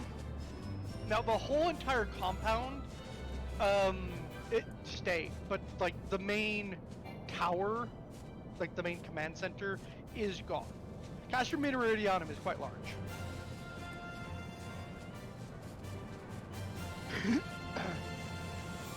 No, you cannot see it over the fence. Expand.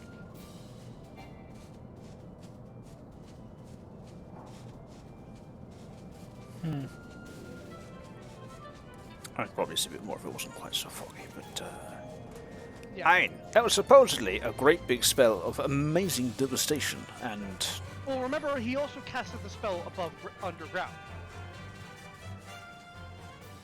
yeah, it was a bit of a stupid thing to do, wasn't it? Yeah. So it was less. It was less of a, nuke and more of a bomb, really.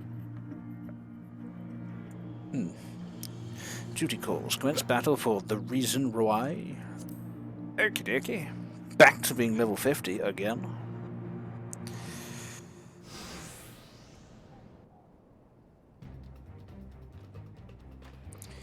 This wretch was with Roai. He threw himself at us that his mistress might escape.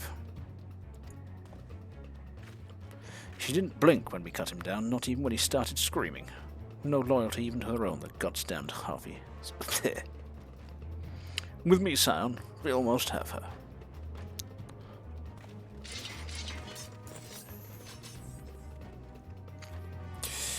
Oakley dokley, we shall run her down, and this time not hand her over to the guard of the corruptibles.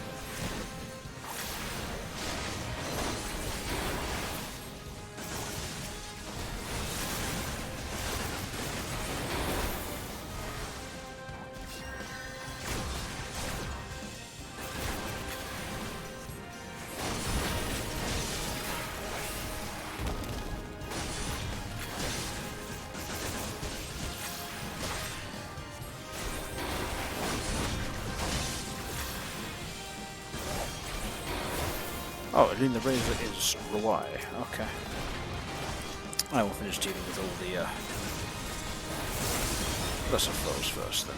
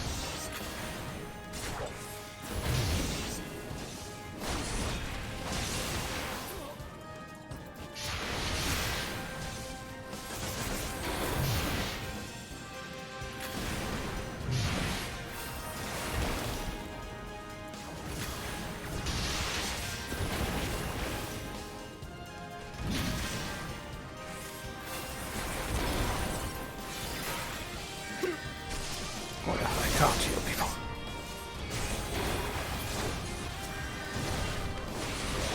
Oh, I mean, if they're just going to spawn endlessly.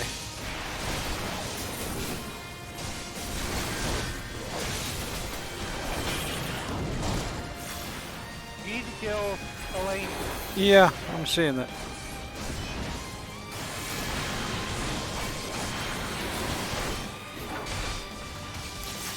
I mean,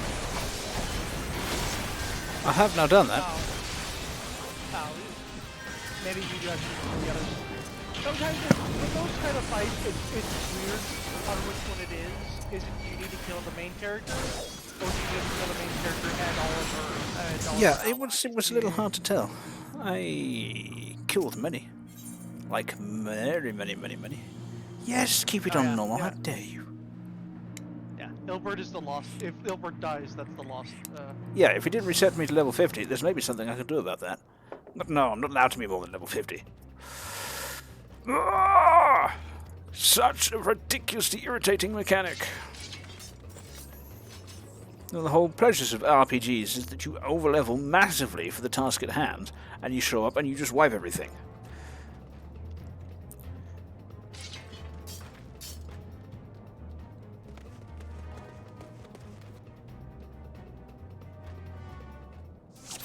It's the whole point of having levels in the first place. You can gain power and levels and strength. None of which works if you then turn around and say, well actually no, you can't.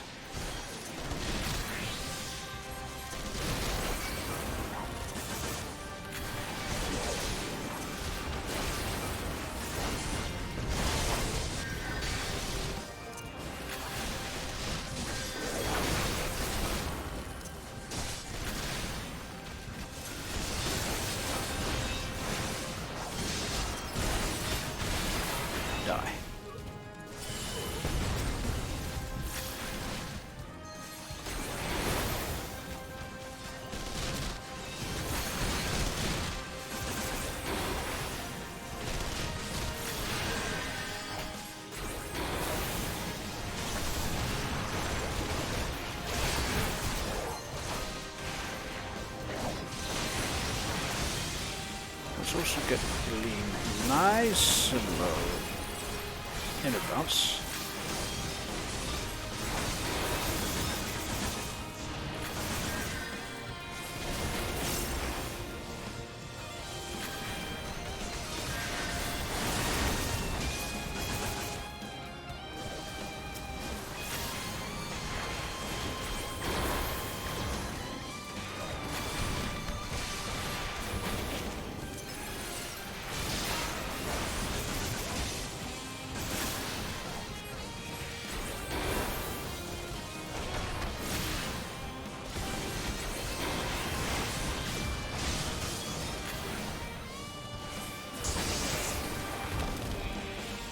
Right, so.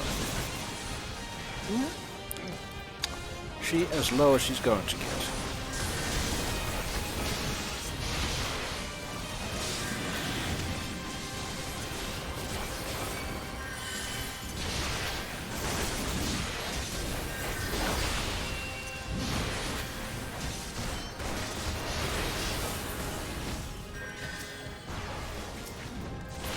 No, the one I'm fucking clicking on, not everybody else.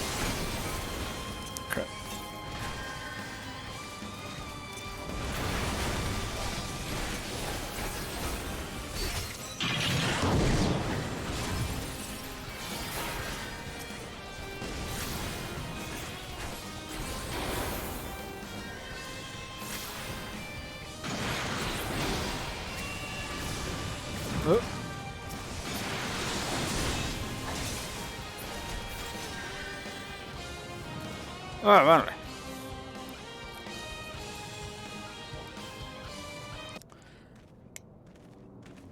Gasp, pant. Bind her and do it tight, and don't hand her over to the fucking flame guards this time. Jesus Christ.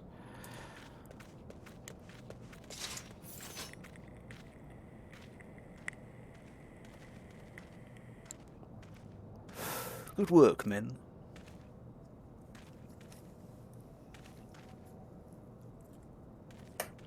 She and her Imperial cronies pushed us close, but we were better.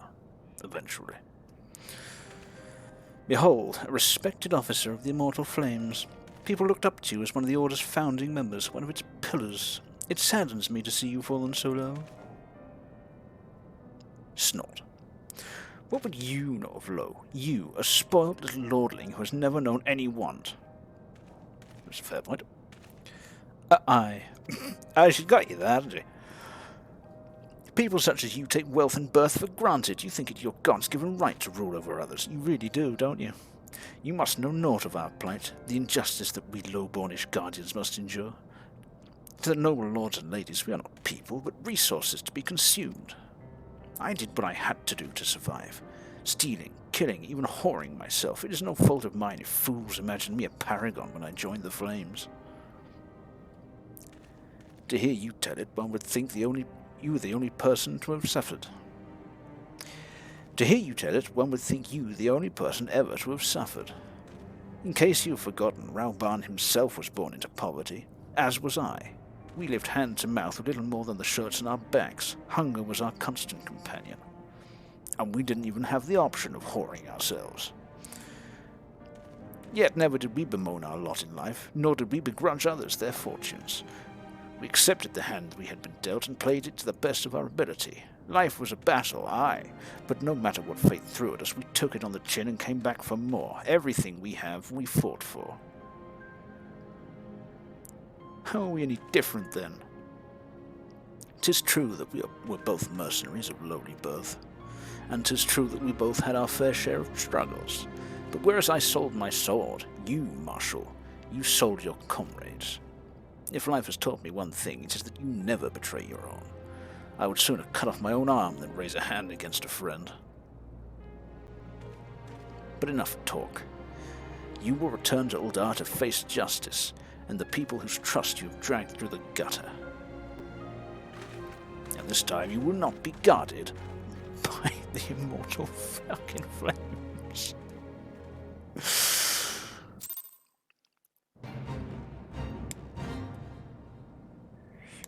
Fate joined? No, I don't think so.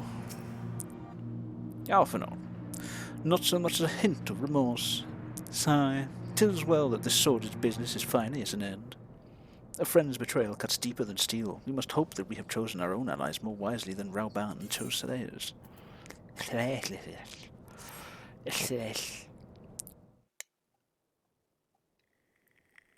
I've heard. Truly bothersome business. Oh, this bitch. No, I do not foresee a problem on that front. The main concern is Rauban. There is no telling what the brute might do. Have the blades watch him in the flames day and night. You may leave the Sultana to me. I shall personally attend her grace.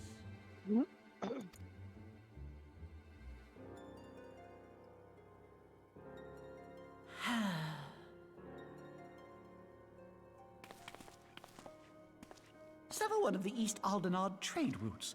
That ought to keep Lolorito occupied for a while.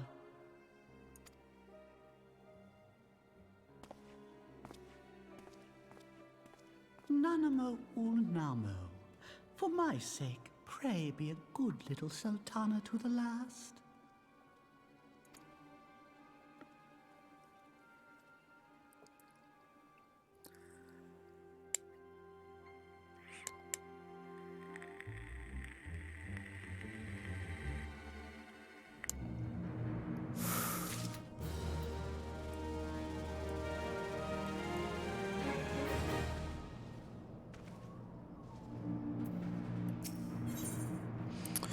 Alphanode would ask another favor of you. I mean, what else is an Alphanode for?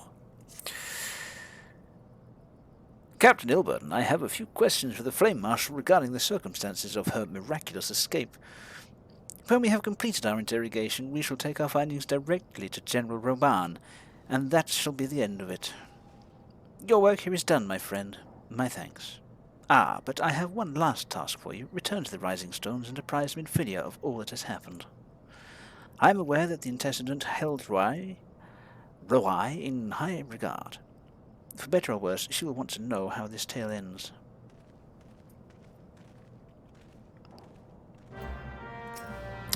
Righto.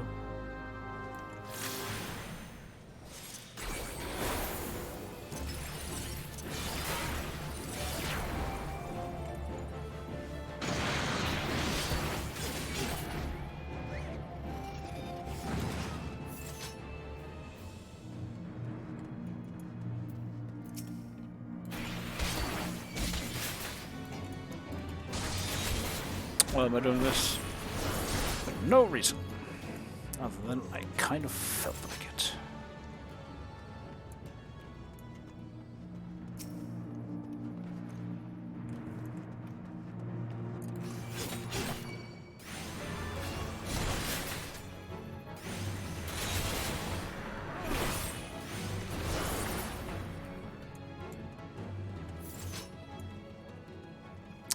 Right. Back to the place.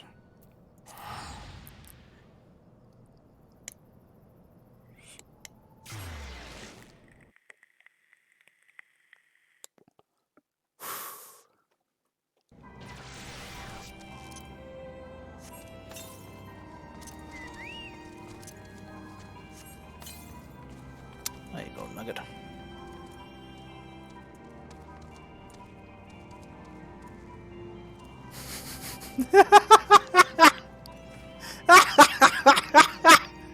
What? Yes, you know how you were kind of like showing off in your car with your arm up on the window like that, you know, cruising back. But, okay, the guy currently showing off in his car is a teeny tiny little boy who is too small to see over the steering wheel. So he can't put his arm over the window. His car. You know what I find hilarious?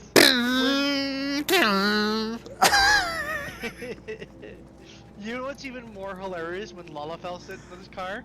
Oh, like, for they're God's too sake. tiny, so they just stand in the sun. They just stand on the chair.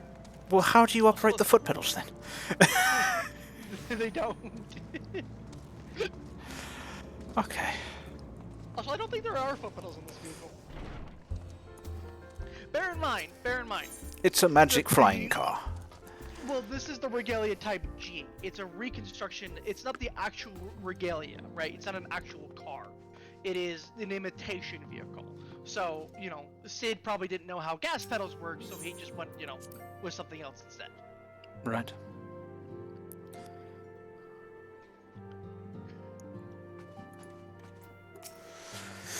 Hi, I'm Inferior. Rise up, Welcome bitch, but back, we my killed all her friend. friends and captured I have her already again. received word from Alfino. To think that Flame Marshal Huayu was the Garlean agent. That's how you say it? I know not what to say. Together with Robon, Eileen lent us much needed aid at the time of our order's founding. She was particularly passionate about the need to tackle the primal threat. I mean, that's very much a Guardian thing, When we so... discussed the subject, her eyes fairly shone with determination. Whatever else she may have been, I choose to believe that it was her true self with whom I spoke then. But now is not the time to dwell on such matters. Well... I have an important announcement to make regarding our effort to defeat the Ascians. We shall begin as soon as everyone is assembled. Okay.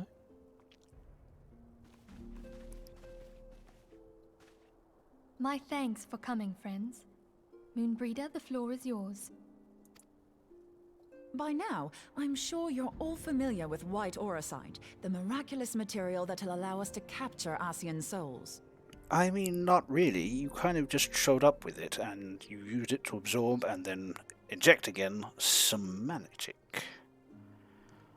Back at Snowcloak, we verified its ability to absorb vast amounts of ether. Yeah, I mean, like 5 people's worth. Alas, it leaves something to be desired in the area of stability.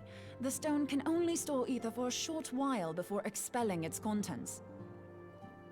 Yeah, right. In addition to Short-term Aurosite's capacitor. inherent limitations, we must needs be wary of our enemy's strength. Our foe draweth upon an infinite wellspring of power. Even should we succeed in entrapping him, the stone will not long contain his wrath. So you shatter it. Meaning that, if we want to kill the swine, we'll have to be quick about it. 'Tis our belief that an Ascian soul may be permanently undone, if smitten by a sufficiently concentrated burst of pure ether. Okay. The only trouble is, we can't say for sure how concentrated the burst needs to be. Without knowing how much ether an Ascian soul is composed of, we're basically guessing. Okay. Our sole clue lieth in thy struggle with La Hebrea. Right, yes. During that encounter, Heidelin bid you forge what she called a Blade of Light, a weapon which took the form of a luminous stream of energy. There may have been something like that, yes. Based on your description, we believe the blade with which you vanquished your foe was composed of ether.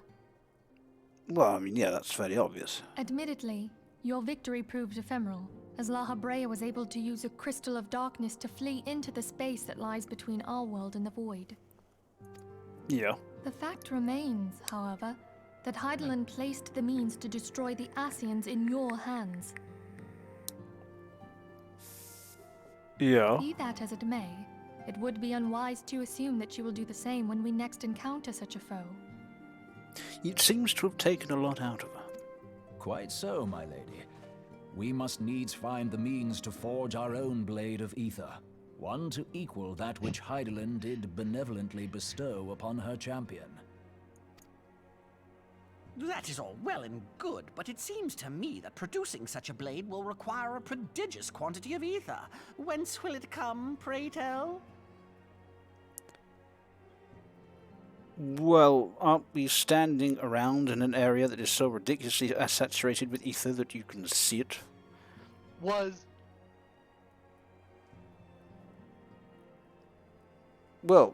I mean, it still is. It's there. I can step outside and see it.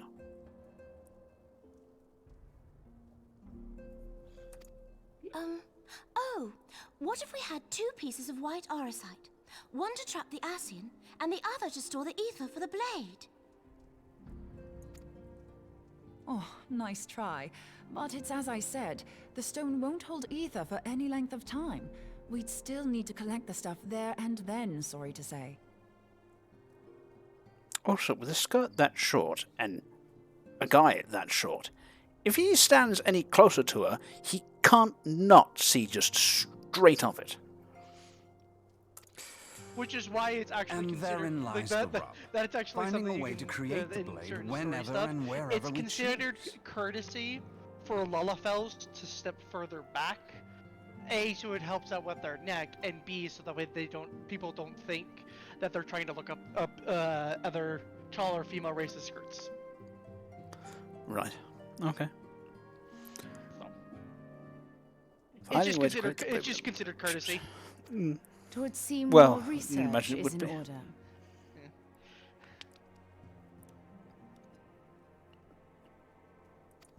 I'm going to linger a while, perform a few more tests on the aura site. And I could do with some help. Eorzean, why don't you lend me a hand?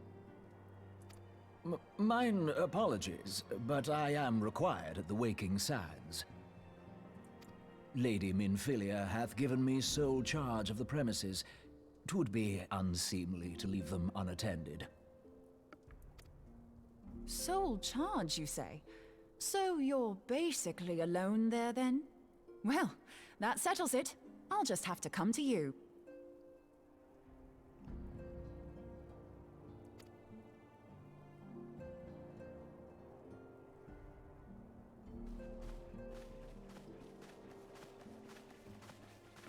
All right. While you were afield, word arrived from the Sharlayan motherland. Ah, yes, that place. You will recall that a survey party was dispatched to investigate the incident at the Isle of Val. What they discovered was troubling, to say the least. That the Isle wasn't there. According to the report, the Isle has been erased from existence. 'Twas as if a hole had been torn in the very fabric of reality.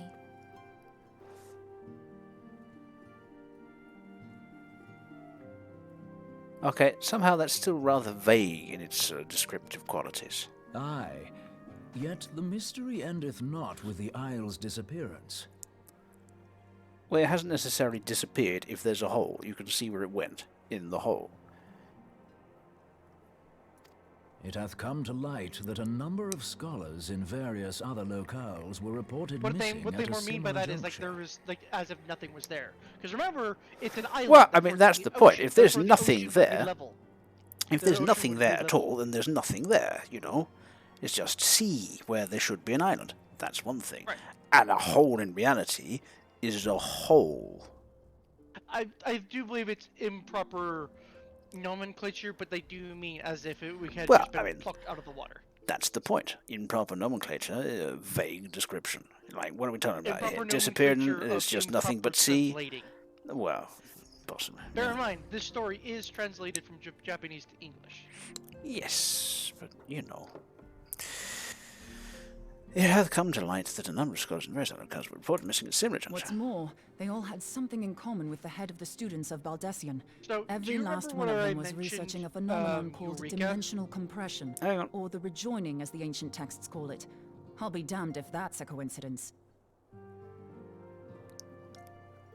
Oh. What?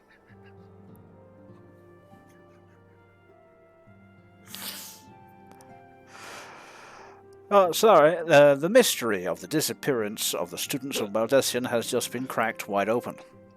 Not really. Kind of. No. Not The even whole remotely. island disappeared, and it turns out that they were all researching dimensional compression. Yeah, Right. See, that doesn't actually answer it. Kinda does. No, it doesn't. They were talking about compressing dimensions. They compressed the dimension they were sitting on. No, that's actually not what even closely happened. Really? Yes. This is prelude to something else that happened in the story. But the dimensional compression thing isn't what caused the island to disappear. Okay. So. I'll be damned if that's a coincidence. Well, apparently, Moonbreeder, it's a complete coincidence. Well, so all indications the information they suggest had Ascian is what involvement. caused them to get But you I going. sense that a force So they're greater still is at investigating. work. They investigated The entity and the found dark something beings that call caused the them to one get true God. related to rejoining. But them doing the rejoining isn't what caused them to get joined. You're missing. That's what I'm trying to get at here.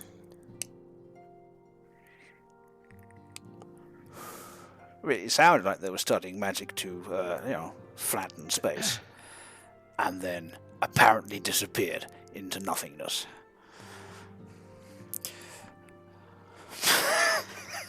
So what you're saying is, it's not like they were figuring out how to flatten space and then accidentally flatten themselves. No, they were researching how to flatten space, and because of this, someone showed up who flattened them. Yes.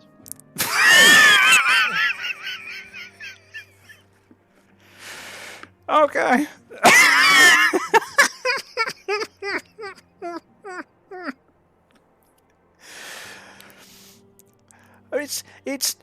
It is exactly what I said, just with an extra step. It's like the case of like the character figuring out who the killer is, like the serial killer is, and then the serial killer killing them right when they figure it out. That's essentially what happened here.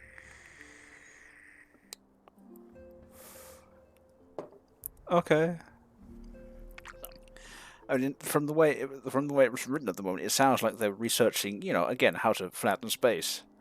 And then someone showed up who knew how to flatten space and said, "Well, I see you would like a demonstration. You do it like this." Let me give you a little tidbit here, because I'm trying.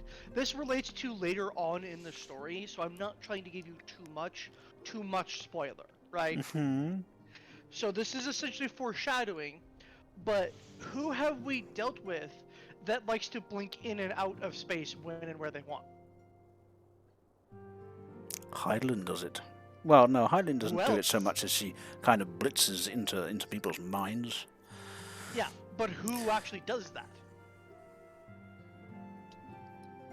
Starts with an A. Who starts at probably, well, it's the Ascians. They keep going, There whoosh, you go. aha, I'm There in a you place now, and no, I am not. Exactly. There you go. Now you're starting to figure it out. Well, I mean, if I just said it now, all indications suggest Ascian involvement. Because,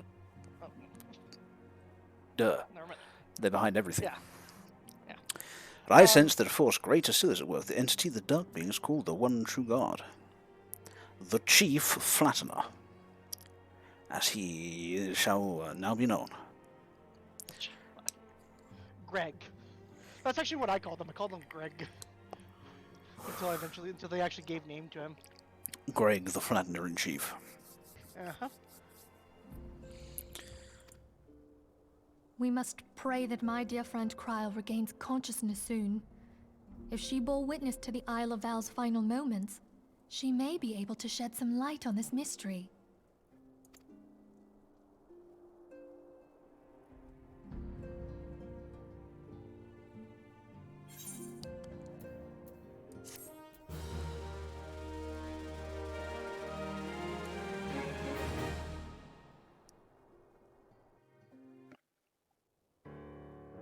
Well, that tied straight into another cutscene, okay. I'm assuming this is going to be a trial of some kind? What? This cutscene. Following the calamity, the forces of the 14th Imperial Legion entrenched themselves in strategic locations across Eorzea. Yes, I had noticed that. I also noticed that you did nothing about it for no good reason whatsoever. So swiftly did they accomplish this, it was suspected that they had received help. To think that it came from Huayu, my right hand. Huayu. That's alright, if that's how you want to pronounce that, right, fine. There is more. We have reason to believe that Huayu didn't deal exclusively with the 14th. She also answered to a higher authority in Garlemald. I mean, she's Ishgardian at the origin, and Ishgardian seem to have a penchant for French pronunciation. Which in this case would be Huai. So either they're all fucking up the read of Huai, Or somebody fucked up the spelling.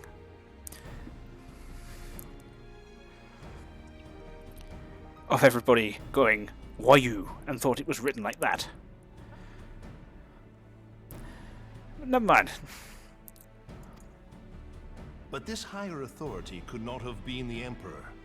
By consenting to the media project, Solus Zos Galvus showed himself to be more concerned about preventing the spread of primal influence than claiming Eorzea for the Empire. He would happily have seen the lot reduced to ash. We believe a number of high-ranking figures within the royal household were against the decision, but that they knew better than to oppose the Emperor openly. Of course, this didn't prevent them from making clandestine provisions, in which Huayu played a part. Alas, these provisions did not prevent Dalamud from falling, and the ensuing chaos changed the face of the realm forever. Yet Eorzea survived.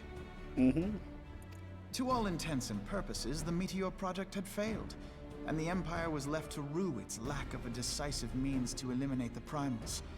Until, that is, it stumbled upon the Ultima weapon. Even before the accursed thing was dug up, it seemed to me the 14th had the might to overwhelm our weakened armies. Yet they chose to hide behind their walls. Why? The Black Wolf was wary of making the denizens of Eorzea desperate, lest more primals emerge to bleed the land. The discovery of the Ultima weapon, however, emboldened him to resume his war of conquest in earnest. But there was one in Garlemald who believed that Van Belsar's actions were premature. One who stood higher in the Imperial Army's chain of command. He ordered the Legatus to halt his advance, only to find that the Black Wolf had slipped its leash, and that the 14th now acted alone. In a bid to bring Van Belsar to heel, he used the agent he had planted in Ul'dah prior to the Calamity to undermine the Legion's efforts. A man who outranks Van Belsar, yet opposed the late Emperor's decision to annihilate Eorzea. This could only be the former High Legatus of the Garlean army, now known as Emperor Voris Zos Galvus. So he was Huayu's true master. But one of several in actual fact. We've learned that even as Huayu served the Empire's interests, she sold Imperial secrets to a certain faction in Eorzea. In so doing, she helped to maintain the status quo, thus prolonging the conflict. Considering who stands to profit from war, it isn't hard to imagine who her other masters were. Seven hells!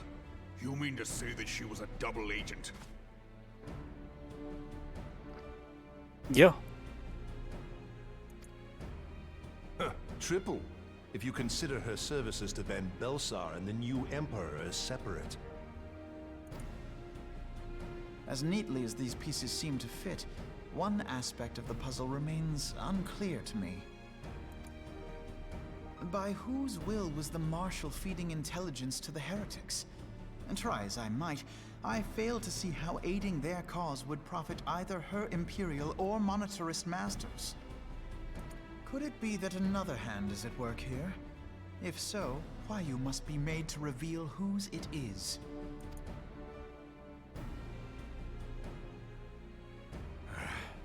Not only have I lost a trusted friend, now I must interrogate her as a stranger. Not a pleasant task, I grant you, but a necessary one. Unless we weed out the ivy, root, stalk, and stem, it will simply grow back. Yeah. I know that full well. Those closest to Huayu have already been detained, and I will question them alongside her. General, pray keep in mind that there may be unwitting abettors among them. All will be treated fairly. On that you have my word. Those who are innocent have no cause to fear. You have ever been a friend of truth, General. I hope the unpleasant task of weeding out falsehood will not detain you too long. Though it be for the sake of Eorzea, doubting one's comrades is poison to the soul. And with that, I take my leave.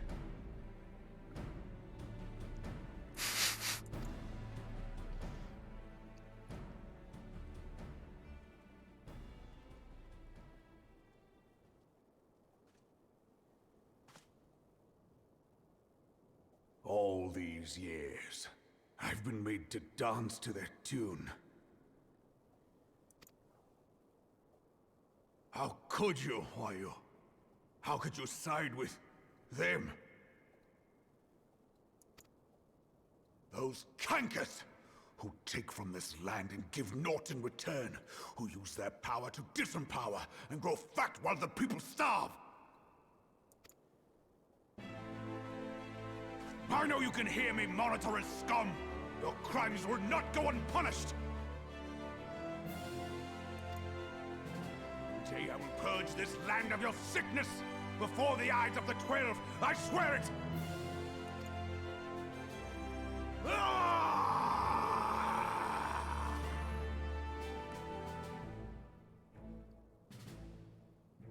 Well, you're about to be assassinated. But good luck. I shall have no further need of you this day.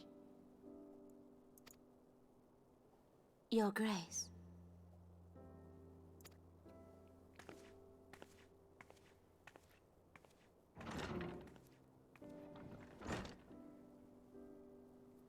I fear that not even mine own chambers shall remain private for long. Has the situation grown so grim?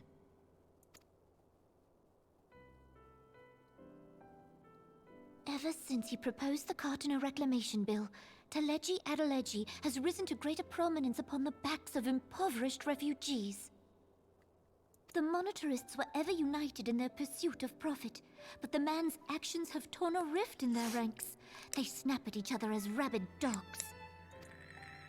Yet now is not the time to be bickering among ourselves.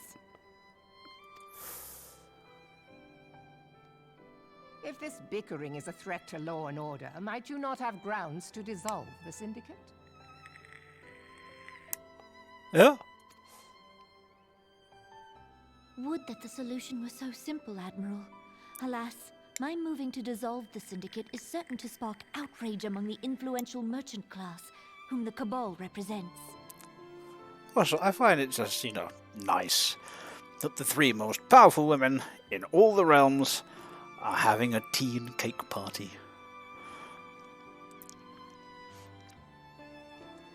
This would serve to exacerbate the current unrest, and peace would slip still further away. The ruler of Ul'dah is like 6. Yeah, no, I hadn't forgotten. This tiny baby child of the, permanently baby species. Even when they get grey hair and moustaches, they still look like little babies. They do. So they're all sat around having a tea party whilst discussing politics and also, I assume, boys.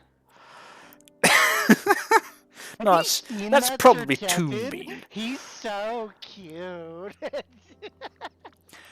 Actually, when you put it that way, I probably would be up for consideration in this, wouldn't I?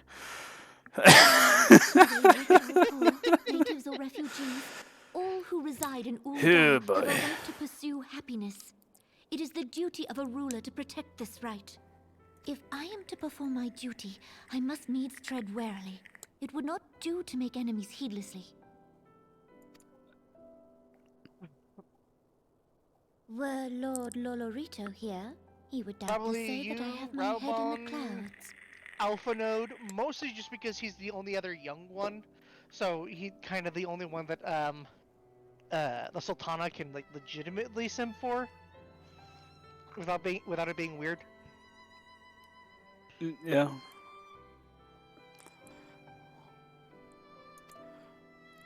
A ruler is required to take a wide view.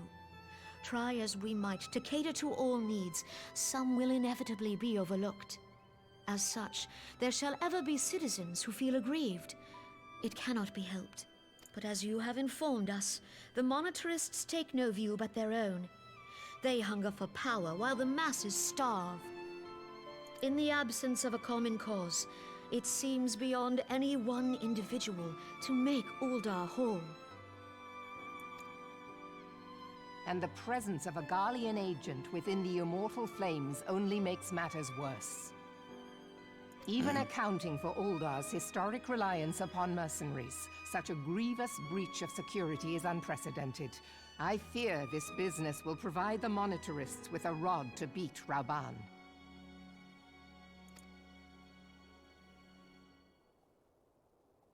Eorzea can ill afford for the immortal flames to be dampened now. Ere long, the Garleans will turn their ravenous gaze toward our lands once more. If we are to resist their might, our nations must stand together. Yet for this to happen, our nations must be whole. Cannot be done to improve the situation in Ul'dah.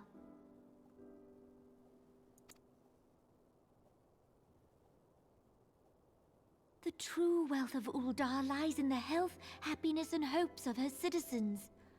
Alas, the citizens shall never know these things, so long as their lives are ruled by the ambitions of the few. The monitorists claim to represent the best interests of the people, but in sooth they desire only to manipulate them for their own selfish ends. For the government to serve the people, it must be formed of the people. For Ul'dah to move forward, it is not only the Syndicate that must be dissolved. Nay, you jest.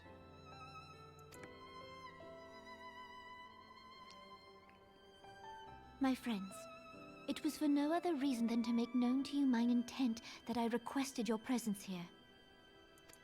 When I make my declaration to the people, chaos shall inevitably ensue.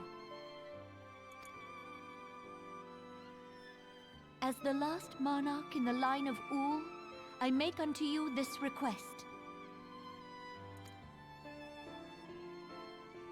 Help Rauban to preserve order and protect the people. Forsake them, and you forsake yourselves. For a strong Eorzea will ever have need of a strong Ul'dah.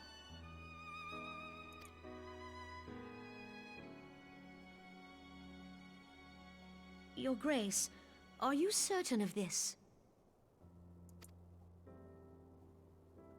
There is no other way. When the time is ripe, the nation shall become a true republic. Both royalists and monitorists shall cease to be. Ul'dah will no longer belong to kings or queens or merchant princes, but to her people. It works some of the time.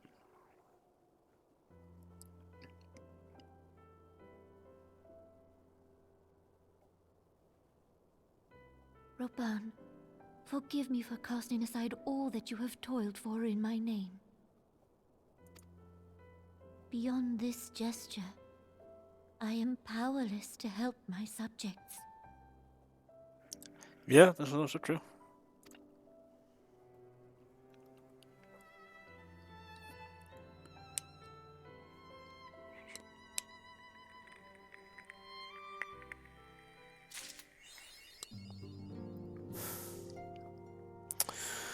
Right.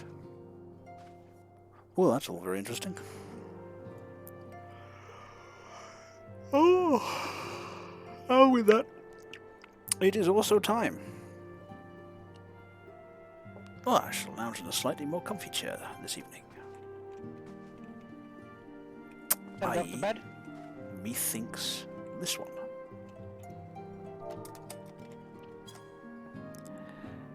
Yep, that works.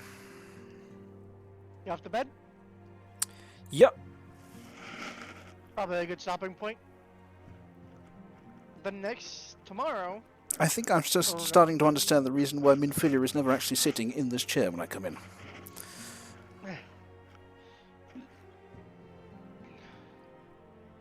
Turns out it was mine all along. No.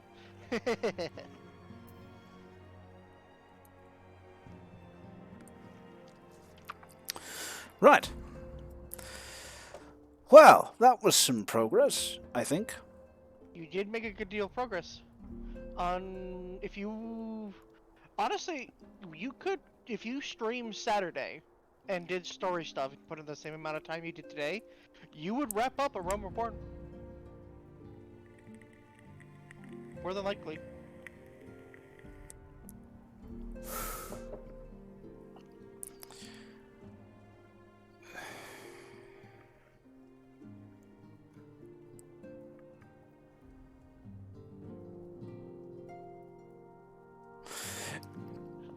Okay, well, I could. We shall see what we shall see. I mean, I do like my weekends. Up to you. I do have many other things to be getting to. But alright, I shall call it here for tonight. Have a good one. Zooming on eye. Mightiness. Right.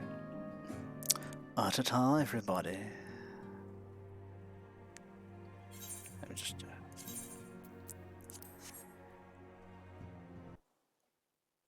Oh, I thought I might do a bit of a jingle.